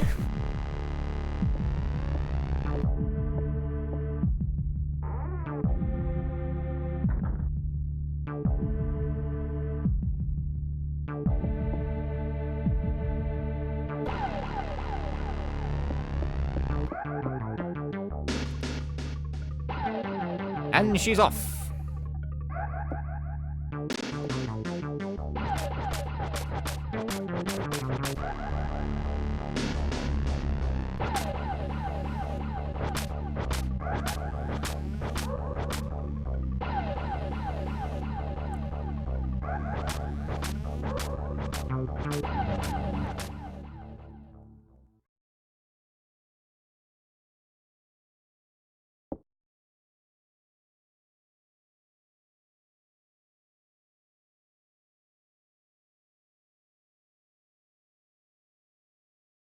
Okay.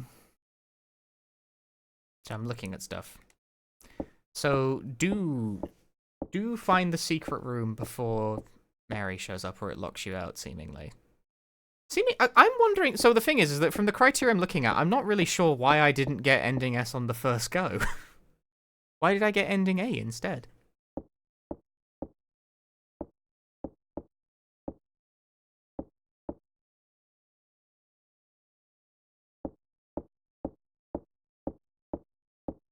In theory, I should have gotten ending S from not seeing all of the companions die, and I don't think I did on that playthrough. It should have worked. I'm not really sure why it didn't.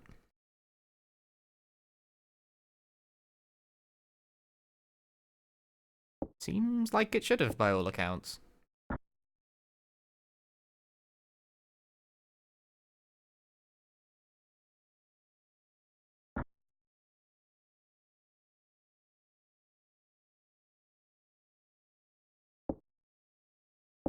I mean, like getting ending A cleared a requirement for S ending? No.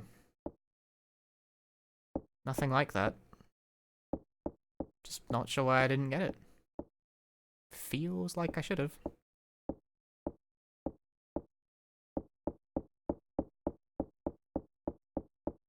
Seemingly the only criteria is just get to the end, you know, see the secret room. Laura can die, but Anne can't.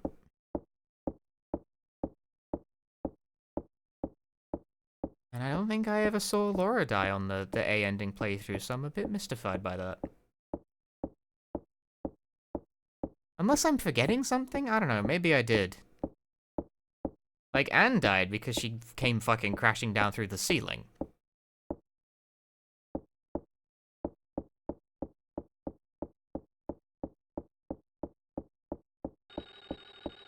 Like, you will see one of them die, that's how the video game works.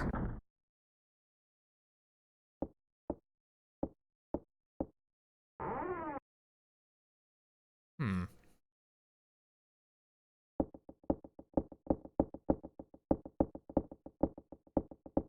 I feeling Rewind so far? Rewind is a perfectly fine port. It is the Super Nintendo game. You can even use the mouse now, which is nice. I'm like, not.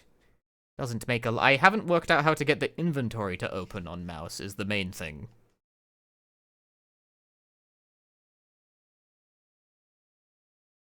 The gold key is actually not presently that useful to me. No, you don't need to see any other endings to get S ending. It doesn't work that way. You just need to satisfy the criteria. Look, I'll read off the criteria to you. Don't look out the windows. That's because it lets you see people dying.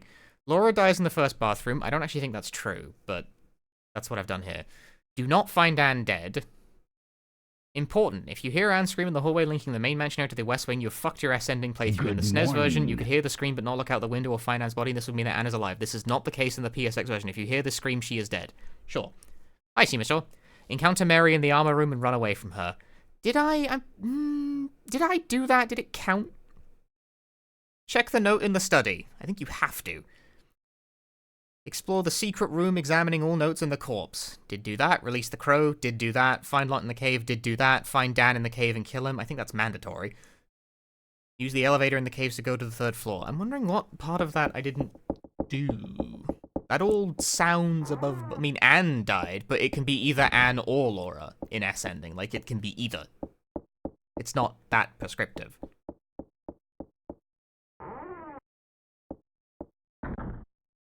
Because S-ending rank playthroughs get the crash through the... Like, if you watched a speedrun, and I have, S-rank runs do get the, like, person crashes through the ceiling death to start with, because there's a glitch where you can just run straight through the fucking guy.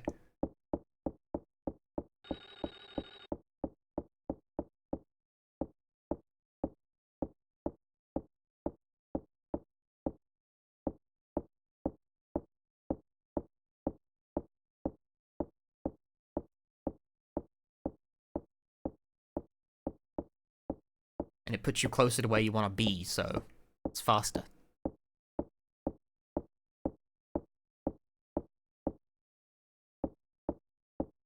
So, I'm not sure why I didn't get it the first time.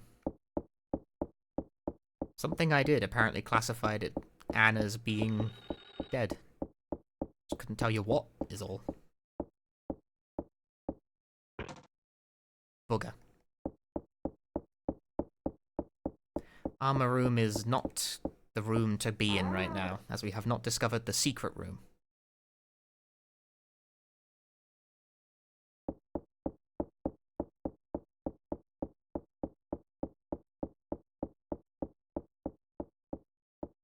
Apparently there is a random chance of scrim occurring there. If you get screamed at, if you look out the window, Anne will be confirmed to die. You will see her dying in the pool in the courtyard. And that is GG. No S ending for you.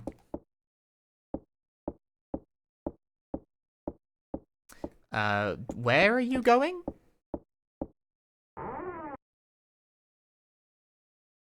No, this room is not of interest. So I have an alternate death. If you check the armor in the armor room, you can see her die. But I did that and then kept rolling it back. So that shouldn't have counted either.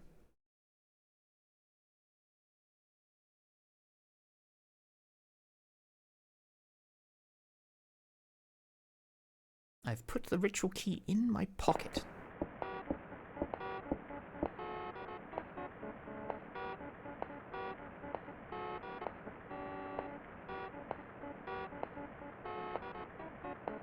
Yeah, if I had both deaths, it would have been B ending. What did I do wrong?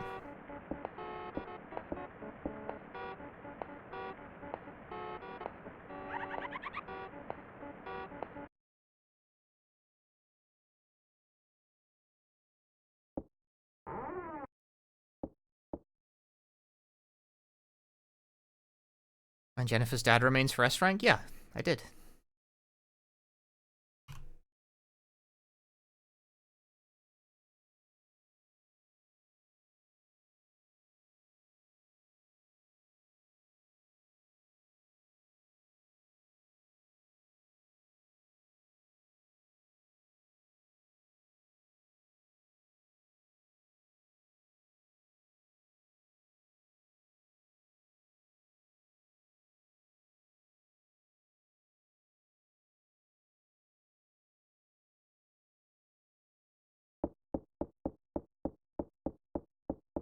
I did find Jennifer's dad's remains.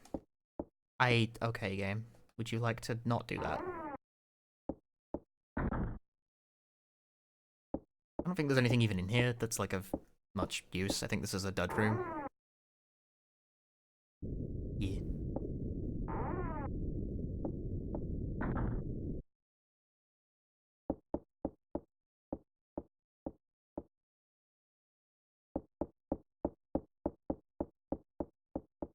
It's A through H for Clock Tower 1 endings, S through H.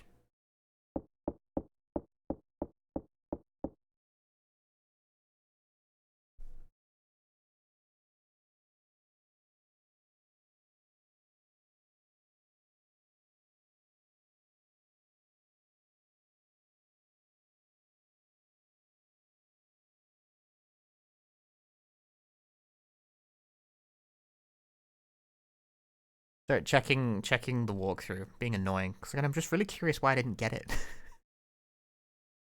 This would seem to follow the pattern.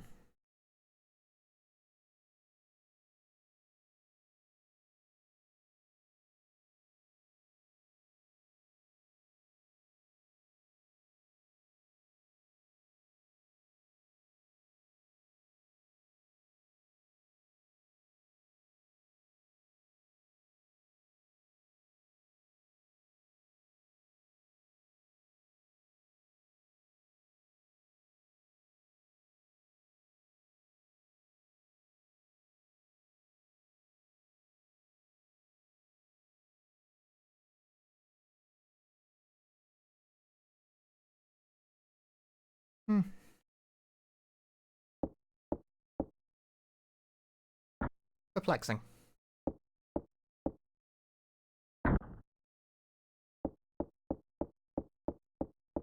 As soon as you find out Dad, someone lives, free the birds. I did do all of that, is what's currently boggling me a bit.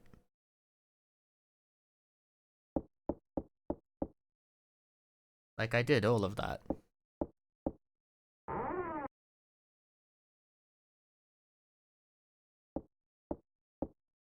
Caught a lot in the cave? Yeah.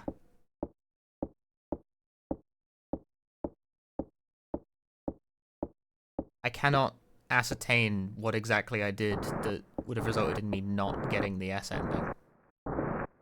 Or, as it may be, not doing. Try with a doctor bag? Yeah. All of it. Support good? Yep. Perfectly fine. Then I am as well. I'm a bit confused why it didn't work. I don't know.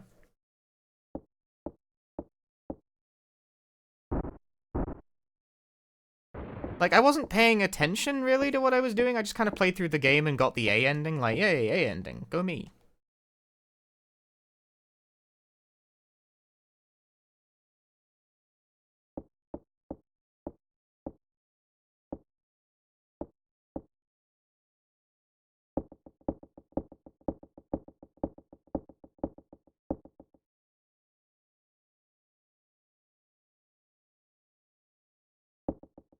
But, like, read this note, examine the bag, and then, like, these are the only 4 things in this room, right?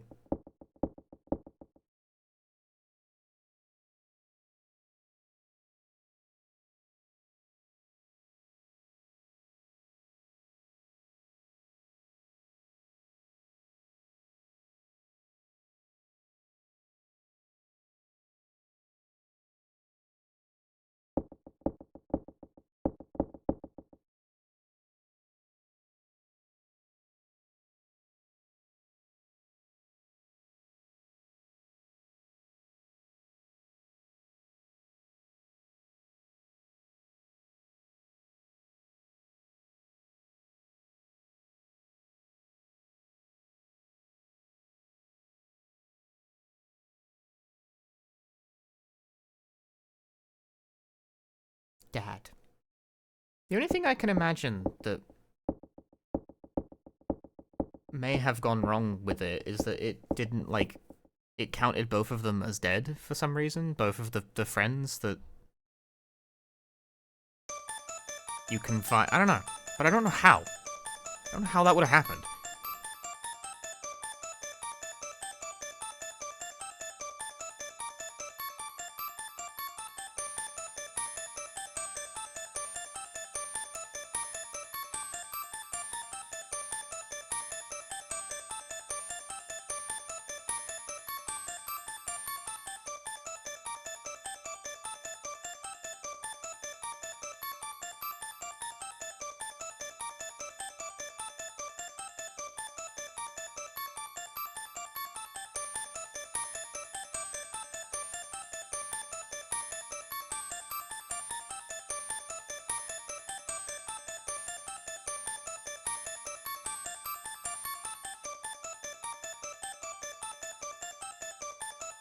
Is it a re-release they've named after the added rewind feature? Yes.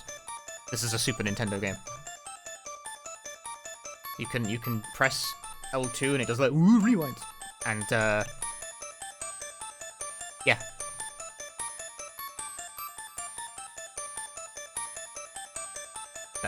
That's more or less the gist of it.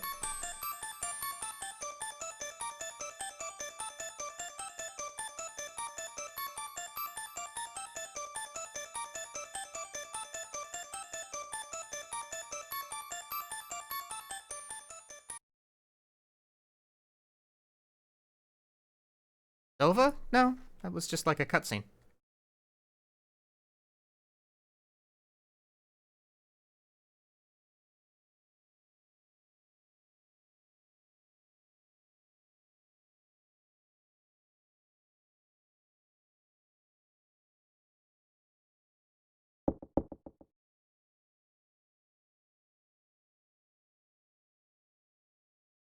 Yeah, that's all there is to see in this room.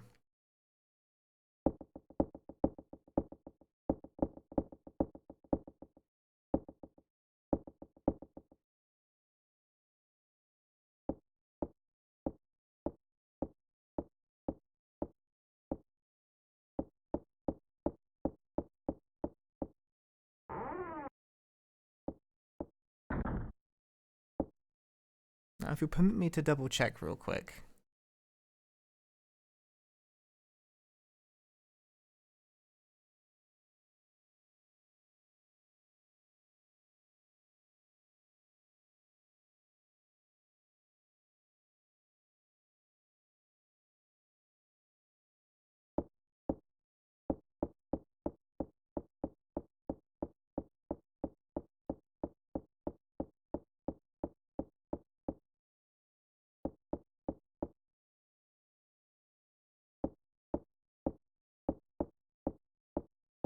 Downstairs we go.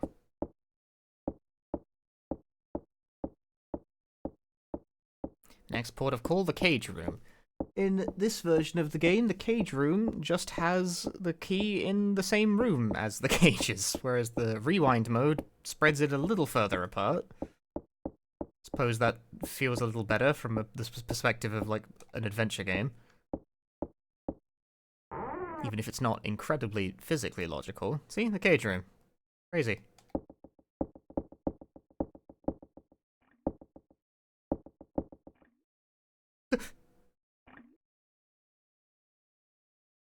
Now, in rewind mode, you get a kind of gross image of a dead bird with its head cut off there. But you also get the cage key. Whereas in rewind mode, it's somewhere else. Because they moved it in yonder PlayStation version.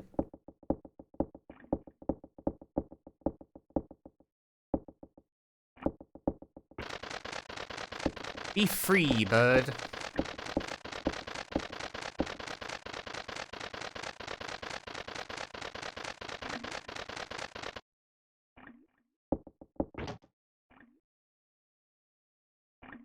I don't think you need to free the rats, but it is the polite thing to do.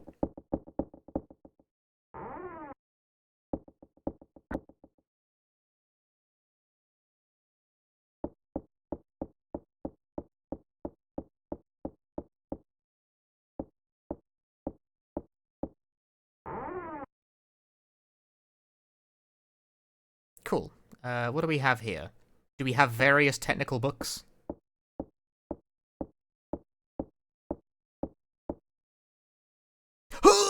Specialized books! It's no longer nah, this translation sucks. They changed it to various specialized books rather than various technical books. This I cannot abide.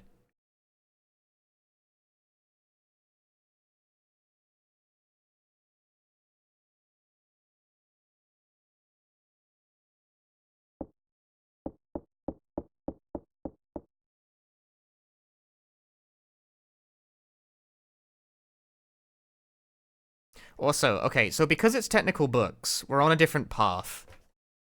The key item necessary to unlock the ritual, to complete the ritual and unlock the path to the basement is randomly determined. It's either a hidden statue or a hidden staff, and due to it being technical books, or specialized books in this case, it means we're on staff route. This is bad because I don't know where the fucking staff is. It's somewhere around here, I don't know. It'll turn up eventually. Probably.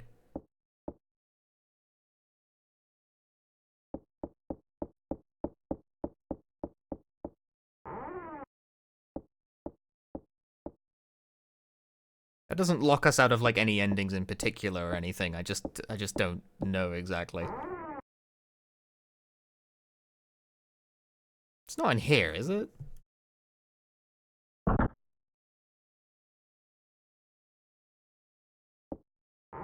thought I paused the game before alt-tabbing.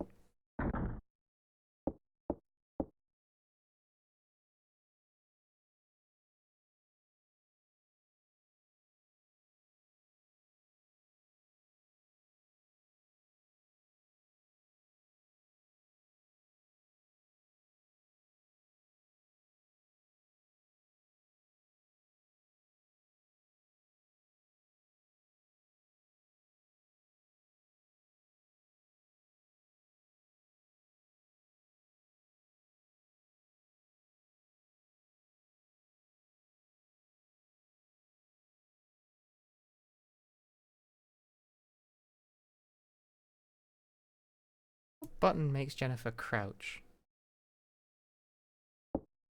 None of them, apparently.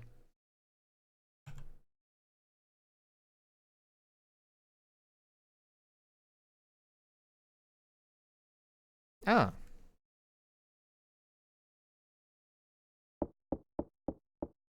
What the fuck are you— what? Bro. I was clicking on the door and she ran straight past it and into the next screen. What the fuck?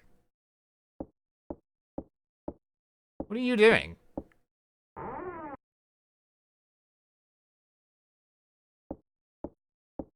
Apparently, this is the alternate spawn location of the staff. Or of the well, it's the spawn location of the staff.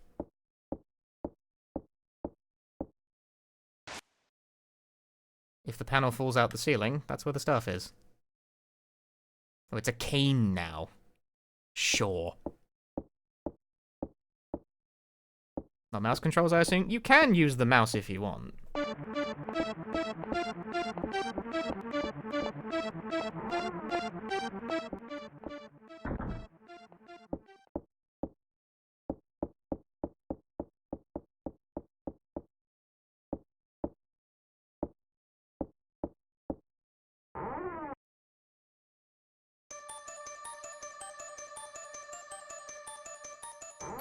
We cannot actually interact with this yet. Although I would like to know where this is. That door is fake for some reason. They added a room there in the PS1 version in Rewind. A new warning for Scissor Man? No, that's just a gimmick of that room. It makes a funny noise.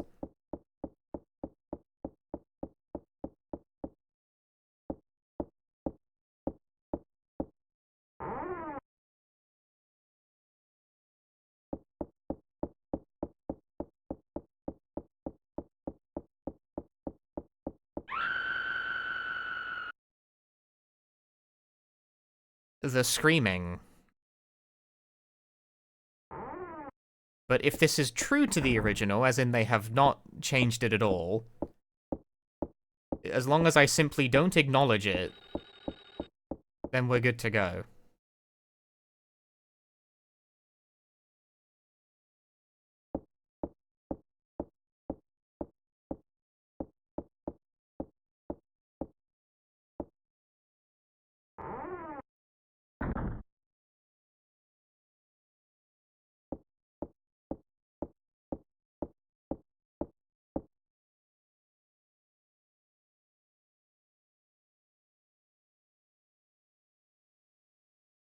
Yeah, seemingly, the key is, don't acknowledge that Anne is dying in the pool, and don't check the armor to find also Anne dying in the armor or whatever.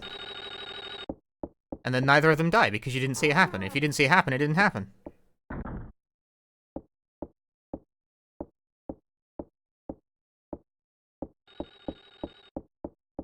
Supposedly. The note I read is that in the PS1 version, they fixed this so that if you hear Anne screaming, like, out there in the hallway, then your S-ending playthrough's fucked, she's already dead. But in the Super Nintendo version, which is what this version is, supposed to be anyway, we can just ignore it and get away with it.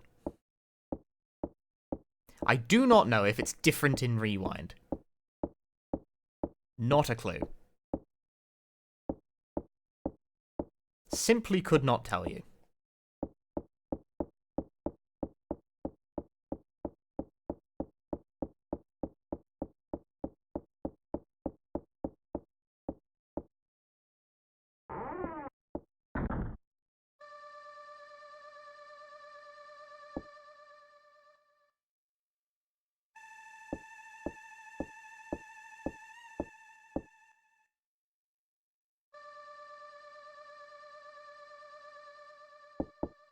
Right, now because we're on the staff route rather than the demon idol route, she actually will punt the fucking shelf.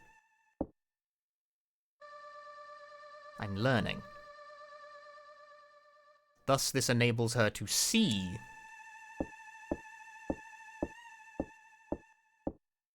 You know the post-credit scene with Dan? It's got a post-Dan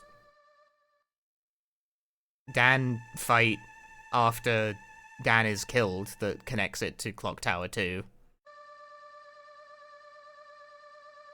But I don't think there's a post-credit scene. Post-burning scene, but not post-credits, no.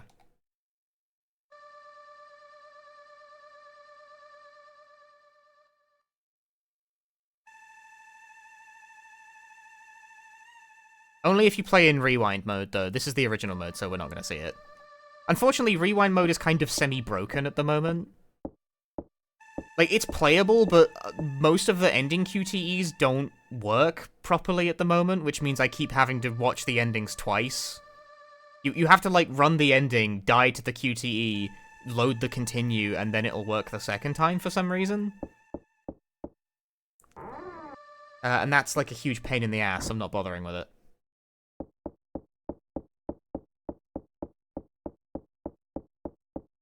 Plus fix.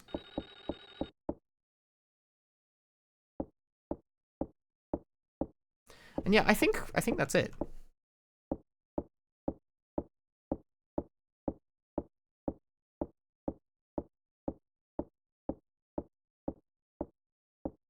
As far as I can discern, we are like good now. Like I think I'm good to go. I can just like proceed to the end of the video game and win.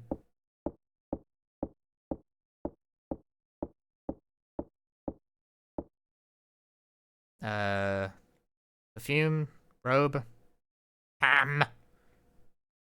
Yeah, no, good to go.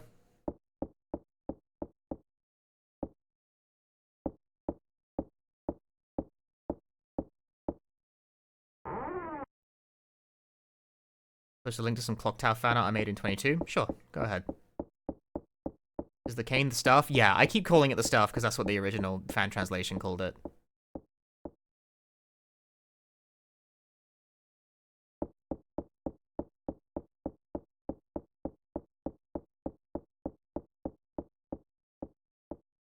I believe the word it uses in Japanese is sue, which is cane, staff, stick, stave. It's the thing you give your magician character in a Dragon Quest game.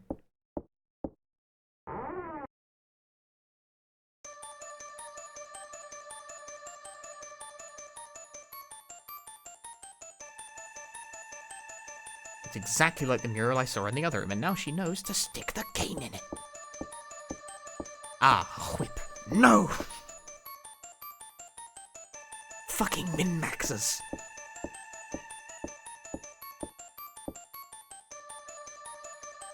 There is a hole. Good observation, Jennifer.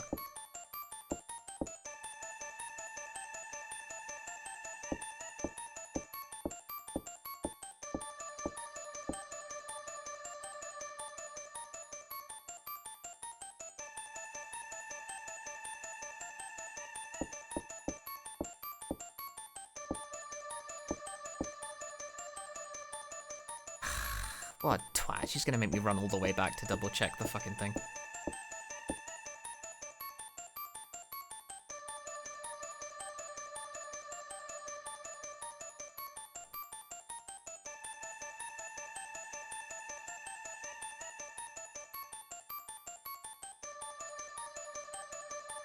Do you really have to check the mural twice on this route?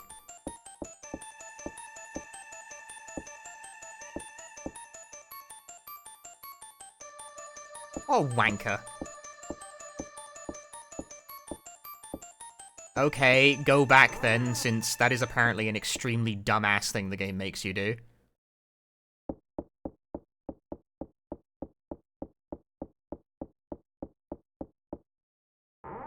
I see why speedrunners prefer the idle.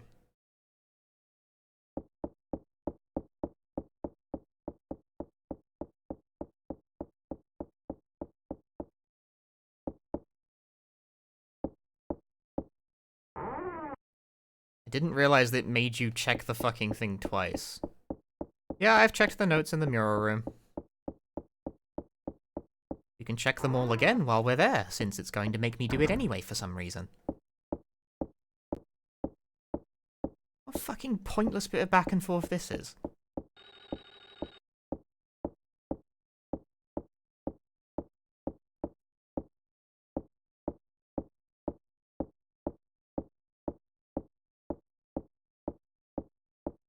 The phone noises? There's a phone going off. I'm ignoring it. It is not important.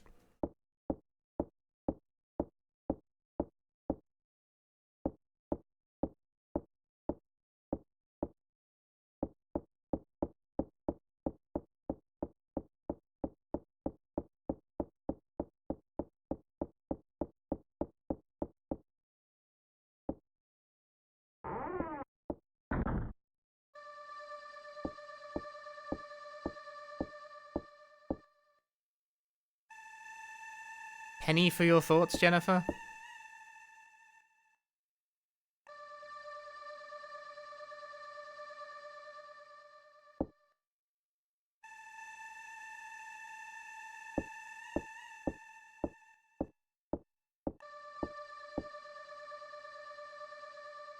Like, this is the note that has to be read, right?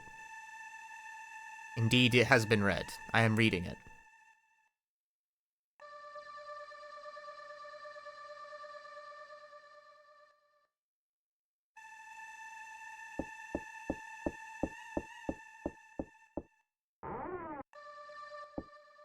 It has been noted.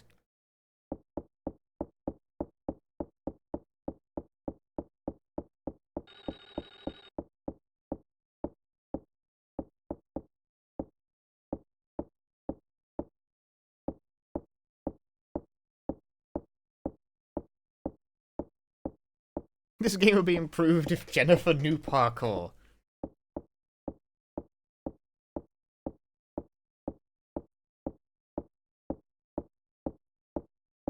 In Clock Tower Civilization, you can either make a one-block jump for the demon idol, or a vertical jump for the staff. And no one jumps for the staff, because it's too fucking slow.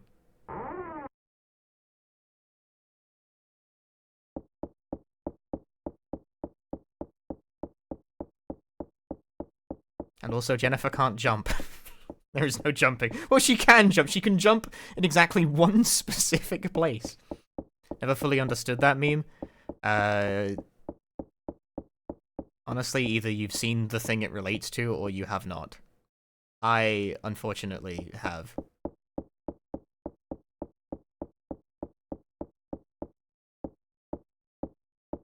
Where do you think you're going?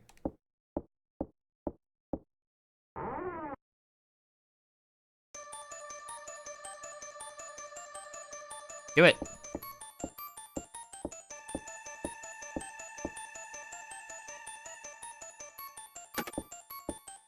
She did it.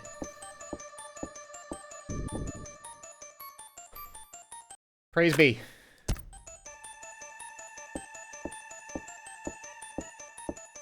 Yeah, I think this should satisfy the criteria for ending S. Yeah, that makes sense. I read all the notes, I saw the secret room, only one person died, I mean, Anne screamed in the hallway, but apparently if this version is true to the SNES version, and I think it is because it is the SNES version, you just have to not acknowledge it, and it's fine.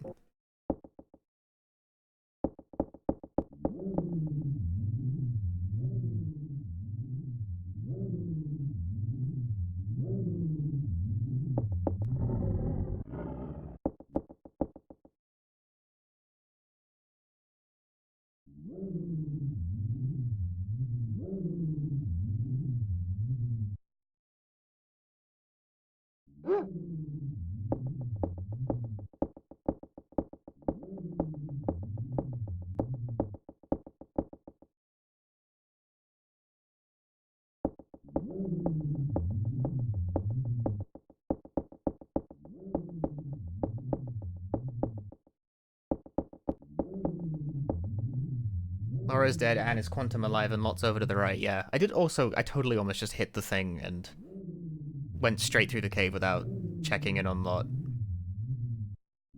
That would have been bad. I tried to, and Jennifer just kind of ignored me for some reason. I guess I'm glad she did, but like, she did that thing where I clicked on a door and she walked straight past it.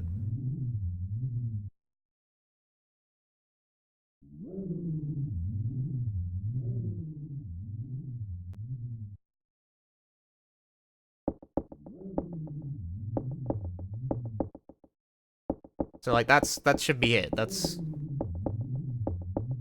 is S ending locked in as long as I go to the 3rd floor. Shrimple.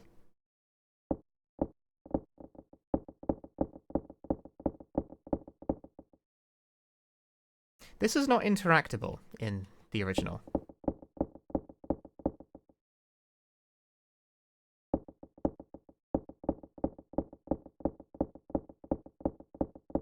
Literally, it should be so shrimple.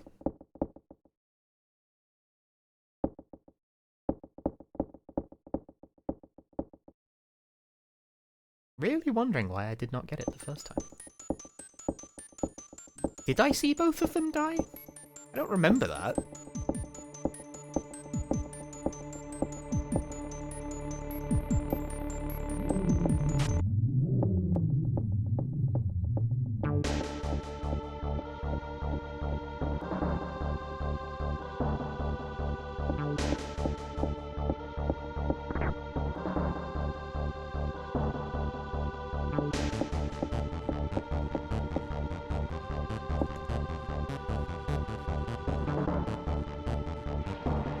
No reason why Big Baby? Because they're a demon child.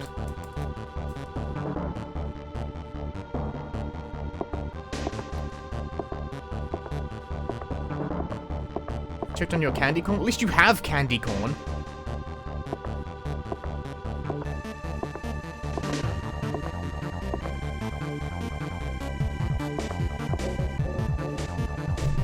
It's getting late, isn't it? Well, it's not that late. It's only 9 PM. Jesus. I started early. At least for me. Having candy corn is enemy. Well, at least to me, I don't get candy corn. I can't just get candy corn in the UK.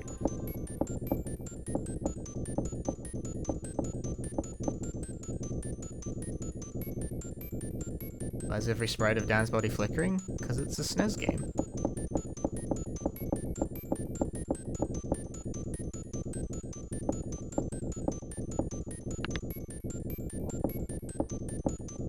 Alright, now all I gotta do is hit the 3rd floor button, and we're hot to trot.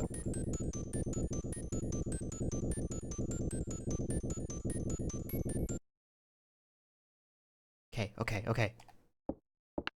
Success! I did it!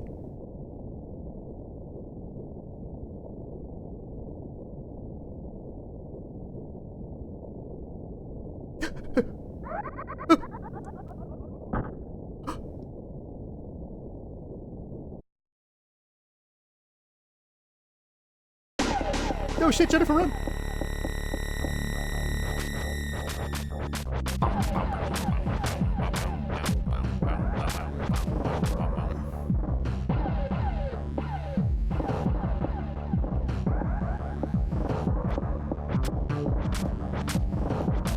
Oh, there we go. Yep, that's ending S. Anne is lying on the floor over there. Sure, okay, I'm just...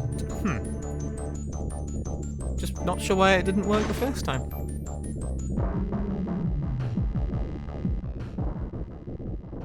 you know what I think it is, now that I think about it? I think you have to... Apparently you... Wait, do you have to see... No. Well, I didn't. No, that doesn't check out at all. I was about to say, you need to see Mary in the study and then run away from her, but that didn't happen to me either. In this run. I didn't do that.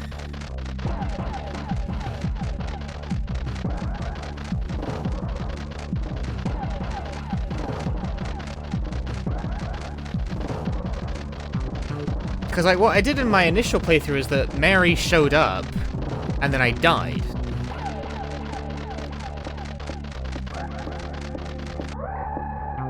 And then she didn't show up a second time, and I was like, huh.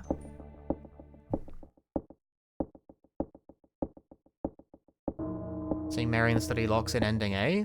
That doesn't... Is that true? The walkthrough I'm looking at seems to suggest it's a necessary action, which is the precise opposite. Well, either way, I mean, I got it. Maybe the rewind didn't reset the quantum state of the armor corpse? Well, it should. It's just an emulator.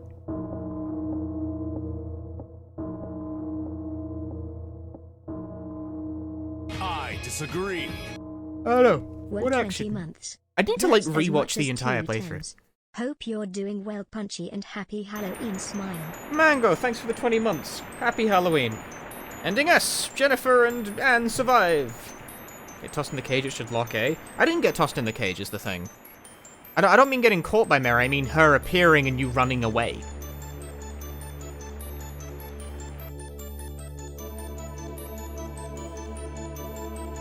Like, because you've already seen the secret room, and so Jennifer knows to run. Watched the film Phenomena that inspired the game? I have not, no. I haven't seen a great many movies. You know, when we got S a few weeks ago, I didn't see Mary at all in the playthrough. Yeah, same. I didn't see Mary here either. So, I don't know. It's not that either. I need to rewatch like that entire playthrough to see what I did wrong to not get the S ending.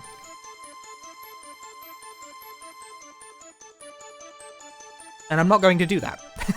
I can't be arsed. I don't care that much. I'm almost certainly just forgetting something, you know?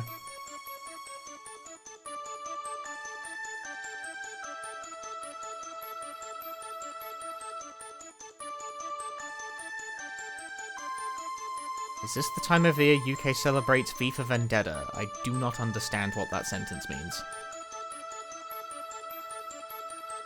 But no, it's the 29th, it's Halloween.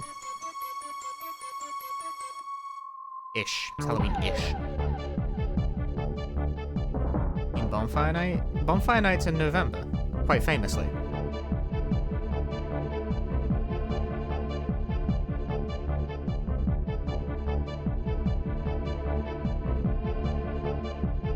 No, but what the fuck am I talking about? I have not gotten enough hours of sleep.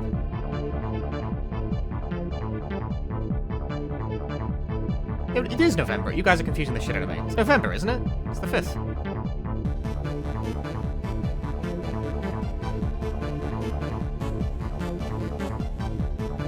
Different month.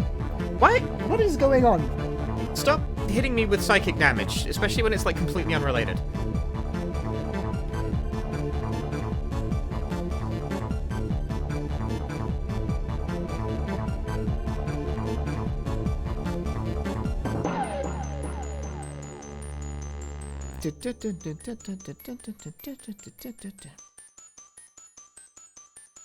And yes, this is the only ending where another character besides Jennifer survives.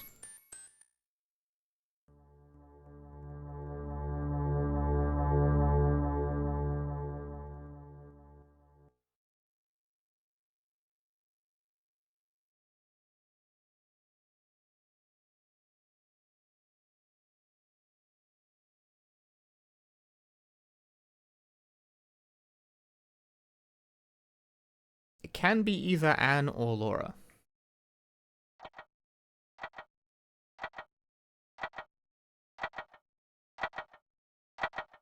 But it cannot be both.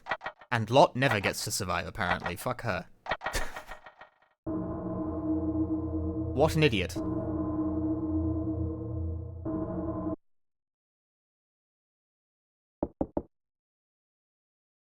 Ascending has appeared.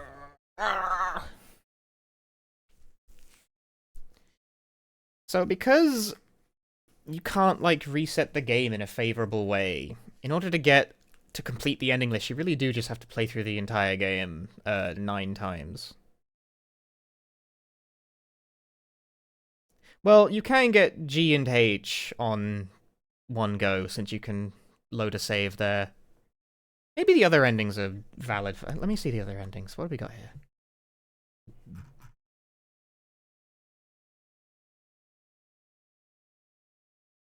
I want like a condensed list of what the ending criteria are. Surprisingly difficult to come across. Well, playthroughs. Fortunately, it's a short game. Speedrun categories besides each ending. There's speedrun categories for every ending and for all endings, in fact.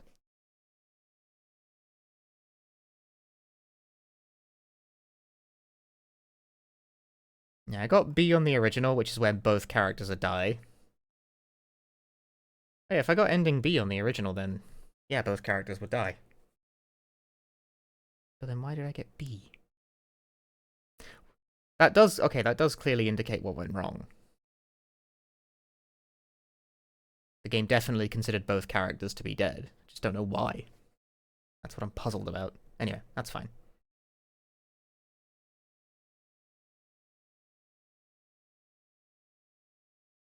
Ending A is when they get thrown off the clock tower by Mary, and in order to get that one, I think you have to not find out about the secret room?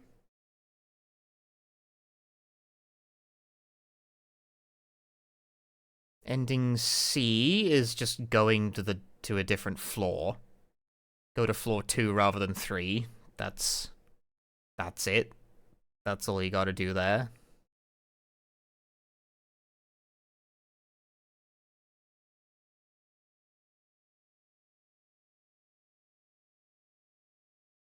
Ending D I'm not clear on. You gotta get stabbed by Mary at the end by going to floor 2. Not discovering Mary's true intentions. So what exactly?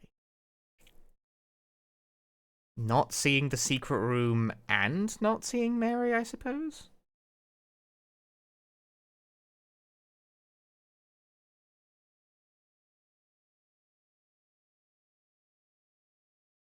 Yeah, I guess so. That seems semi-random to me, though, because, like, isn't her appearance criteria in that room random?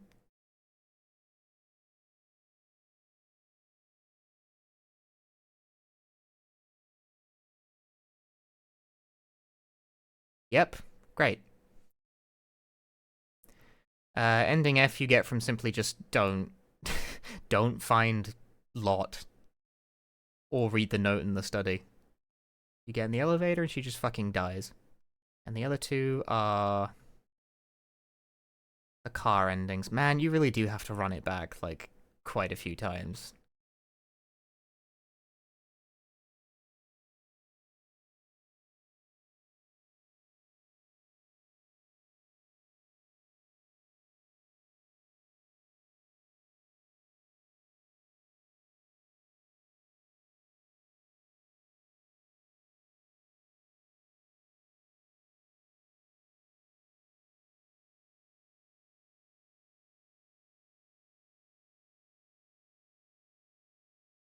The most I could do is get ending G and C at the same time. But the rest of these would require another full playthrough. Which, I don't know, maybe I will. Maybe I do want to complete the ending list. I probably have time to complete the ending list. I'm just checking achievements right now. How many achievements do I have? I have 22 out of 26. I got most of them. Wow. I am willing to bet that the ones I'm missing are forgetting the endings. Oh no, they're for other stuff. Witness a death that could have been avoided. Experience a ghostly encounter. I actually do not know what that means. Defeat the parrot. That's funny.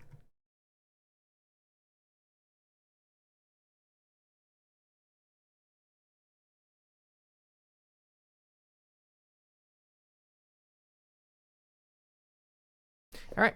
Run it back. Run it back, gamer. What am I ending? What am I aiming for? What am I doing? Hang on.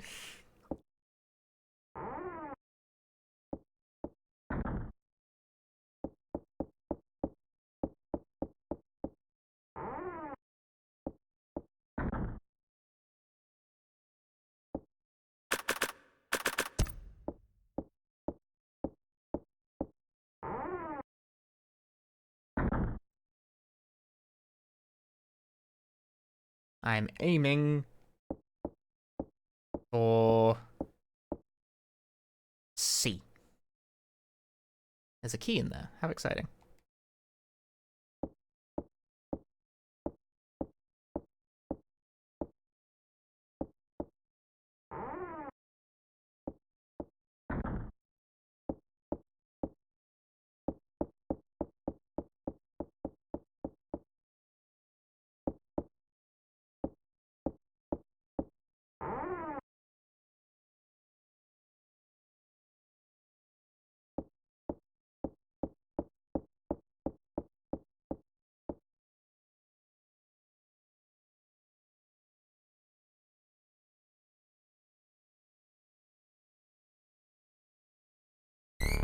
Ugh. I was wondering if that would constitute the ghostly encounter, but no, that doesn't seem to be the one. Truly, a lot of shit in this room hates you.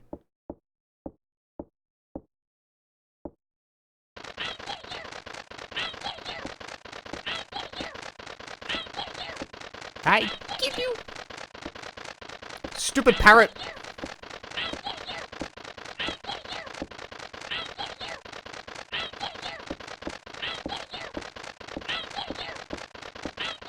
The parrot is proving to be a bother.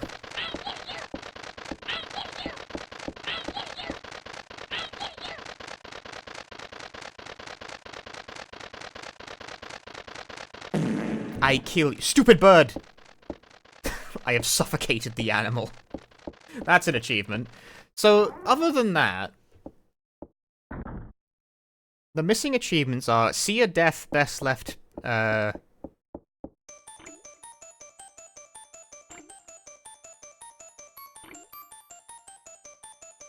think I do want to see this one.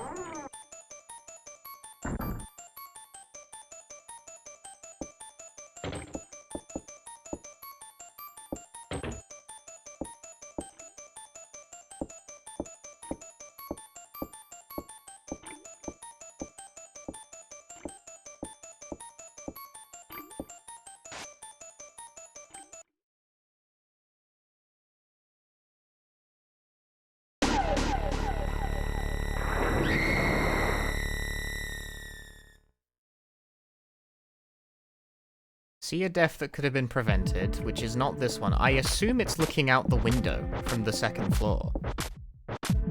Because I think that's the only death I haven't seen. Process of elimination doth dictate.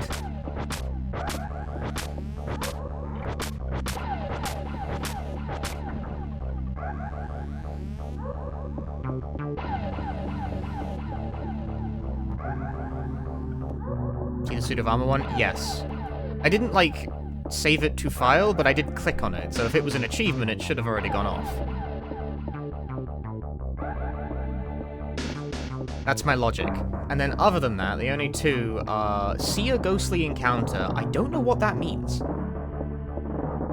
I don't even have a guess for that one. A ghostly encounter. And fill out the ending list.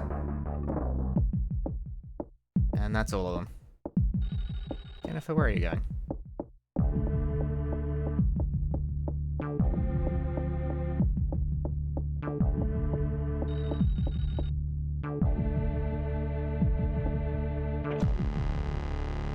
Doesn't a mirror choke you in this? Yeah, I did the mirror choking and it didn't proc.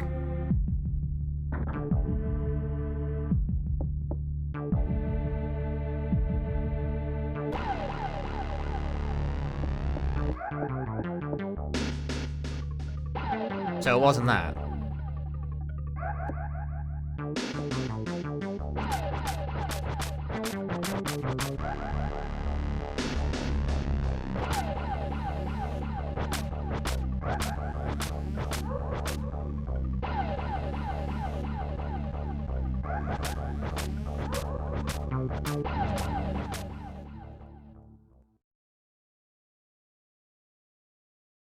Just can't having defeat the ghost doll, maybe? That's a required action to beat the game, so I don't think so.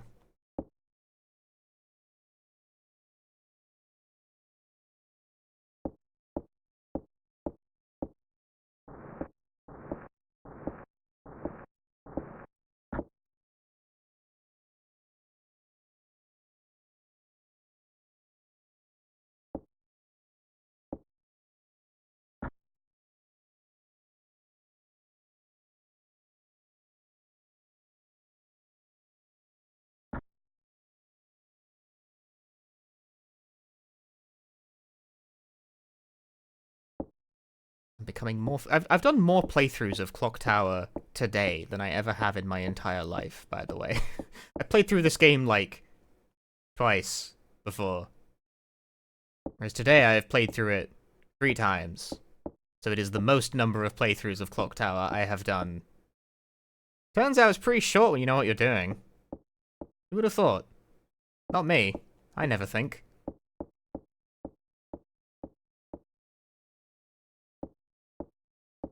And the sequels? I've played through the sequels.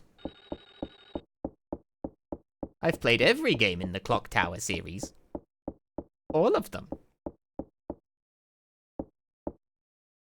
Like if you don't think.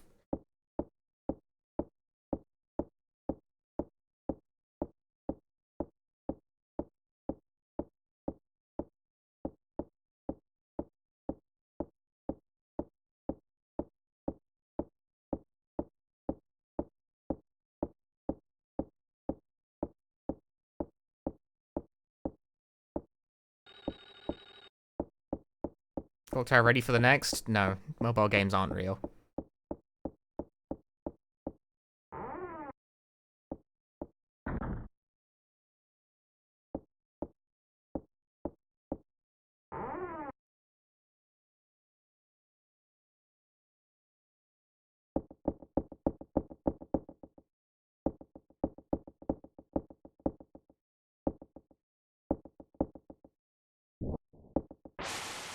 The spiritual successor in Nightcry? No, because it's not a Clock Tower game.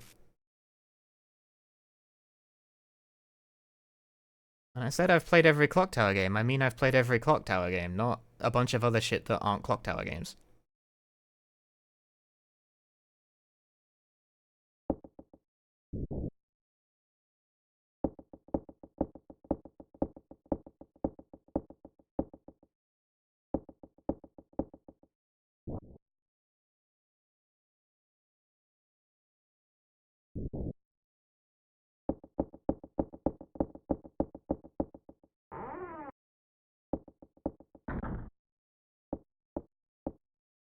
Anything else around here that needs prodding? Going Ground counts a Clock Tower game? No.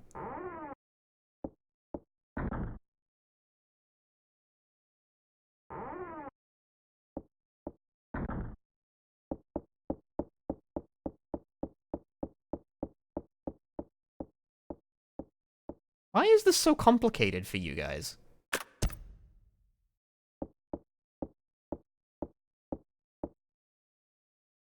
Is Silent Hill a Resident Evil game? Ah, shit.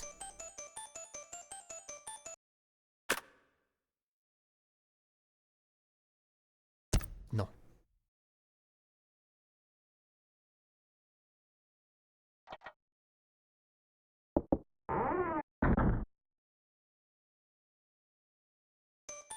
You fucking suck ass. Fergus, thanks for the raid. Welcome everyone, I'm trying to get a specific ending of the Clock Tower video game. Look, I hope you had a good stream. Is she always in here? Go away! This sucks on ice. Okay, I guess I can't do that right now, because she's, like, squatting. I'll be back later. Just finished Haunting Ground? How did you find it? I had an it's not as good as you remember. The first time I played it was a couple of years ago, and I bought a copy to play it on stream. I fucking hated it.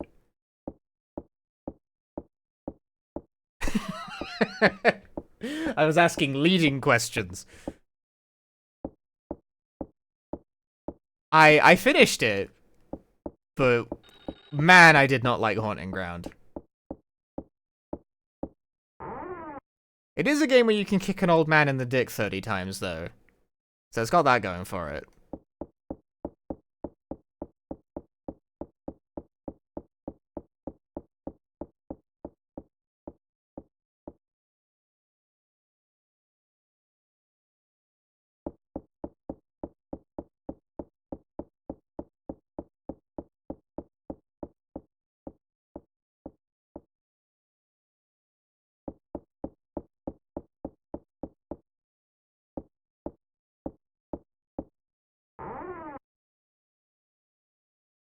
No, this room is of no interest to me.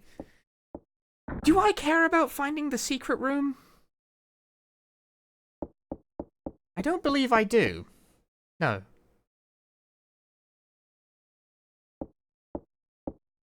What am I aiming for again? Oh, it doesn't really matter.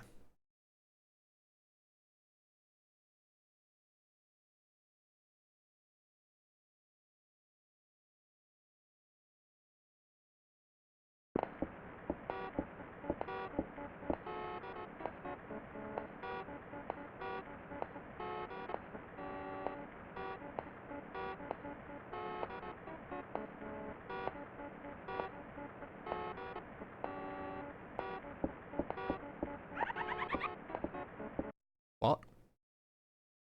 Okay. What?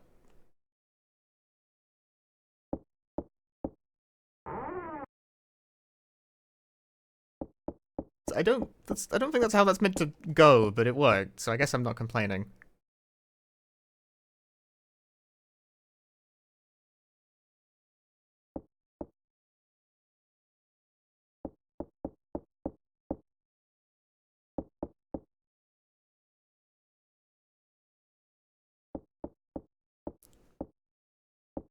Ghostly encounter continues to elude me. For those who coming in here, I'm trying to complete the achievement list for the new Clock Tower release. This entails seeing a preventable death, which is gonna mean staring out a window. Like this one, in fact. Although this one will not do it. Filling out the ending list, and having a ghostly encounter. The thing is that I don't know what ghostly encounter means. That one's a bit of a mystery to me at the moment.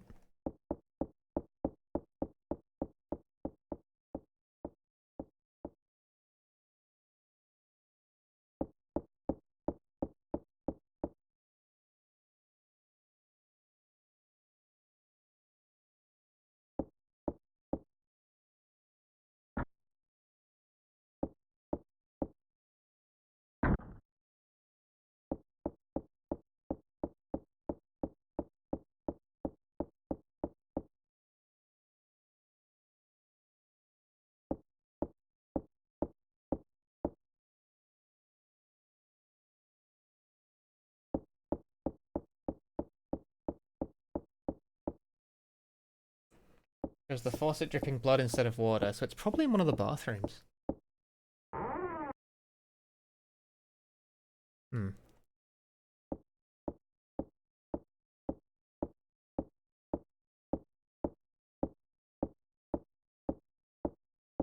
I guess I'm going for the secret room.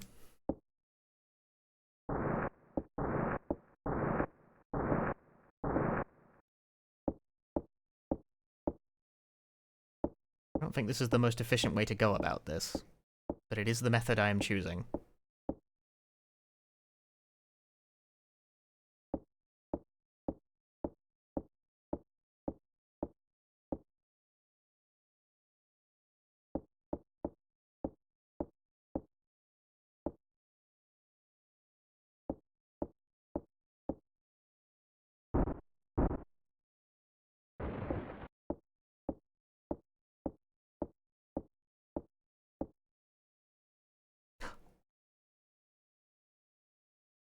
There's another room behind the wall. The awkward line breaks are still very much present.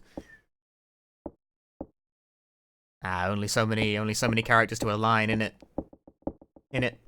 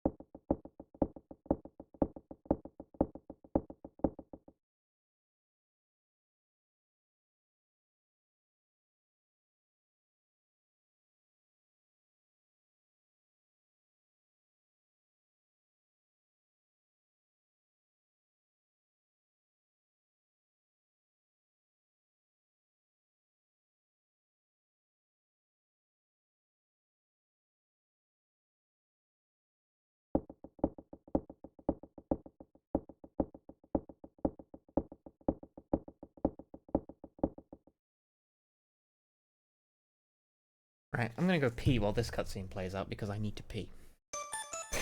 And the cutscenes in this game are not skippable.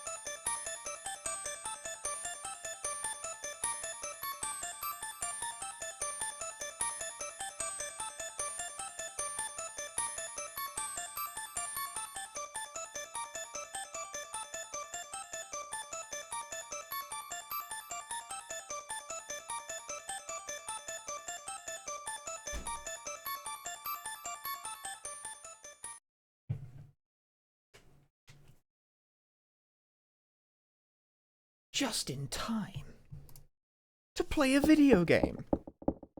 Can you believe that we were all born in time to play video games? Crack open a Dr. Pepper and play a Super Nintendo game on the internet. There is a lot of benefit to living in 2024, let me tell you.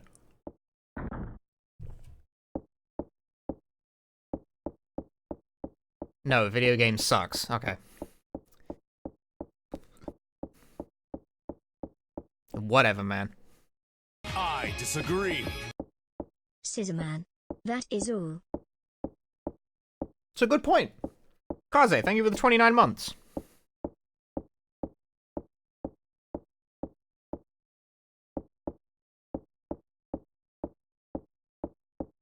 Feel like a worth for our re-release? Sure. It's nice to have Clock Tower available in a convenient format. The rewind mode is a couple of nice quality of life changes. I don't actually need to do this. You use selective words! What are you planning? What's selective about them?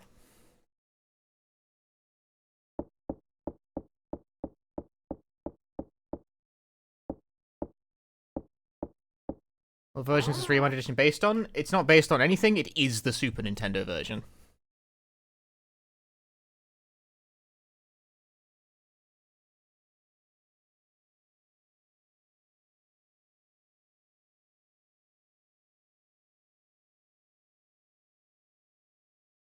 Idle. I was looking for something there. And this is Demon Idol.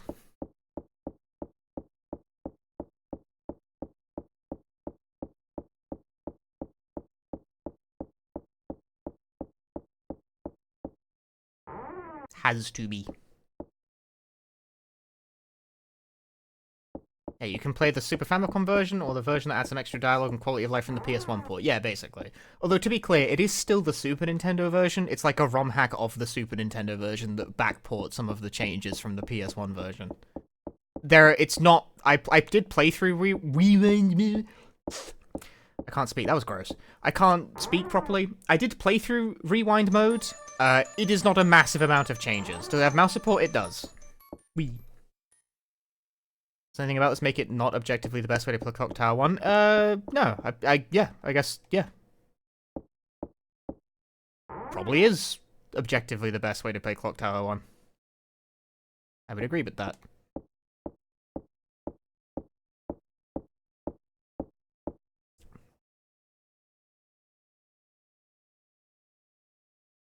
I mean, honestly, Clock Tower 1 mostly just has good versions. Like, I don't think there's a bad way to play Clock Tower 1, and this isn't, like... This isn't changing that. It's a perfectly good way to play Clock Tower 1. Now, currently, right, I wish to caution the viewer, which is that currently rewind mode is kind of broken, unfortunately. Ending QTEs are bugged across the board. Original mode works fine, but on rewind mode, when you get to the ending, the bits where you have to mash to not die don't fucking work, and you will die the first time. You gotta watch the ending, die, hit continue, watch the ending again, and then it'll work. But it won't just work the first time. Reason? Dunno. It's only rewind mode that does it. Igdisis was complaining about that, Swordfish was complaining about that, so, like, it's not just me. This is a noted issue. Ah.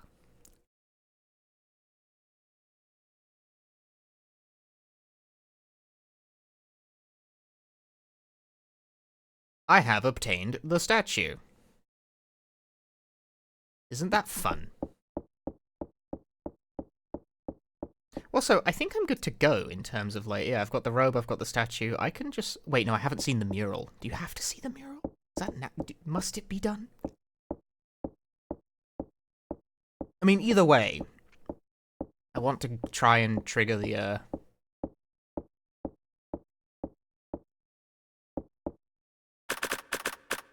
Sorry, I want to try and trigger the appearance of the hallway scream.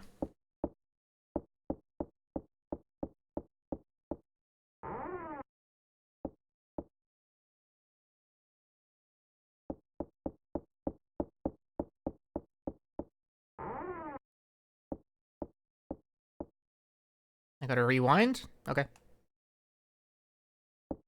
Oh.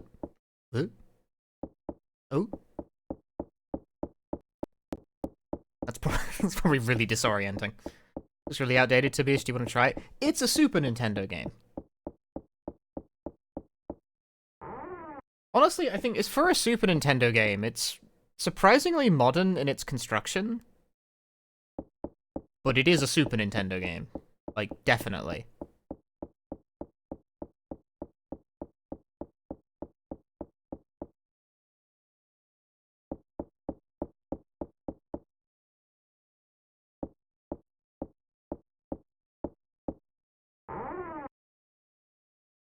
So if you do in fact have a distinct aversion to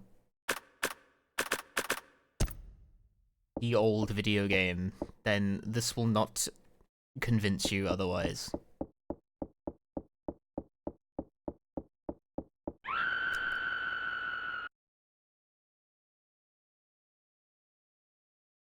It worked. I got the scream.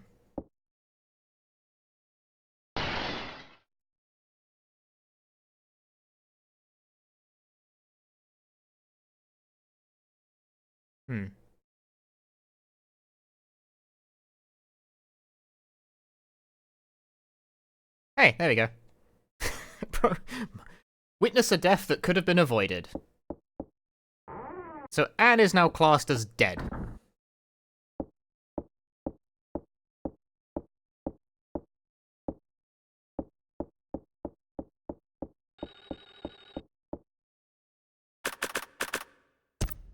But for my purposes, that's great.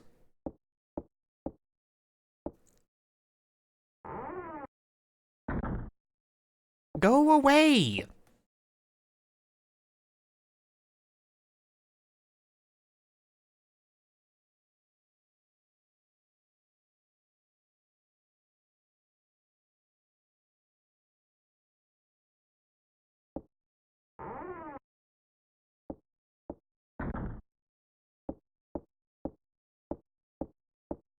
I want the key in the room.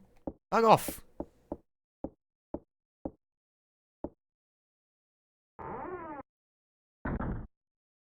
There you go.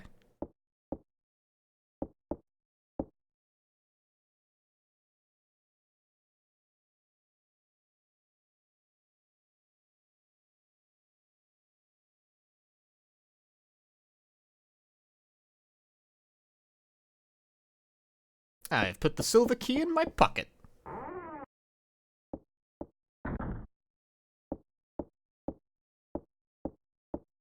Okay, so now the only ending-related achievement I'm missing is... brain fart. Witness a ghostly encounter.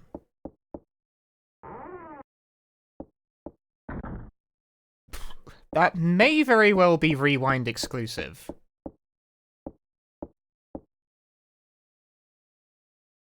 There is a key. Solid observation, Jennifer. So now we can get ending G by driving away. But Punchy, you already drove away. You get a different one if you wait for all your friends to be dead first.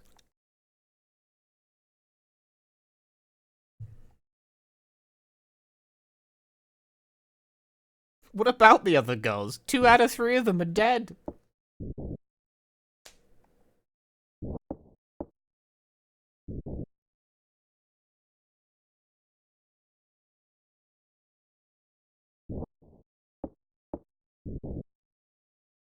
At least apparently it's how that works.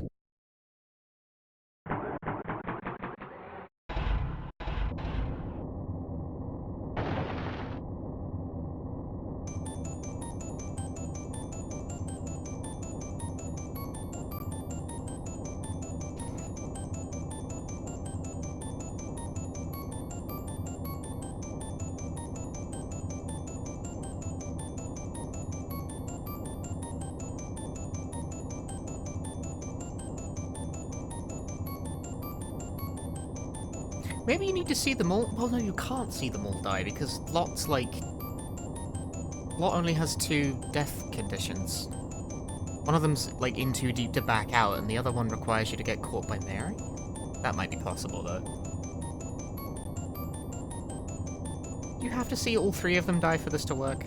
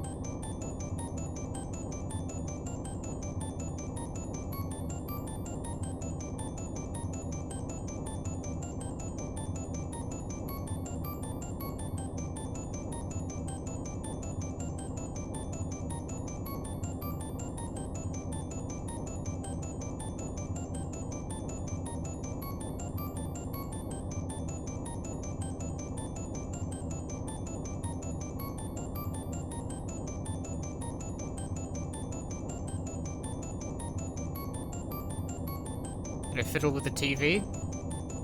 Ah, I haven't.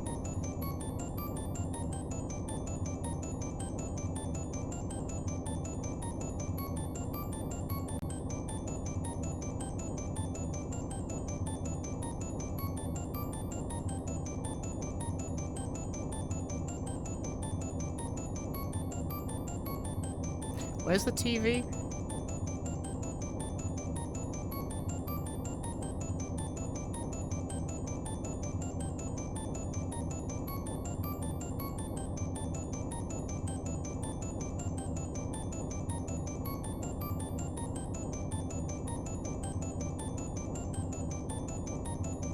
In the room with the box that may have the key. Aha. Aha.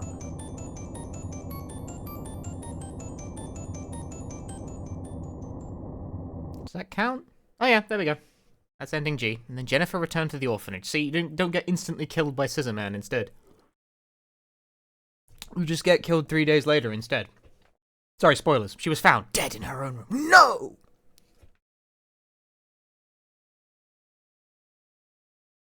Damn.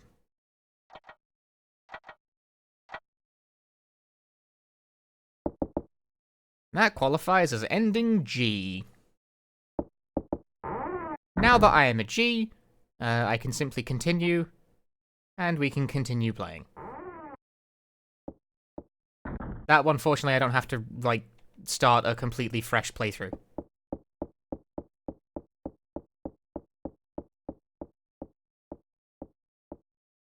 Can be on me way.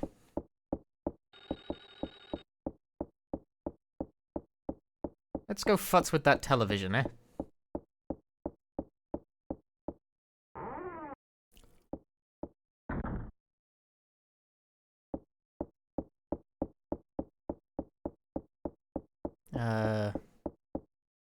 This room, right?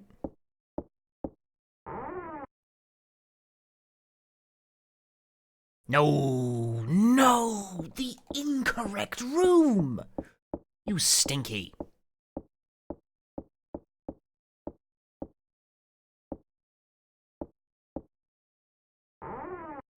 I think it's funny that ending just says, you know, she went back to the orphanage. 3 days later, she was found. What do you mean she, like... She went back? Like, I presume she told someone, it's like, you know, hey, you got adopted. Why are you back at the orphanage? Oh, you know, people started dying, so I left. Are you a ghostly encounter?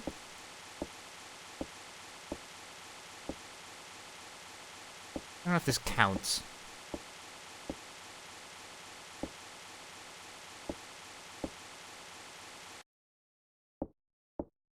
No, that wasn't it.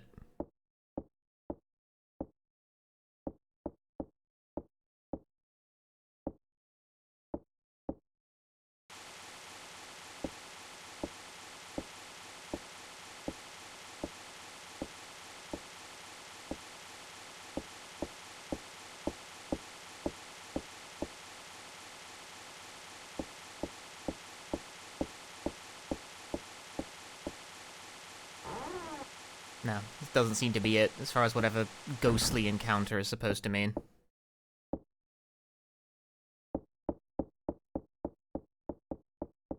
I suspect it's bathroom related, personally.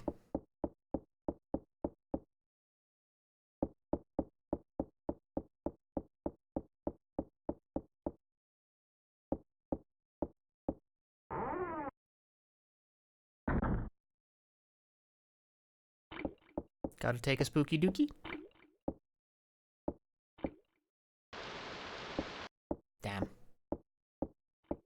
The water seems to be running. Cause someone said the achievement image is apparently, like, of blood coming out of a faucet rather than a tap.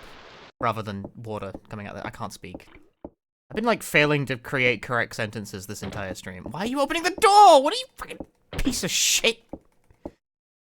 Get over, you twat. I didn't ask you to do that. That's why you're doing it.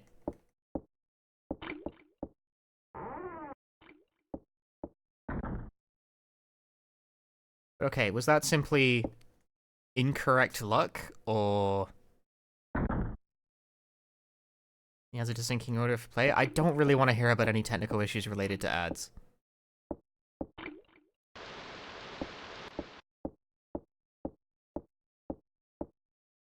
I cannot help you. Utilize the options available to you to either block them or subscribe to the channel. I do not like them any more than you do.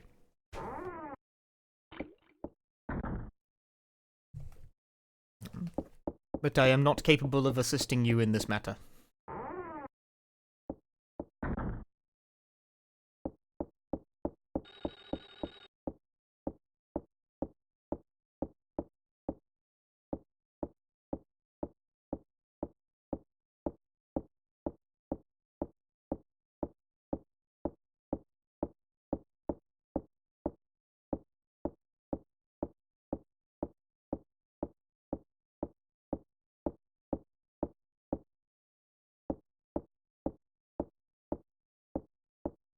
Does Demon Idol Route need to go into the study at all to look at stuff?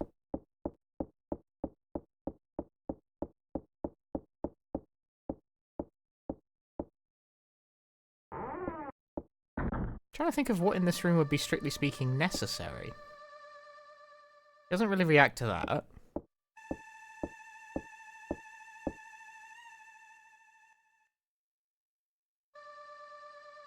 This is the shelf, and she won't interact with it because this is Demon. Do you not need to be in here on Idle Path? I don't think you do.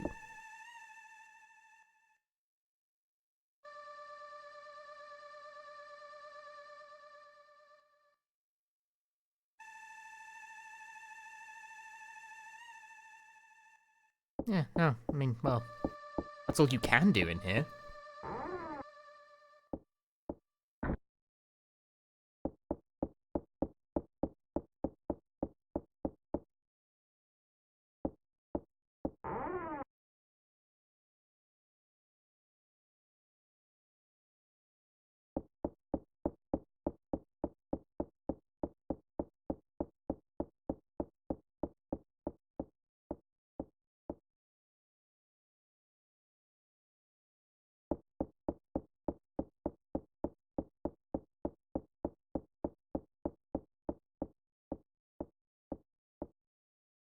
But like otherwise, I am primed to go complete the video game.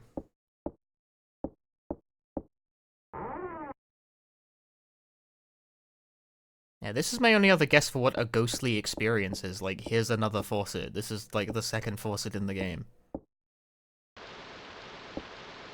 The water seems to be running. Isn't that nice? This might be... Why does she do that? Why does she open the fucking door after that?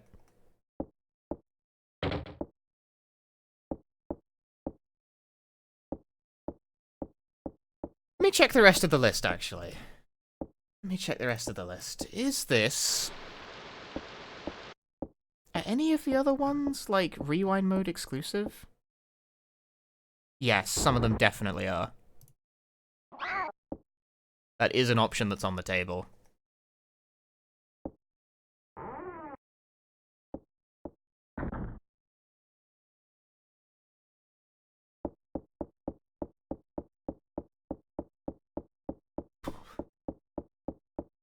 Excuse me, I burp.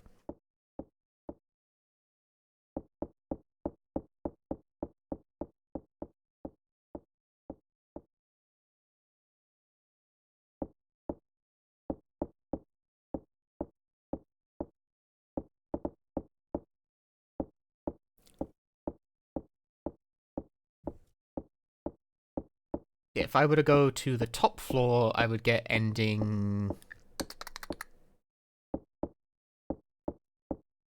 B, which I've already got, which I don't want.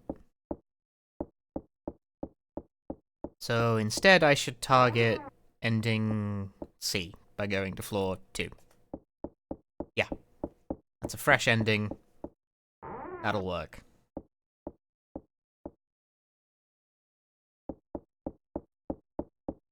That door no work.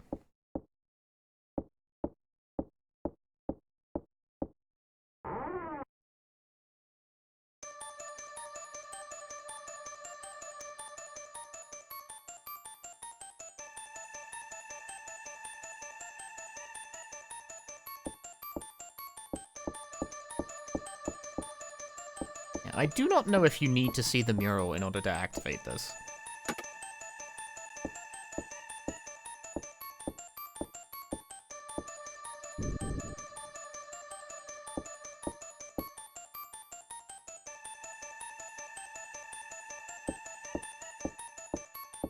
You do get bloody hands in that bathroom sink. But is it available in original mode or is it rewind mode only?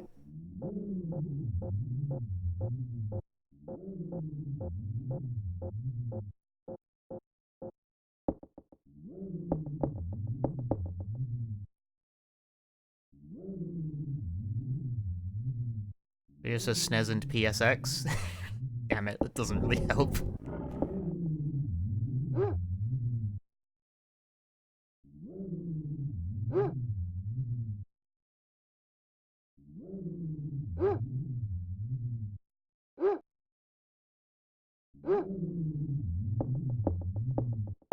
Ah, well. At least I'm on the right track.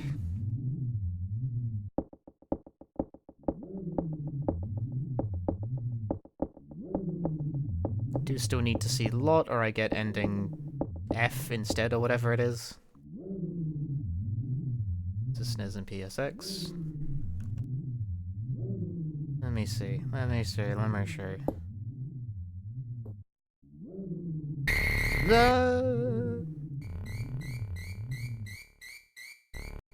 It is almost impossible to tell.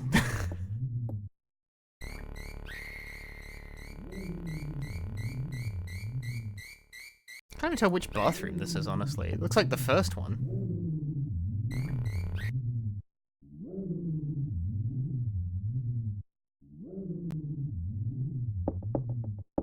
I'm gonna make the cautious assumption that that might be rewind mode only.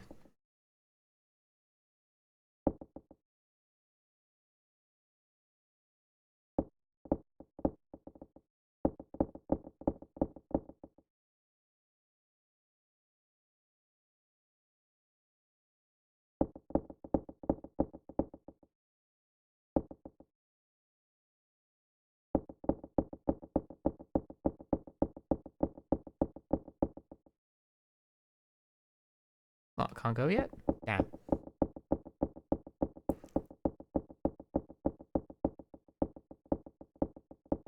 It shouldn't be? Well, I don't know. I'm asking you. I don't know if it's, like, available in the original game or not. I don't have, like, encyclopedic knowledge of... I tried both of the syncs and neither of them gave it to me, and I tried both of them, like, 3 times.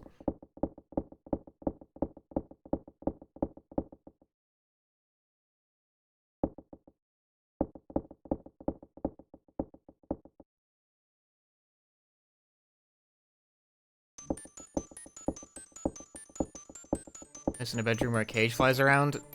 No.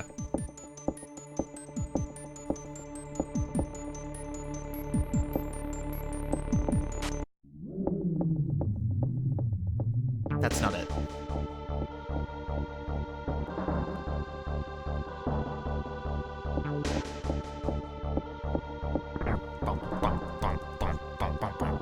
When do you need to start mashing for this? Like, I know the portrait's flashing right now, but this entire sequence is, like, canned, to my knowledge.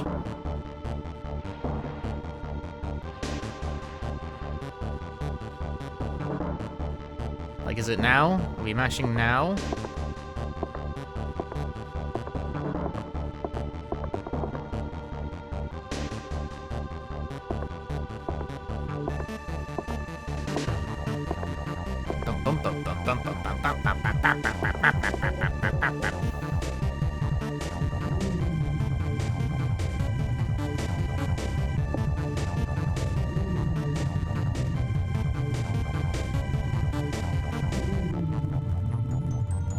Hope you guys are looking forward to...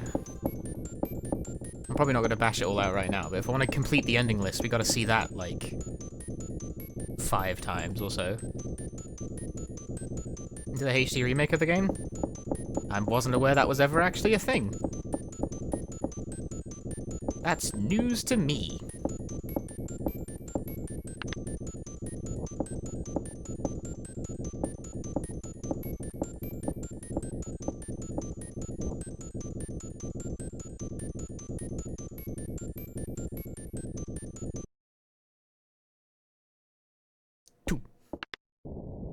It was called Remothered? That is a completely different video game.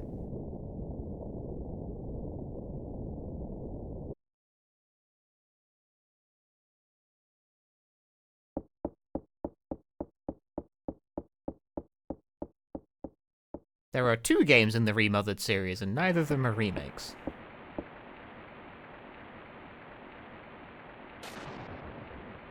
And they seem to say the sync scene is unique to PSX, but the TV scene is? I see.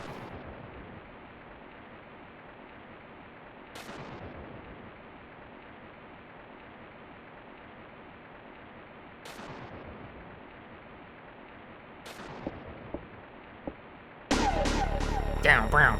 Yes, if I was playing rewind mode, that would have killed me. Because the ending QTs just don't work in rewind mode.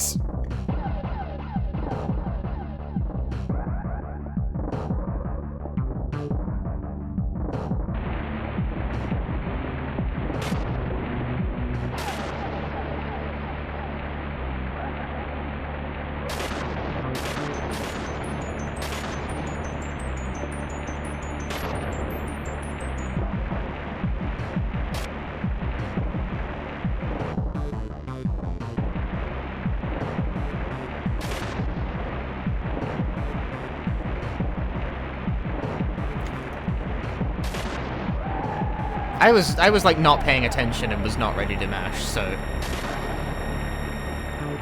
I mean, it still gave it to me. Like it's not like harsh at all. If you're even like kind of pressing the button, it's fine.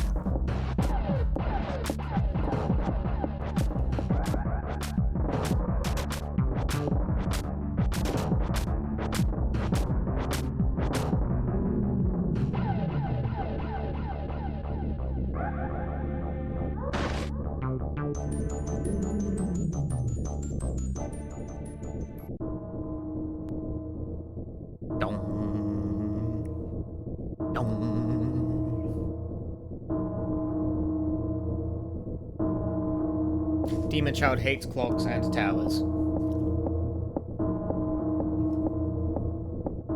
Mood, IMO.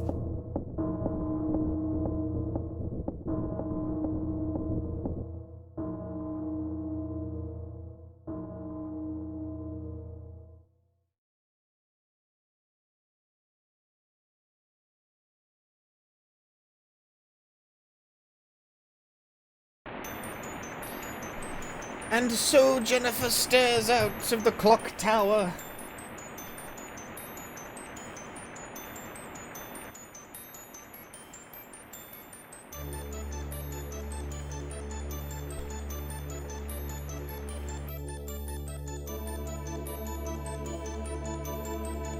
Did it. I did. Undo it.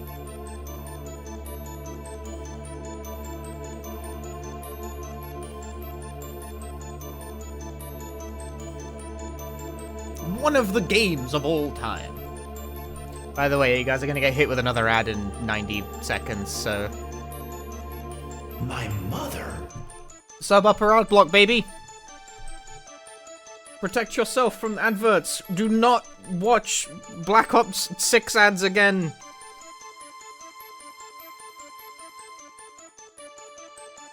Hey, Lanoon. Are we doing? We're doing. I do. We do? Yes. Doing? Very much a thing.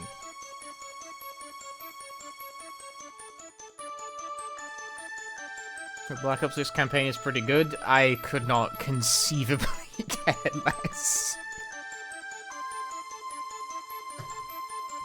There is no universe where that is like a thing that I go out of my way to ascertain.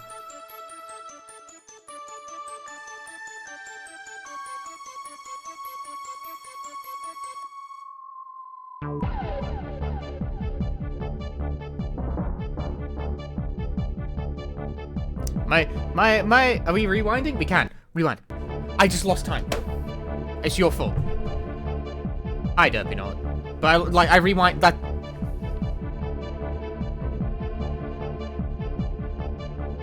Now I gotta wait through like 2 additional seconds of credit scroll.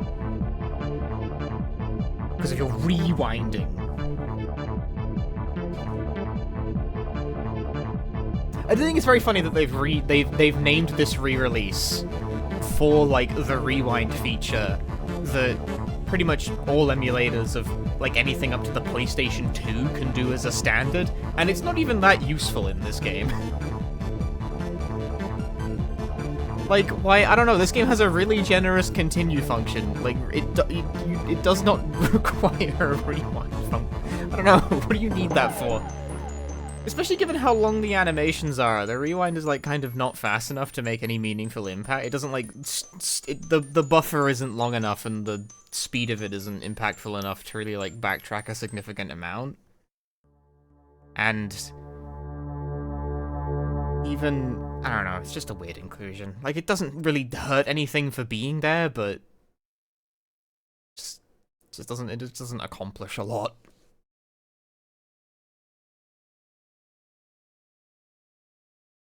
And the ads have started! Get owned, idiot! I don't want to hear no one complaining about whatever ad they got. You were warned. Save states are cooler anyways. You don't really get save states in this release. I'm actually surprised you don't, because that comes as a pretty like, you don't have save states, you have save state. Singular. Behold. Save state. Yep, that was ending C. A, D, E, and F, and there's no way to do any of those simultaneously. That is such ass. Ending A is don't go to the secret room, get caught by Mary, find Barrows, and then ascend to the end of the video game. Ending... I'm checking what endings. Yeah, ending A is get caught. You can do E and F and 1, not with the way this game works.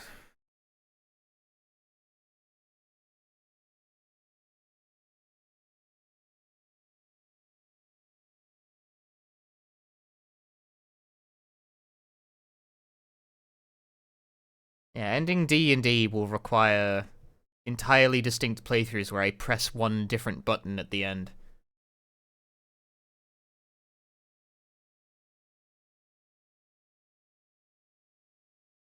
D and E might be possible in one go. I'm not sure when it autosaves. The thing about this game's continue function, like, look, I'll demonstrate the problem. So I just got ending C, right? By going to the second floor. Save the game. When I hit continue, I have been autosaved here on exiting the elevator to the second floor. Like, I cannot then choose to go back and go to the third floor instead to get ending F instead. I am locked into second floor. You need to run it from the top.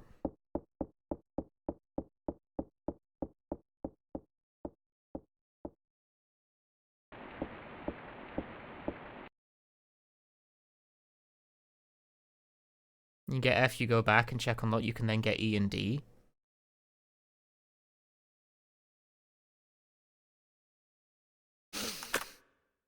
You're a clever kind of person. That's an idea. I see what you mean. I'm seeing the vision. I'm seeing the vision there.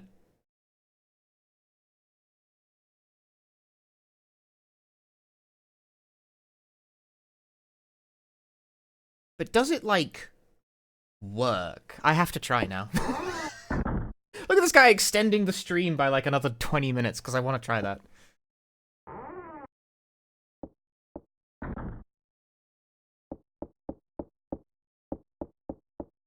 How dare you?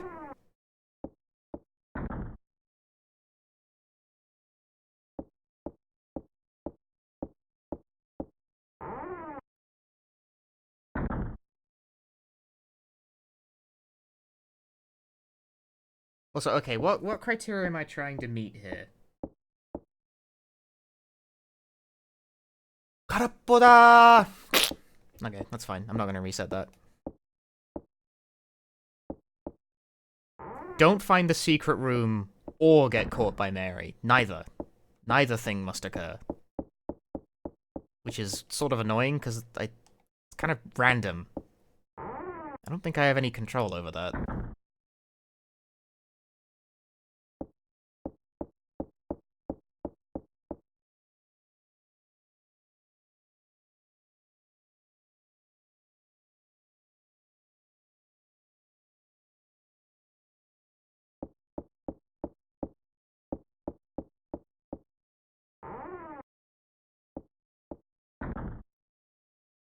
Nope, my portrait's glitched.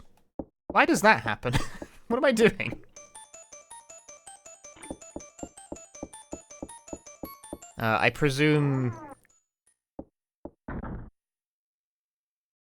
Yeah, so if I ignore that, then...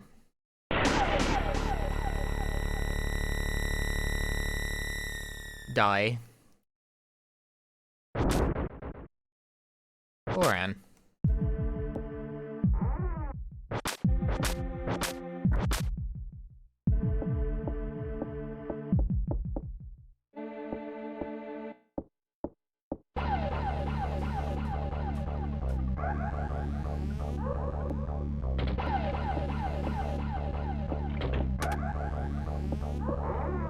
Do the pool scene and the show scene? What is show scene?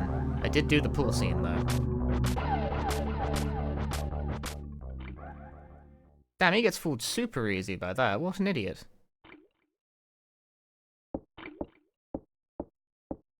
Yeah, okay, in order to get F ending, I need to not discover either...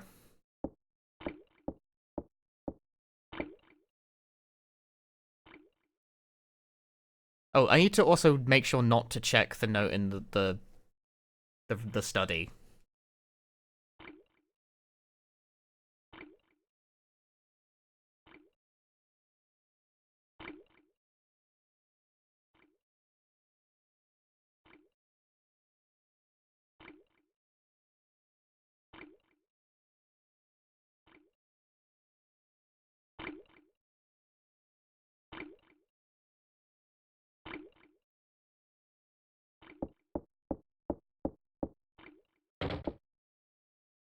Simply do not discover it.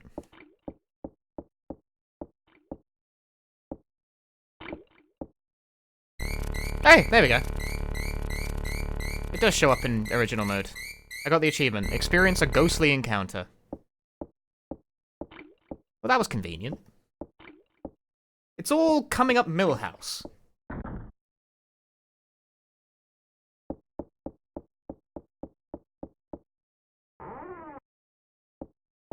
And with the water, it was bloody and gross.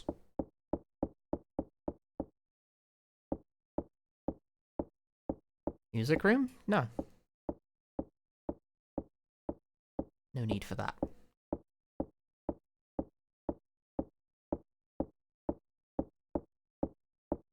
How's rewind mode? Fine. It adds a very small smattering of new things that the PS1 port had to the original, and it also... You can, like, run towards items by double-clicking on them, rather than having to run towards them and then click on them. That's nice. It's nice that it, like, works a little better that way.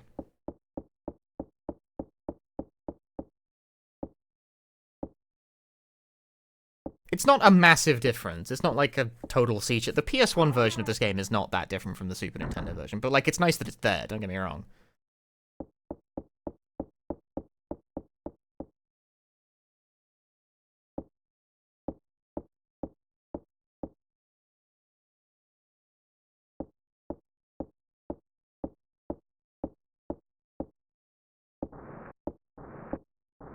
Yeah, need to not get caught by Mary in the study.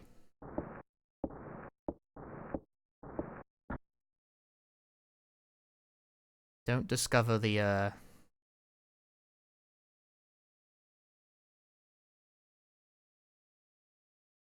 Don't discover the switches.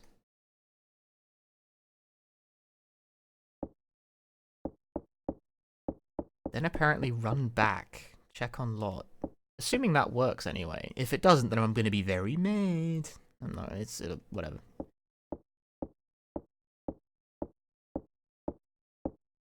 If it doesn't work, then run it back. The rope is unnecessary because we're not even going to go that way.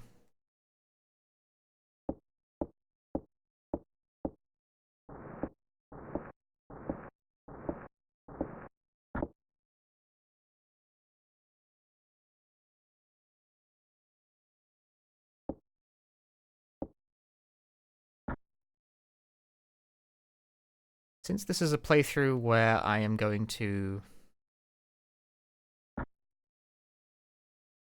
avoid, like, half the content of the game, this should not take very long.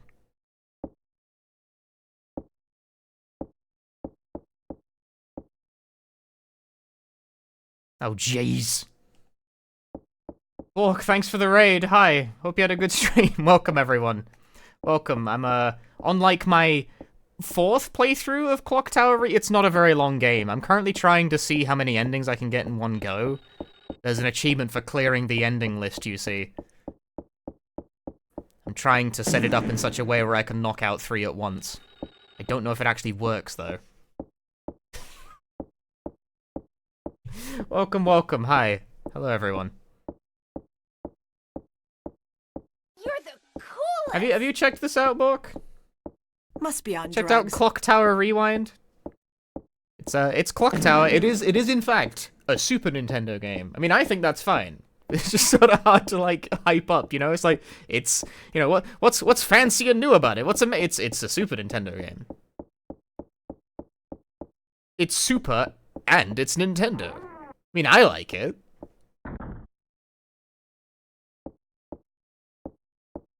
It says clock OA. If you play with the game set to 4:3 size, it cuts off one of the fucking letters. Let's decide. It does have that. So this game is 7 GB on Steam, and 6.3 of it are the animated intro and outro. It's on Steam, it's on Steam, it's on Steam, it's on PSN, it's on Nintendo eShop, it's on whatever the hell Xbox has.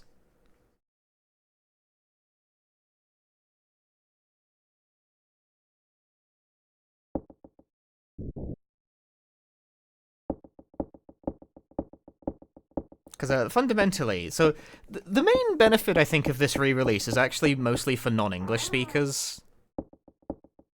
Because Okay, so this game was not released in English officially, but it's been English fan patched since 2001. Which makes it one of, like, the oldest English fan translations of a video game ever. Excellent, she's not here. It is random! That sucks! That's so asinine that it's random! Boo!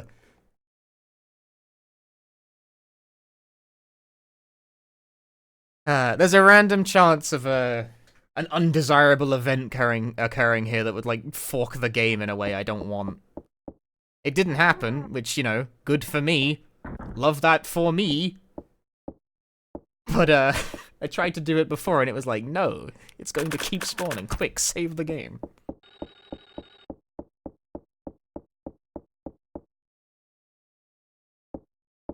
Oh, that means I can clear this really quickly. There's a really good Spanish fan translation. Ah! I didn't know there was a Spanish one. But this game has translations to French, Italian, German, Spanish, Korean, not Japanese because that's the original language, and 2 flavors of Chinese. I don't know how many fan patches existed prior, but I don't think all of them did. So for the people who speak those languages, this is the only way to play this video game.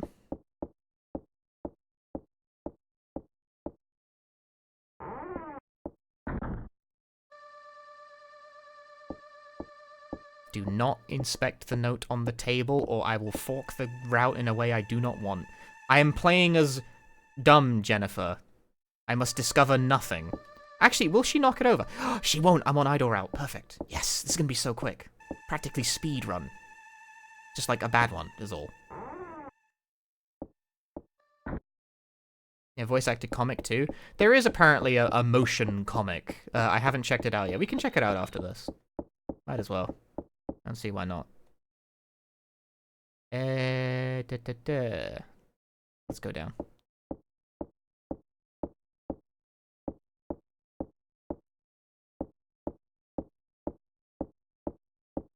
I think the only thing I need to find now is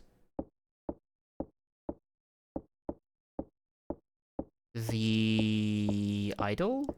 I need to find the idol, I need to find the ritual room key, and then I think I can just go end the game.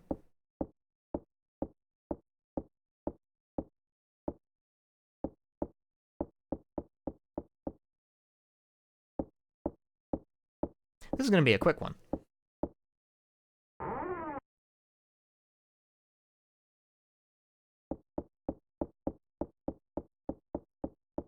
Don't scream, because I'm not looking.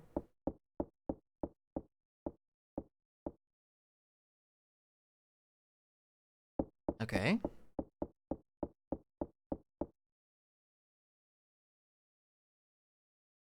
This door is fake. It does not exist. Of course. This is well known.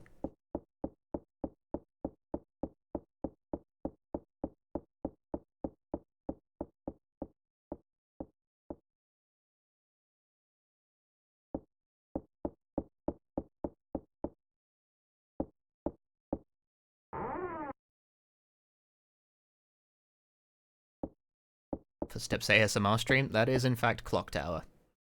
Even the PS1 games are like that. Just keep the demonic statue in a safe place. Good, good, good. Or just be once and got killed in the elevator at the end. That's the ending we're going for. The game class is getting killed in an elevator at the end as a distinct ending type. And that is what I am gunning for.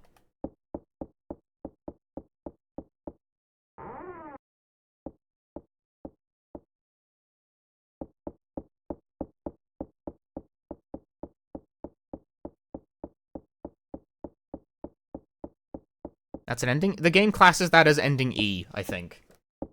Also, for my Clock Tower, I hesitate to call myself a fan, I guess, but I have played all of them. Like here's Clock Tower Super Nintendo, here's Clock Tower 2, and here's Clock Tower Ghost Head. All JP version now that I think about it. Imagine my copy of Clock Tower 3. It's over there, but I'm not going to go pick it up.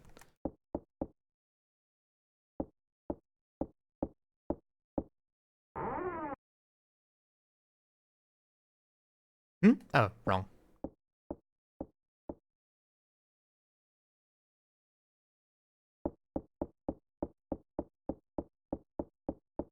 I was gonna learn the run of Clock Tower 2 and Ghost Head at some point. I might still do it. I reserve my right to do that at some point. Why not? Just not 3. I'm not learning 3's run. Yeah, this game has 9 endings. We have acquired, I think... not this room. We've acquired, I think, 4 of them? 5? Go for the meme ending in Ghost Head. No. Ghost Head has even more endings. Those endings go from, like, S to M or something. It really goes overkill on them.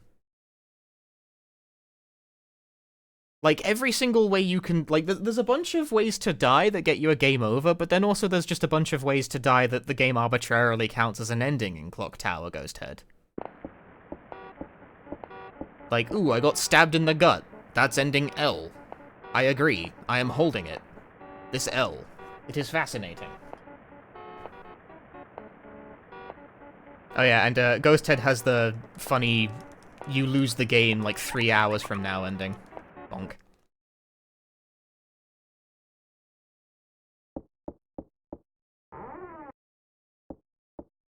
Clock Tower 2 was released as just Clock Tower in the West? Yes, correct. It did the confusing thing of just not using a number.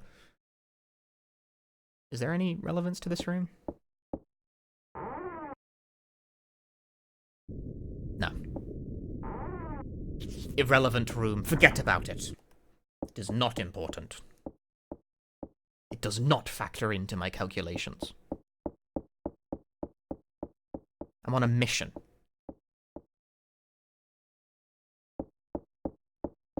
Yeah, it did the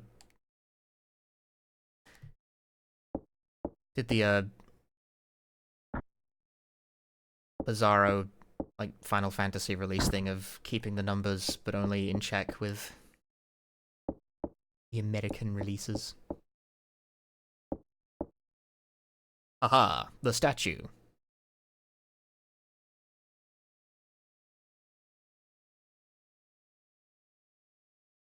You've obtained the statue. Love that for me.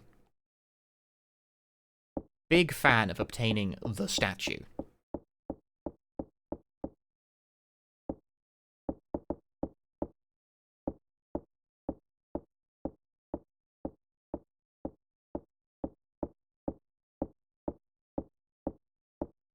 And with that, I have everything I need to just go to the end of the game. Statue, robe, perfume, yeah, that's it. That's everything.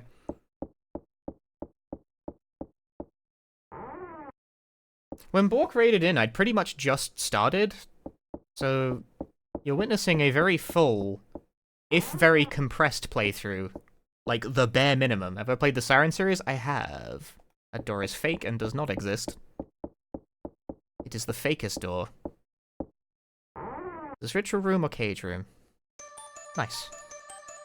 Lucky.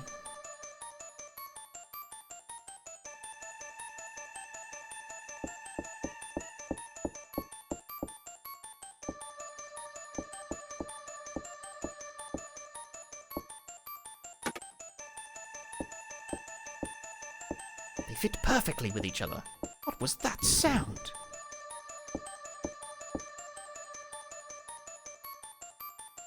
I've played Siren Blood Curse, I didn't finish it. I've played Siren 1, I didn't finish it. You know, it's like a theme here. I haven't played Siren 2. I didn't finish it. Because I haven't played it. Anyway. I never got around to 2. The main thing, Siren games are like really hard and they don't entirely gel with my brain. Also, a problem I had with Blood Curse is that Blood Curse runs like shit.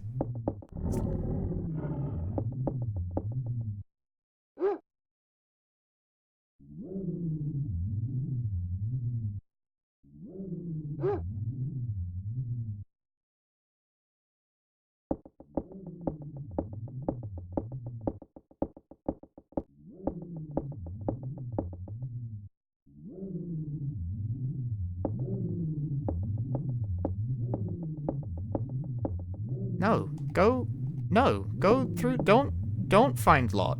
Don't do it. Why does she do that? She really wants to go find Locke. Like, the game tried to stop me from making a mistake. No! Never interrupt your enemy when they are in the process of making a mistake. I am the enemy right now.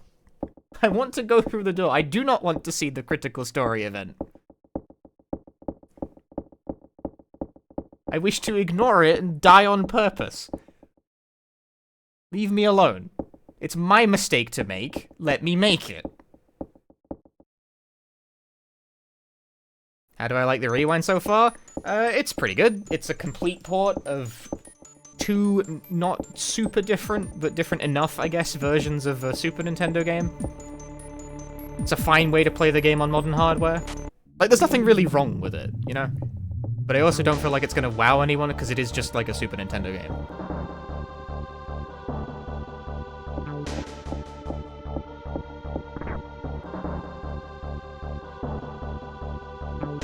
Like, I knew that going in.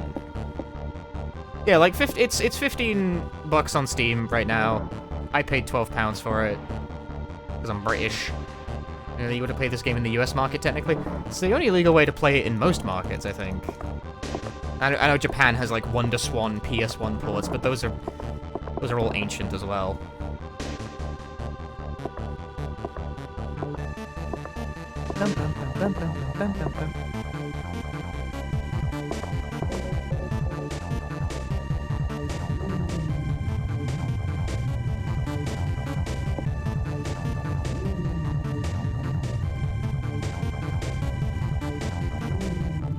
They made a port of Clock Tower 2 as well. Yeah, you know, it'd be nice to get ports of all of them. Why not? I'm sure they could, like, the Carbon engine, so it is called, can do PS1 games. There are a bunch of, like, Carbon engine-based PS1 re-releases. Anyway. My mother? Your mum.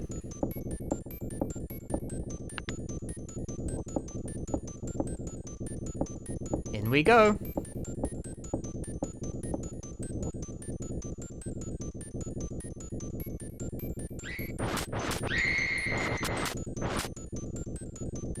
She tripped.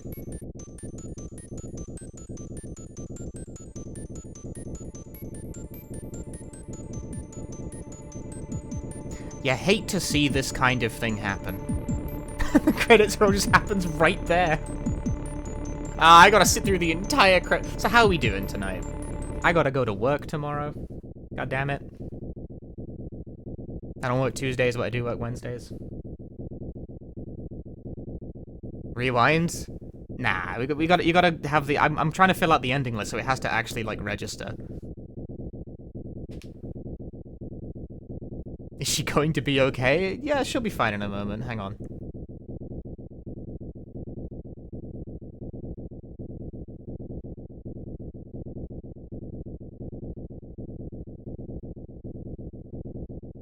And speed up the credits, can you? No, we've paused the credits. That is not speeding them up.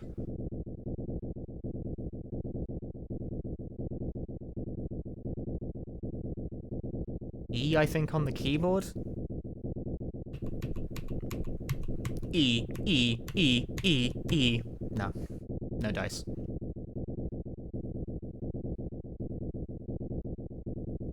I'm waiting for her inside the elevator? Yeah, Scissor Man.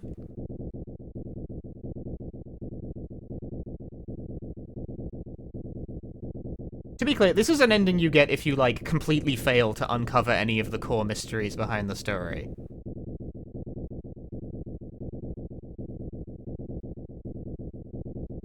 You have to, like, this being said, the way the game autosaves does force you to take it from the top at this juncture, but then again, Clock Tower is not a very long game. This is the go back and do it properly, dumbass kind of ending. Albeit, the cause and effect are not incredibly clear. Like, why does not discovering anything cause you to die the second you get into the elevator? No reason, really. They just don't want you to get a real ending without seeing the story. How big is the difference between this and the PS1 port? Not very much. The PS1 port isn't incredibly different. And Rewind Mode backports most of the changes made to the PS1 version into the Super Nintendo version, making the difference even less even less apparent. Like, the PS1 port was essentially the Super Nintendo version on a PS1 disc.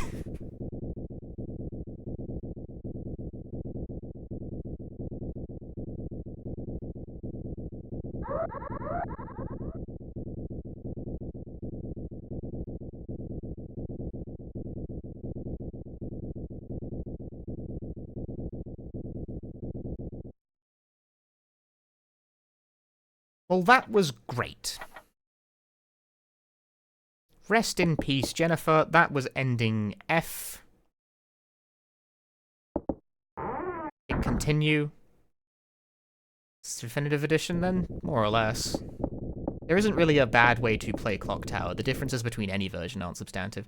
Now, apparently I can go back at this juncture, and then go find Lot, which will enable me to get endings D and D. As suggested by chat. Yeah, it does work. Damn. What a smart guy.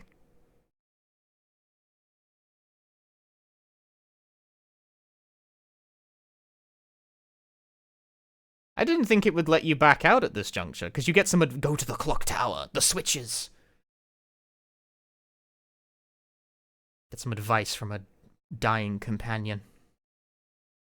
And this will cause me to not die instantly when I get in the elevator, which... okay? It's one of those. It doesn't... This game also has, like, a quantum logic for character death. I got S-ending by, when you walk through a certain hallway, you hear a character screaming, and if you look out the window, you see them being murdered. And one of the criteria for the ending is to not have that character die. So instead, what you do is you just don't look out the window. So if you don't see the murder happen, it's considered as not having happened. So they get to live instead.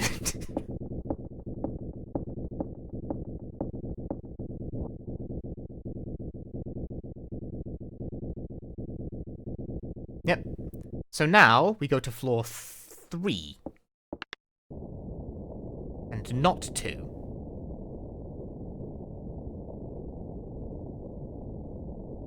Because the game has autosaved when we entered the elevator. It autosaves on room transition. You see, the elevator has stopped. No! We are trapped! Die! Stupid! The game considers that also a distinct ending.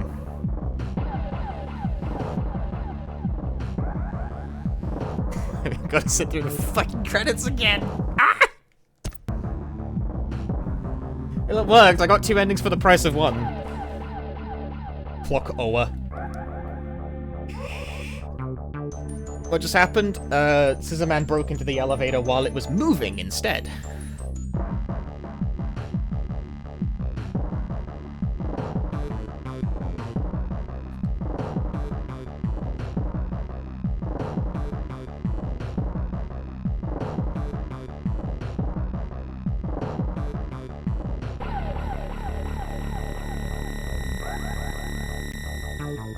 Yep, I'm gonna sit through the credits again while, it's very arbitrary for an ending. Yep.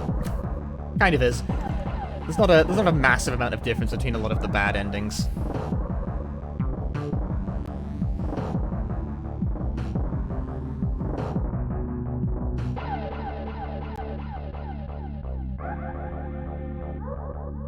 So, you guys wanna talk about boys? Any dreamboats lately? I don't know what the fuck I'm talking about. Do you even get to explore the 3rd floor via the elevator ever? Yeah, if you complete the prerequisites of getting a good ending, then you can go to the 3rd floor. In fact, you have to go to the 3rd floor to get a good ending. But only if you've seen the correct... If you've completed the conditions for getting a good ending, you must go to the 3rd floor, otherwise you get ending C instead. If you go to the 2nd floor, you get a worse ending always.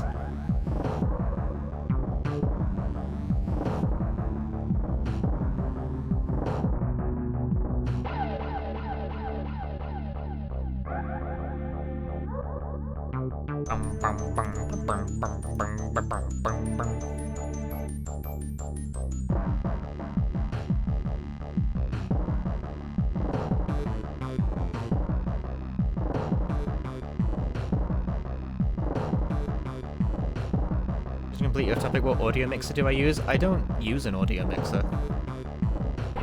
Do you mean interface? No, you mean mixer. I don't have an audio mixer. I just use OBS.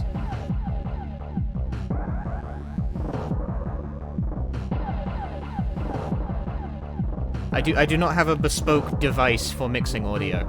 I just use Open Broadcaster software's like built-in audio mixer to do the streaming stuff. I don't have one myself.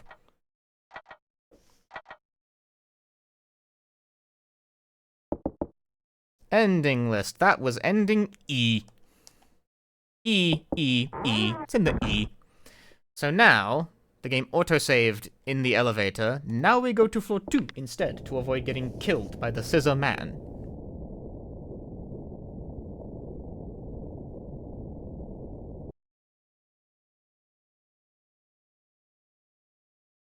So the game has now This is why I did it in this order.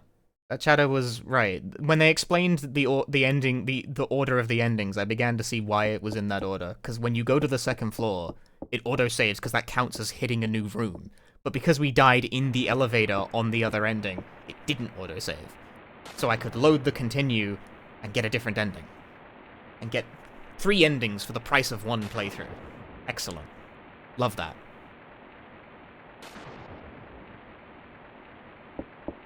See, we never uncover the truth, so we don't know that Miss Mary is bad news. And so you die!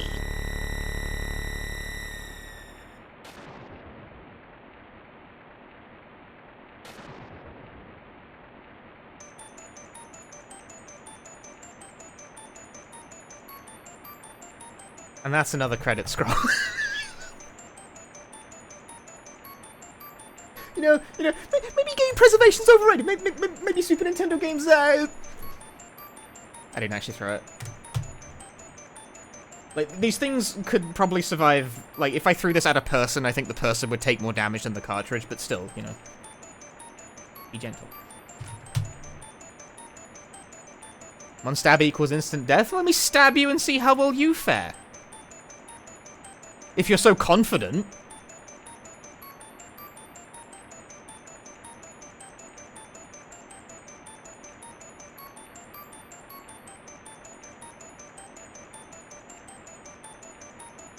For legal reasons, this is a joke. I do not want to see it on the front page of Kotaku, like, tomorrow. Crazed streamer threatens to stab his audience.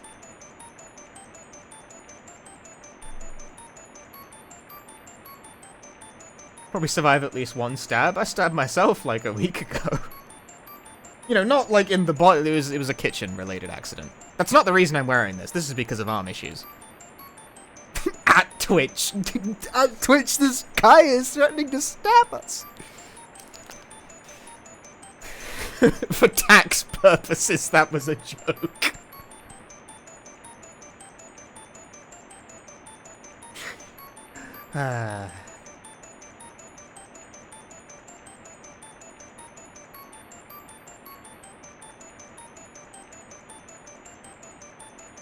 In this stream, we are all family.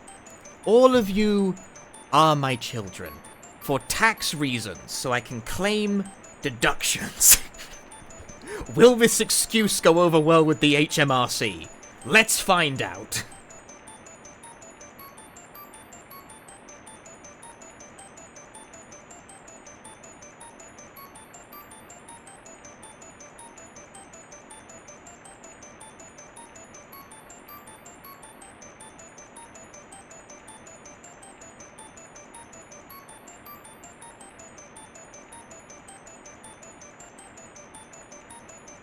I've been selected for a random severe order. I live in fear.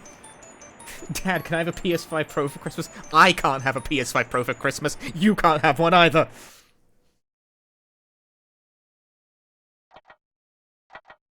Alright. So now, the only ending absent is ending A.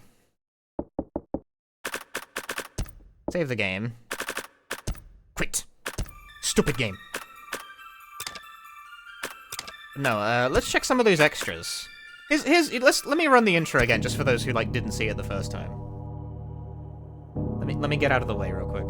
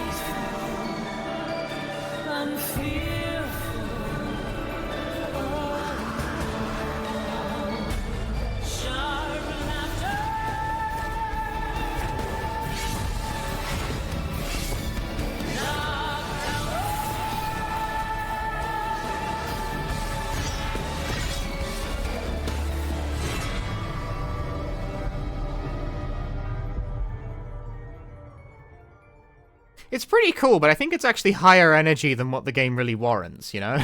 Like, Clock Tower's a pretty humble production. Anyway, here's, end credits? Does this also have an... Okay, this is interesting for different reasons, actually. Yes, I am going to make people look at credits. Yeah, see this animation here? This is clearly Jennifer's, like, regular walk cycle in, like, a HD style, right? Can you even hear me over this fucking loud-ass song? But, like, that's clearly Jennifer's walk cycle. Like, it seems to me like they were trialing a HD remake or something.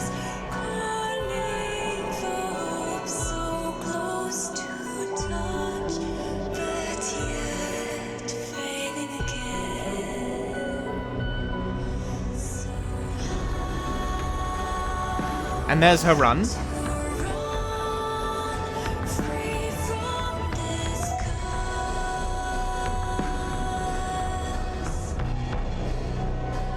Like, it seems to me like they were... Like, why would you have HD sprites, you know?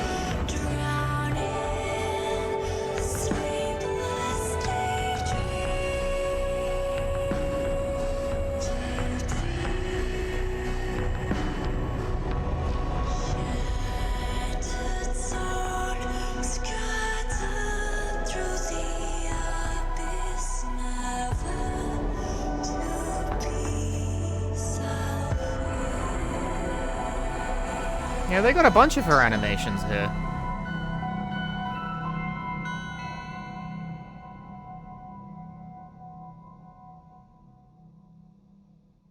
Yeah, they had, like, all of her basic animations in, like, a HD style. That really indicates to me that they were angling for some kind of HD remaster. Motion... Let's see what all this crap is. Motion comics? Ah, there's more video.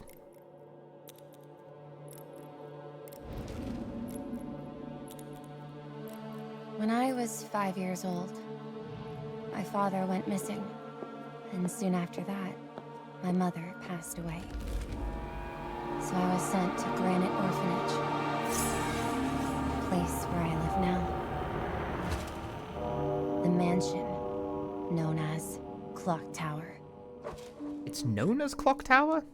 We're so lucky to live in a mansion like this. I'm not so sure about it. I think it's really creepy. But it's still better than being in an orphanage, right, Jennifer? Must be on drugs. I think it's strange that the owner of the mansion hasn't shown up yet. And we still don't know why we were all adopted. Because Mr. Barrows loves helping children. And you will get to meet him very soon. Ooh, the eyes in the background. Come, girls. It's time to go to bed and get some sleep now. So, these comics... These were not produced for this game, right? Like, they're a thing that's existed that they've put in the game. What about... Those are neat. I don't think I want to broadcast all of them in a row immediately. Here's an interview with Hifumi Kono. What is Rewind Museum? Oh, they have the instruction manual. Oh yeah, here we go. They're in the manual.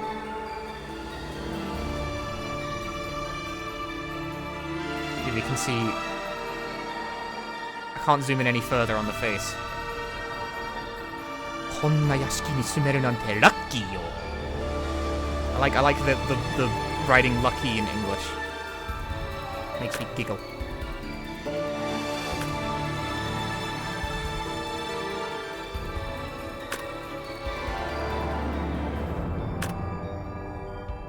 Well, it's cool they translated this and, oh, this shit's upside down. I can't flip it upside... No! It's cool they translated the comics, at least, although it doesn't seem like they've translated the book.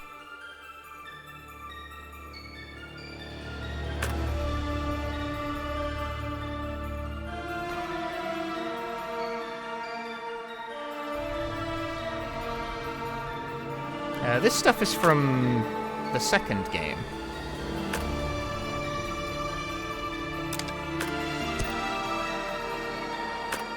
What, the like the whole wait, the strategy guide is in the game?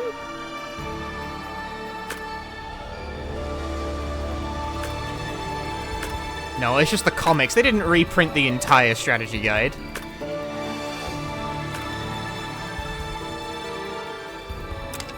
Damn it. Get you some high-quality box scan. Manual. That is this the entire manual? Is 7 pages? Damn.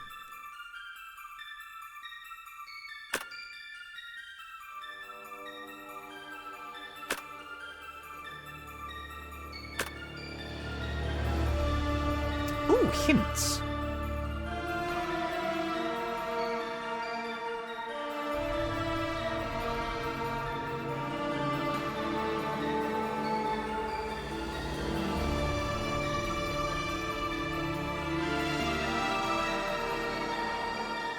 The hint 3 is basically, make sure you get all the information, don't just go straight to the end, like noted. Okay, commercial sample demo is novel. I think I can bring myself back on screen now. Hello.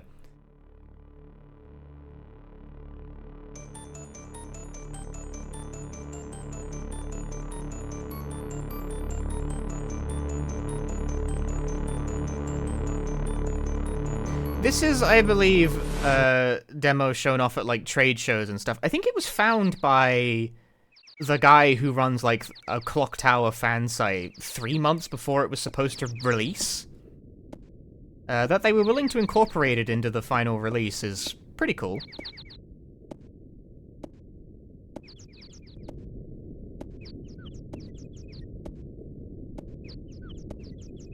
But it has been left in This is all the same, as far as I know. This has all been left in Japanese.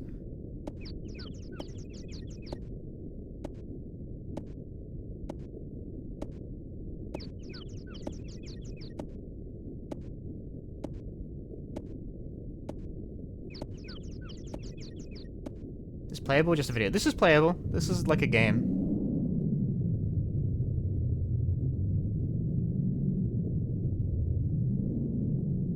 It is the playable demo that they took to trade shows to show. I think they took it to trade. I'm not actually sure what this would have been for. Would it have been for trade shows? Clock Tower. There you go. Sample game 1, 2, or 3.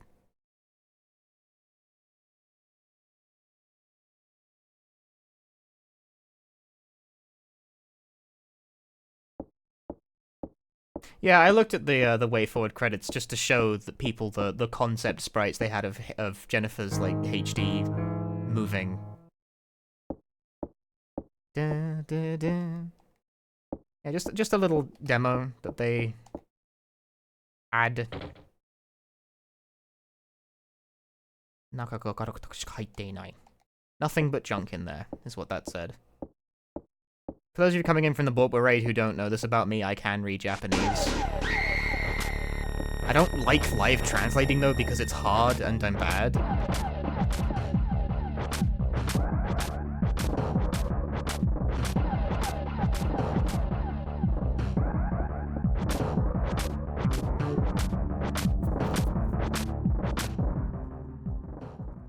They are pretty short samples. Leave the room, that's it. That's your lot. Nah, I don't need to be in here. Let's go see what's out. The samples are, small.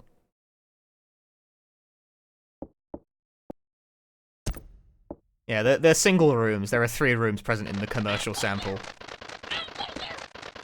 Ulmu? Parrot in Japanese is Ulmu, and I have never understood why.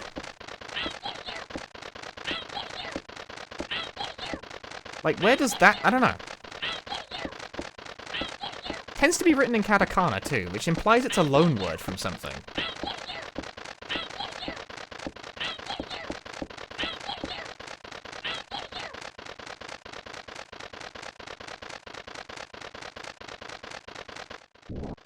I have destroyed the parrot.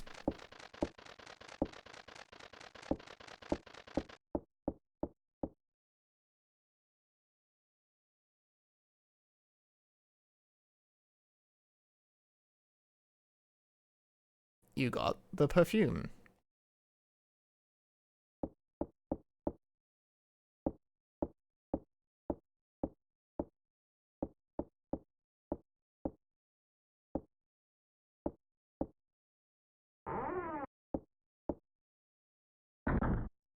And that's the commercial sample.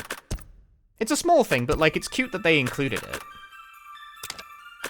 There are some, like, neat extras here. Oh, we can play the full version.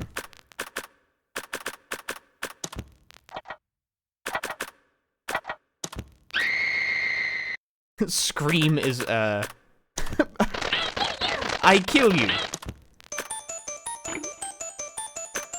Yeah, you got the music play. Anyway, run it back. We're only missing one ending, and I think this is the last achievement I need, is to just get this last ending, so... yeah, it is. Let's just run it back. Let's run it back one last time. Just cap it off while we got the chance, you know? Might as well.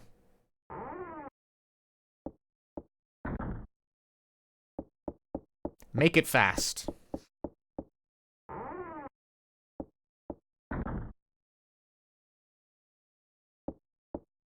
At least I would like it to be fast. Yeah, clock Oa. If you play with 4x3 mode enabled. Like, let me explain what's going on there. The screen size, there's stretch, which makes it, like, wide and awful. The screen size full, which takes it to sort of its... I don't know, it's not really, like, is that really native resolution? It's a bit bigger than that, I think. Regardless, that's what makes it, like, fully visible. But it also makes the game, like, a touch smaller. There's native ×2. Which is native ×2, but that's even smaller in the middle. And there's 4x3. Which makes it touch the borders. But it also, unfortunately, gets rid of the, half the logo in the corner. I can change the borders, but the other borders are kind of weird. That's from the comics. That's like a still from the intro. This one's relatively tasteful, I suppose. This one is a bit macabre for my liking. And this one has the same problem.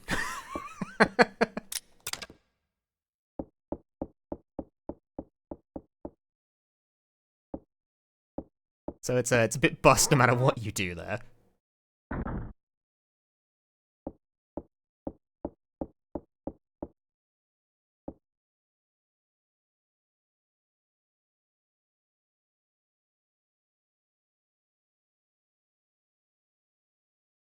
You've obtained the perfume.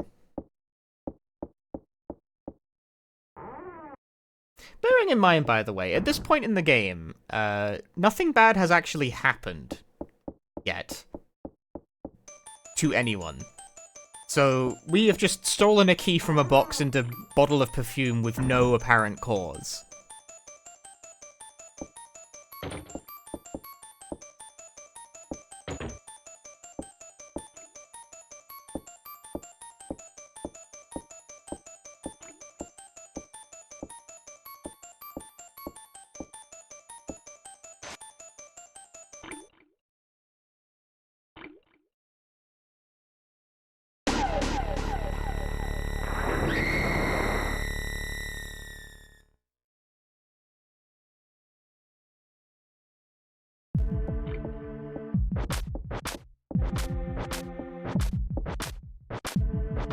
I think people who are not familiar with Clock Tower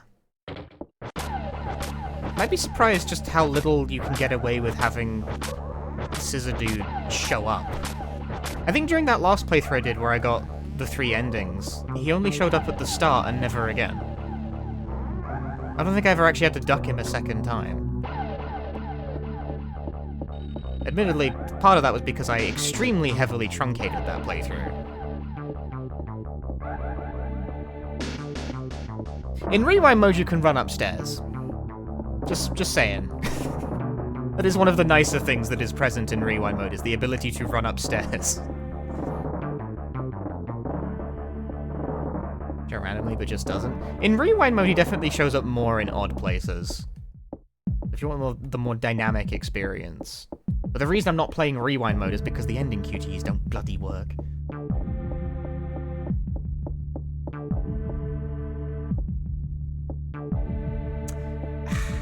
Scroll!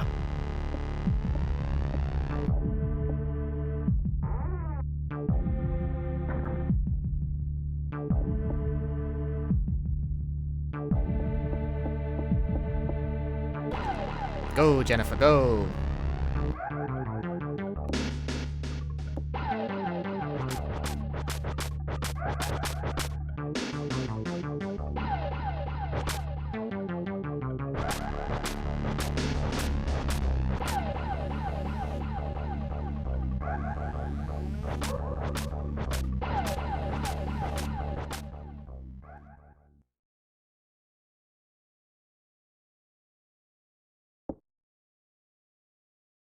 And now she can't get over there.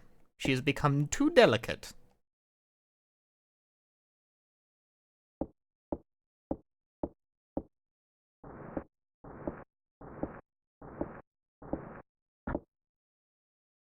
She doesn't, if you're wondering, why did you climb back over? Stupid, I don't control that. She just does that herself. But we need to get back here because I need the robe. You always have to pick this up. This is in fact necessary.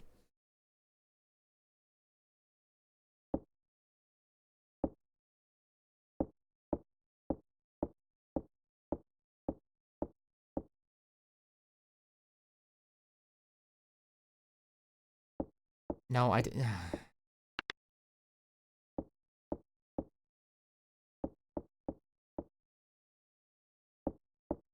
The key was in the box, right? I got the West Wing key already. Like, I'm good on that front. I feel like I've replayed this game enough this stream alone that I probably could quite comfortably start picking up the run. I know where everything is now, that's for sure. My transformation into a low-budget version of Ecdysis is truly complete.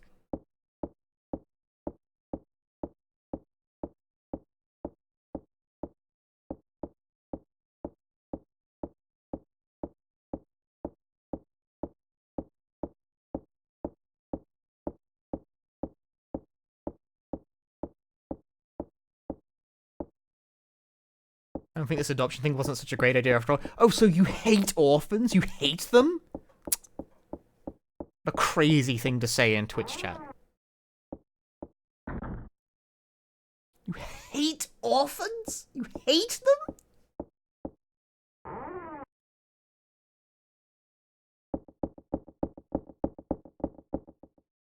Give me the ham.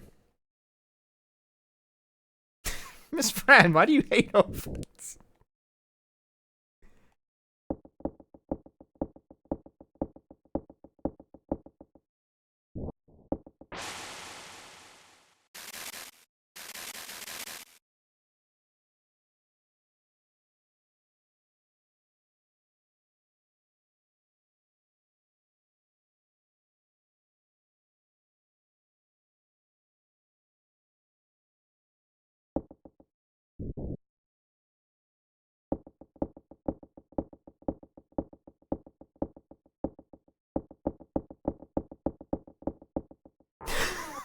Orphans know what they did.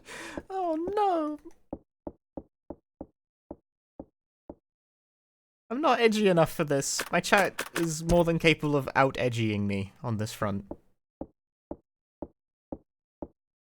I can't keep up the bit for slot. Wait, what? Did I not? My stupe? Didn't I get the key?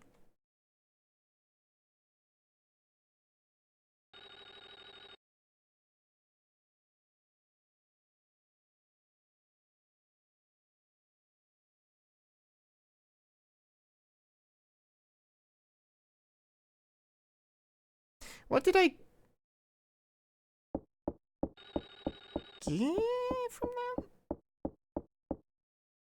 Or is either the silver or gold key? I had no idea. Damn, that's the first time I've seen that randomized. I didn't realize it could be flipped. Ow. You pick up the key, it's automatic, yeah.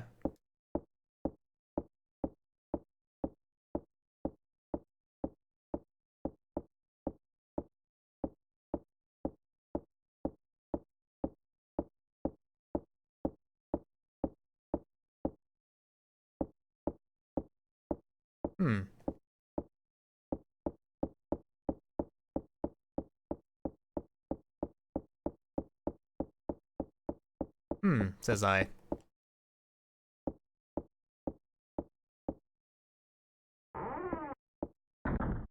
Yeah, oh!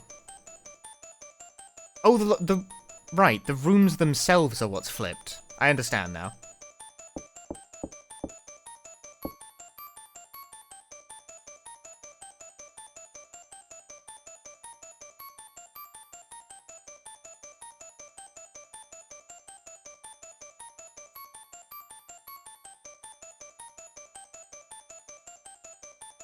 No, this is good. This is what we want.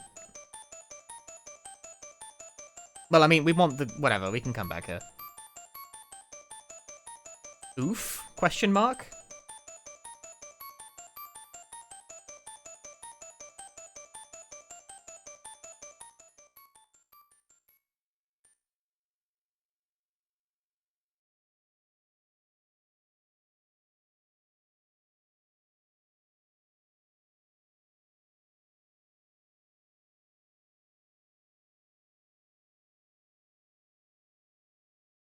What is this?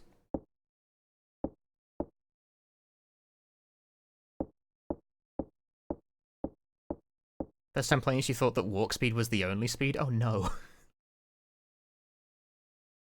It would take so long to get through. Ham. Why is there like this weird green blotch going on here?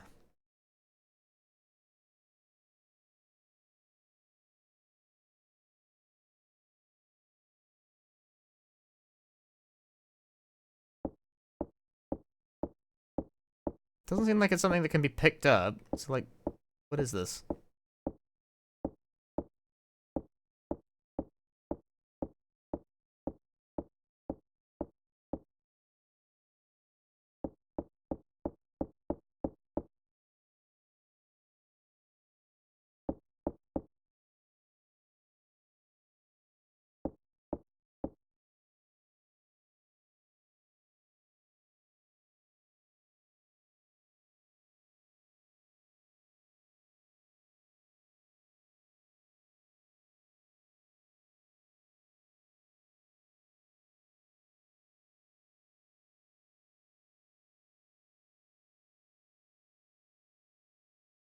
Green pea. Somehow I doubt that.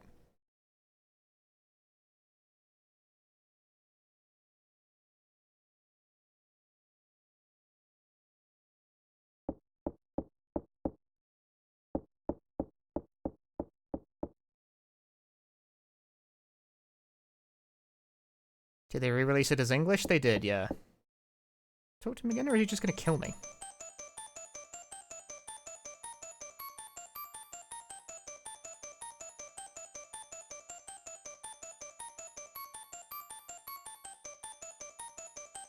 Game, what's the main difference between the original and this? No difference, fundamentally. It is the original.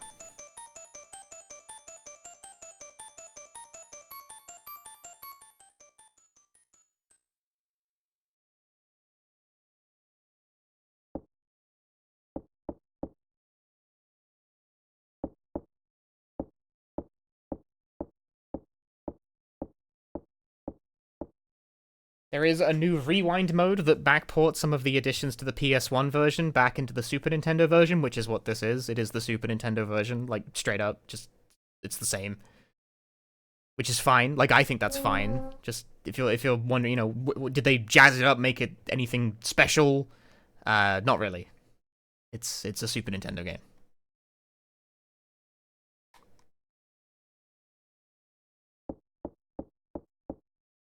Look inside. Super Nintendo game.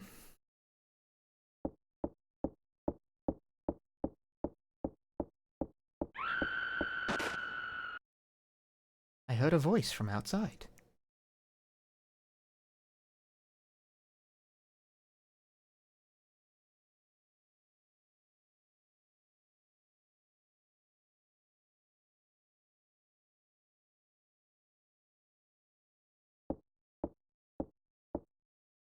Gonna clocker one. Clock tower! Got him. Yeah, we heard a scream, but we didn't see it, so... Never you mind.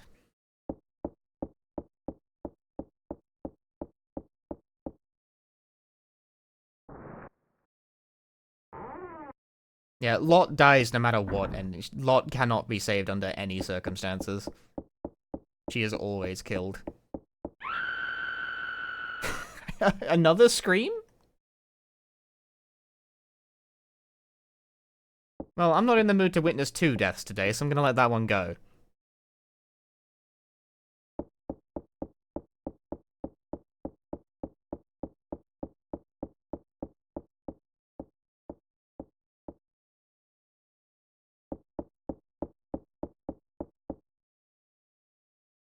This door is fake and does not exist.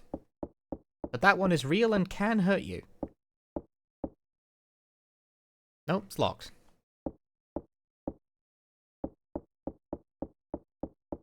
Wait, I'm on the bottom floor.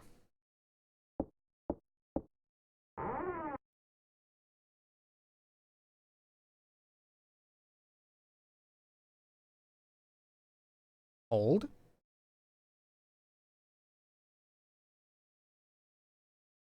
Wait.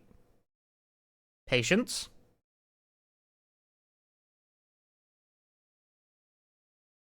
No. It's idle. You can tell whether or not you're on staff route or idle route by whether or not one of the ceiling tiles in that room falls if you wait about 7 seconds or something.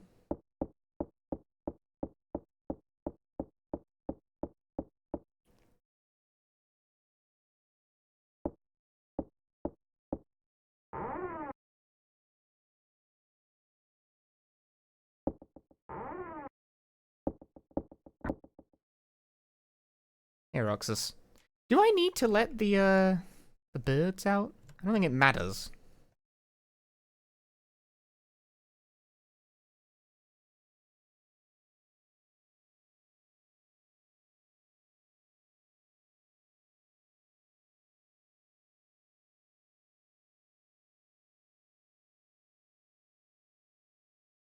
No, it does matter.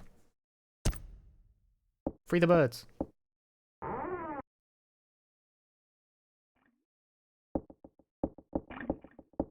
Has the game received any bug fix patches? No, it's brand new. Like, it just came out. It released today.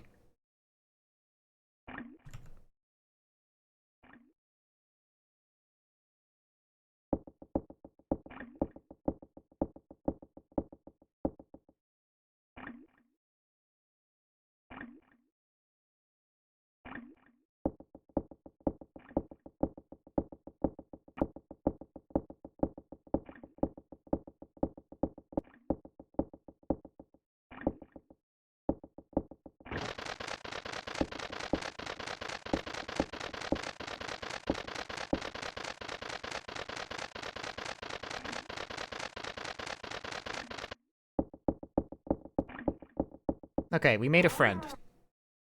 Very important, that. Where's the library?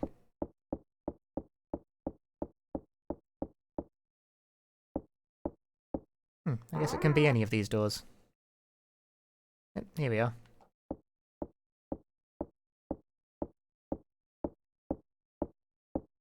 I guess this works. It's kind of a funky order.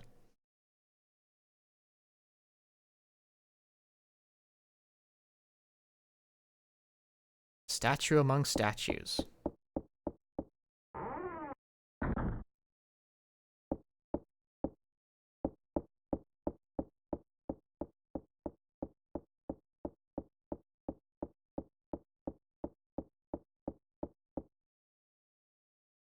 So, getting caught, seeing Barrows in the cell, freeing the birds, not seeing Anne and Laura die.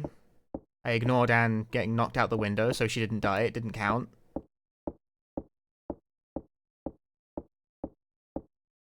Because that is the kind of quantum level on which this game operates.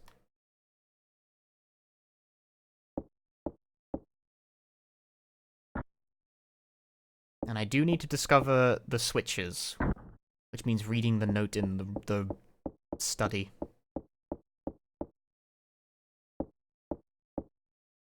Ah. There's a small statue hidden by the other statue.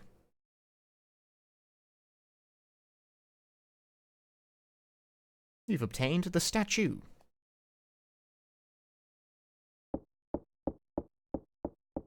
But the secret room is irrelevant, so we're not going there. Actually, is the secret room irrelevant? I'm gonna break it open anyway. There's nothing in there now, like it disappears.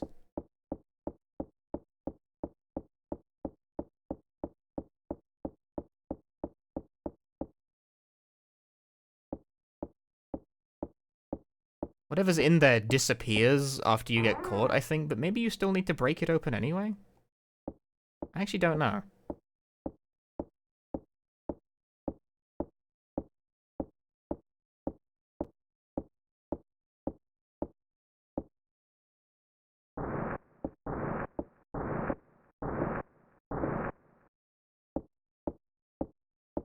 Better safe than sorry, I think.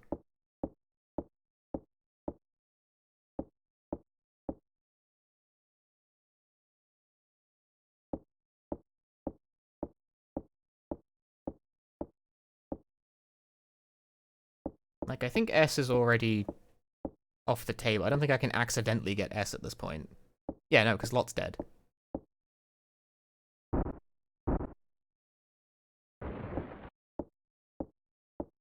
And it cares about that.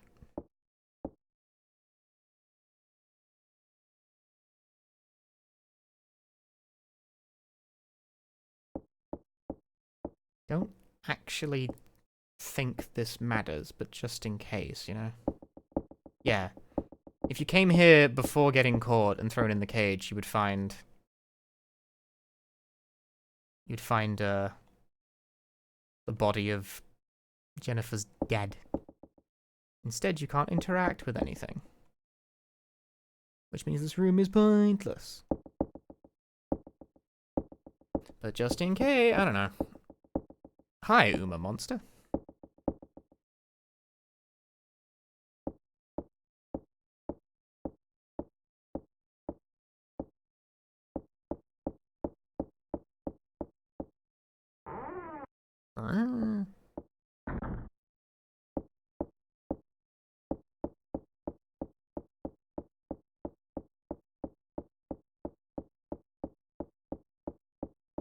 Can I play another game after this? No. I'm going to go to bed after this. It is, in fact, nearly midnight where I'm at, and I've been streaming for nearly 7 hours.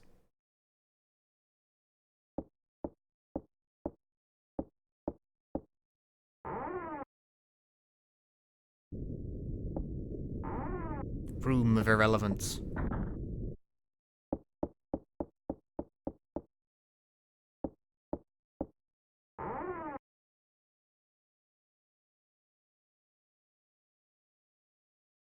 I feel like somebody is watching me. Yep, there's a few hundred of them. They're called chat.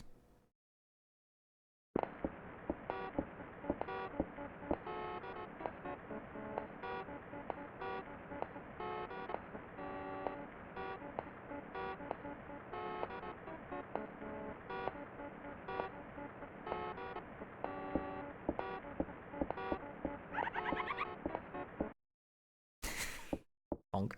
This video game would be a good counterpoint against remakes. I don't know what it would be a counterpoint of exactly.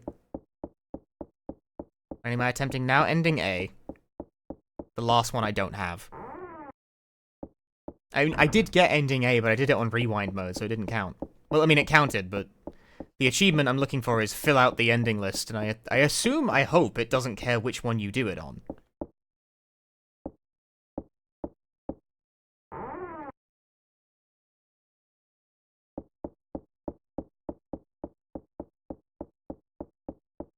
I mean, it's nice to have the Clock Tower original game made available.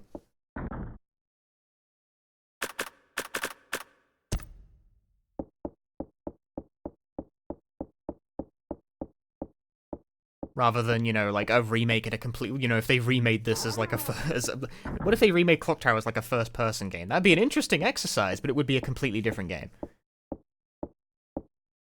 It's nice that we actually have the original also made available.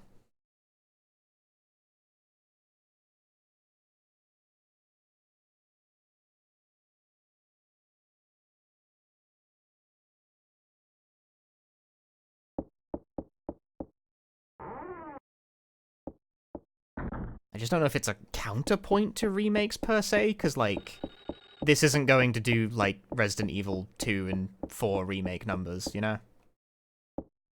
If we lived in a universe where a game like Clock Tower Rewind could sell, like, 11 million copies a piece, maybe it would be, like...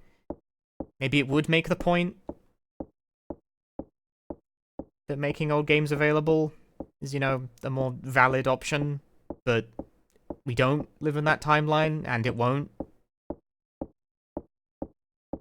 That's kind of the thing, is that making a re-release like this is relatively inexpensive, but consummately generally offers lower reward.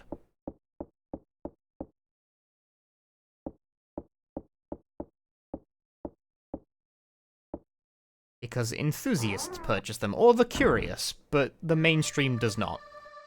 Because they're fucking cowards.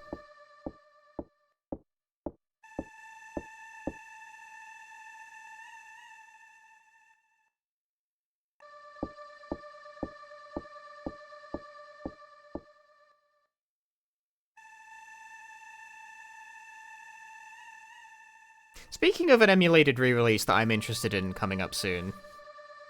Shit, ad starts in 50 seconds, guys. I gotta get this one out quick. Yu-Gi-Oh! Early Days Collection is interesting because, like, half those games don't have English releases, apparently, and it's not clear if they're going to give them English patches.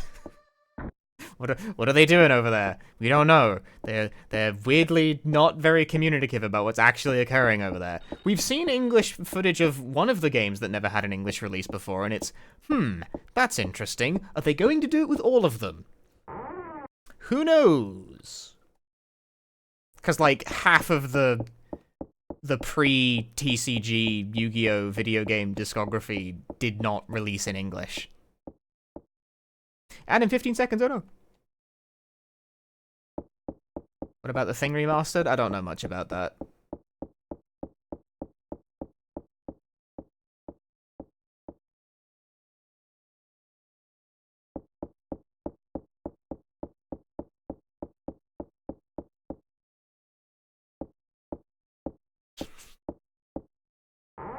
Okay, I think we're good to just go end the video game and get ending A. Here's hoping it does well. It'll sell to enthusiasts who want to play the old Yu-Gi-Oh! Actually, I'm willing to bet the one thing that would make the crowd go fucking buck wild is if Forbidden Memories is included in the package. They haven't actually announced the full list of what games are going to be in the Yu-Gi-Oh! Collection.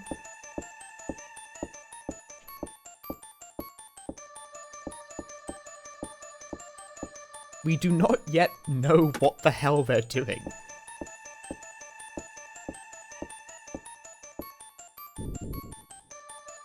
Duelist of the Rose? I think Duelist of the Rose is out. They specified the cap on, like, time of release is...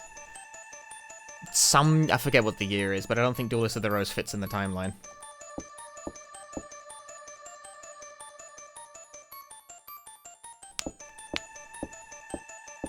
Crack. Sorry about that.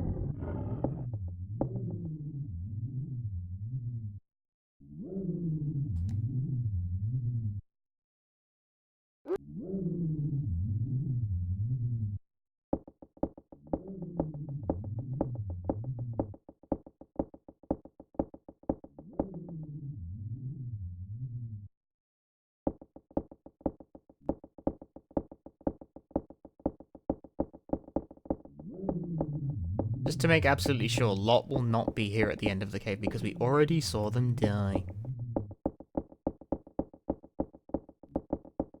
Hope you have a great stream and good night's rest. Thanks for all the YouTube videos. Thanks for enjoying them.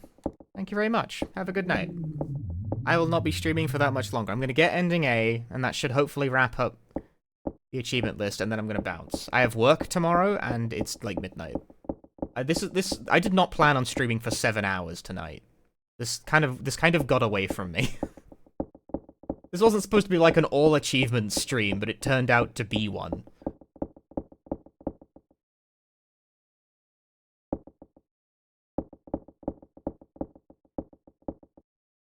You know, what if I just casually ran through the game fucking 7 times in one stream?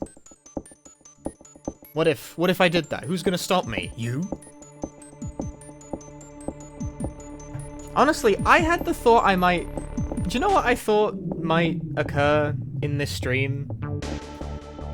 I thought I would maybe finish Clock Tower Original once, Clock Tower, like, Rewind Mode once, and then I'd start doing Silent Hill 2 Remake New Game Plus runs, but that...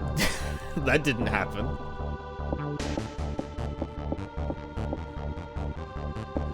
Increase if I include the Capsule Monsters stuff they did with it. They have said that at least one of the games that they're choosing to include with the Yu-Gi-Oh! Collection is not a card game, which would definitely imply Capsule Monsters, yes, because none of the other games fit the criteria. But they haven't actually got a Capsule Monsters game on the announced games list yet.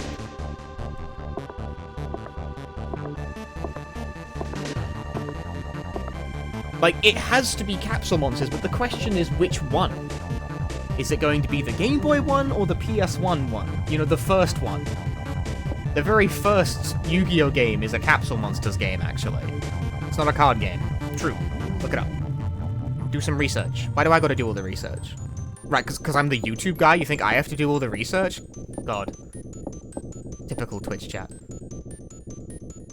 I'd be Dungeon Dice Monsters? I think Dungeon Dice Monsters falls outside the time range.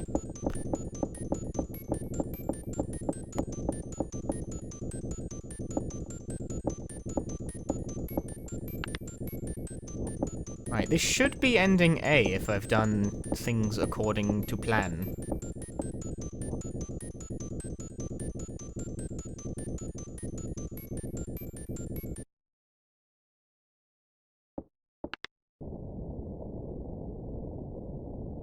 I've actually done a lot of reading lately about early Yu-Gi-Oh! Because I became fascinated with how fucking weird and gnarled it is. This included taking a look at the early games.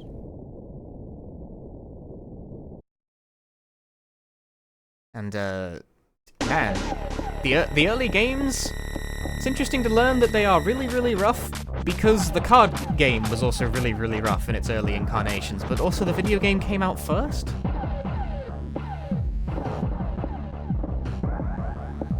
I don't know, they were prototyping that shit, like, live. It's bizarre.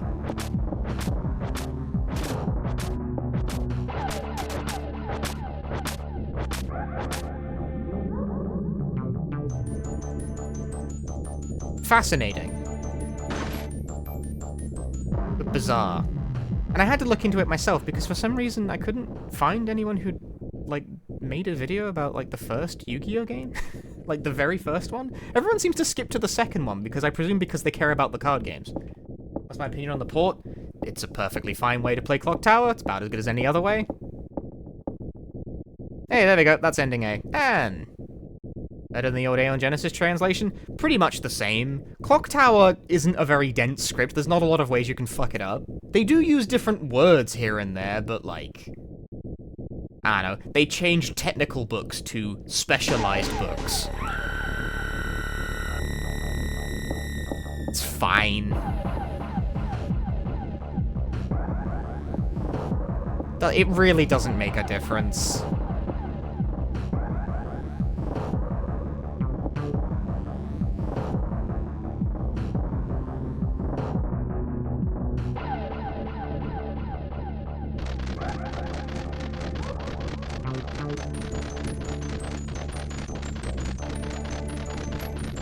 Didn't even make a newer font. Is there anything really wrong with this font? It's not monospaced.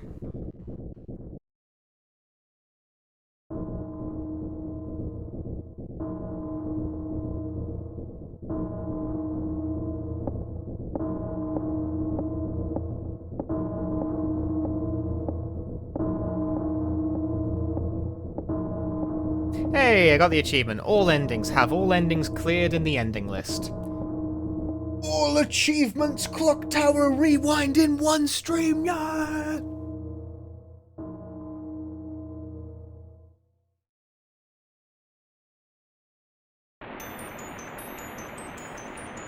Didn't that appropriate sound effect, Redeem. Didn't plan on doing that, but the stream became 7 hours of Clock Tower.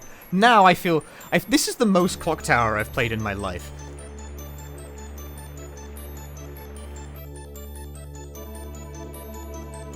I've played through this game before Rewind came out, but like only a couple of times, whereas today I decided to run through it many, many times, and now I feel like I've mastered the game.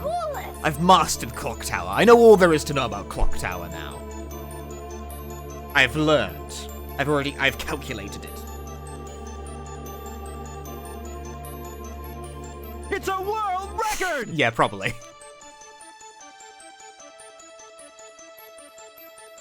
Speedrun? Maybe later. It's late, it's midnight for me, dude. I have work tomorrow.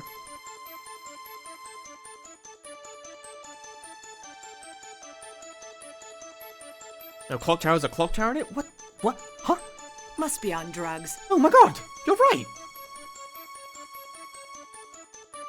I guess Silent Hill 2 New Game Plus will have to wait for another day.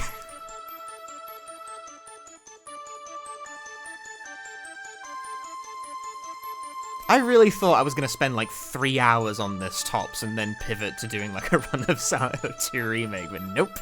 My dumbass streamed a Super Nintendo game for 7 hours. Holy shit.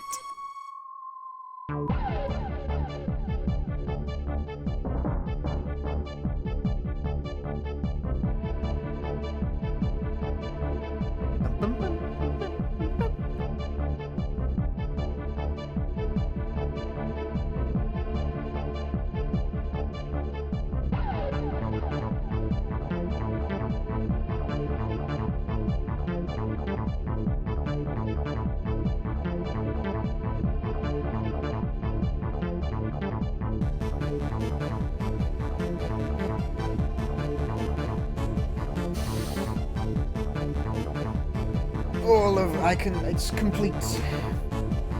I don't need this anymore. I didn't, I didn't like that. Gently put it down.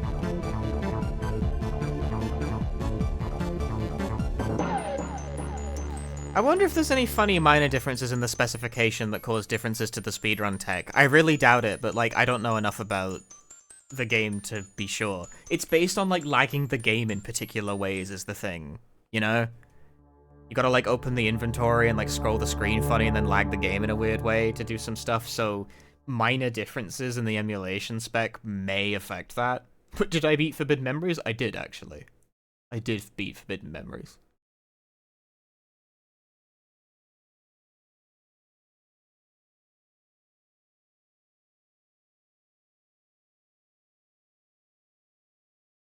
Yeah, so I guess this makes at least, if everything checks out the same,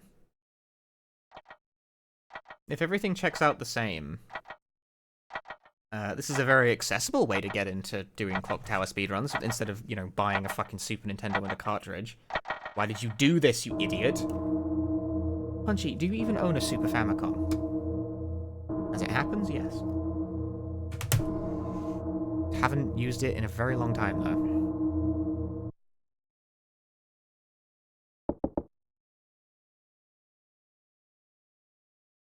Sab C Def G.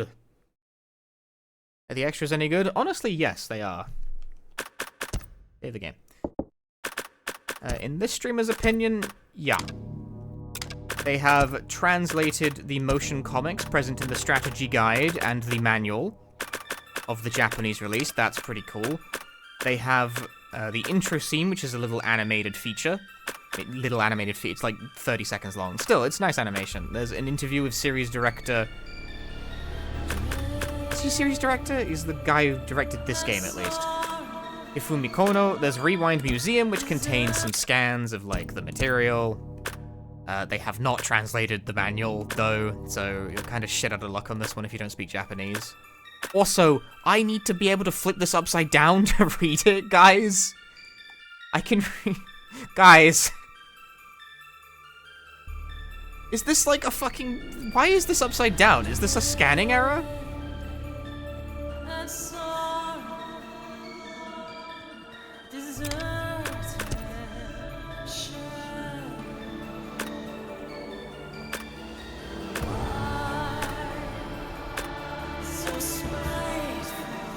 But like the manual scans are present. These are nice. They didn't translate them though. And Clock Tower's manual from like the Super Famicom as well, but again, not translated. There's the commercial sample demo, which is what I assume they brought to trade shows and stuff. It's very brief. It's like 3 rooms, but you know, it's cute that it's there. And there's also translations to all of these languages, which is probably more valuable to you if you're not an English speaker, and therefore haven't had a fan translation available for this game in Korean since like 2001.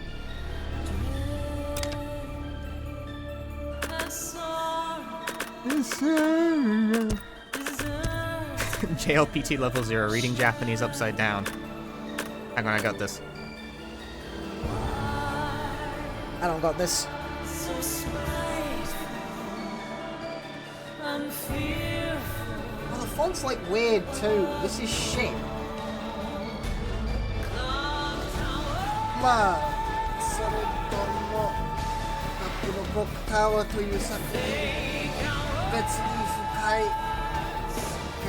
That's really hard to do. Felt all the blood flow into my fucking head on that one. Really quit? Really quit. And that'll be it from me. Ugh. Ugh. Alright, folks. That'll be it from me. Thank you very much for watching this very long stream of Clock Tower Rewind. Wasn't supposed to be a 7-hour stream, but I feel like I really comprehensively covered my bases. Got all the achievements. Thank you very much for watching. If you enjoyed the stream, drop me a follow on the twitch.tv here. I will be back with more horror games soon. Likely Silent Hill 2 Remake New Game Plus runs. Maybe I will pick up the run for that, even. Clock Tower Rewind. I'm certainly familiar enough with the game now, I feel like.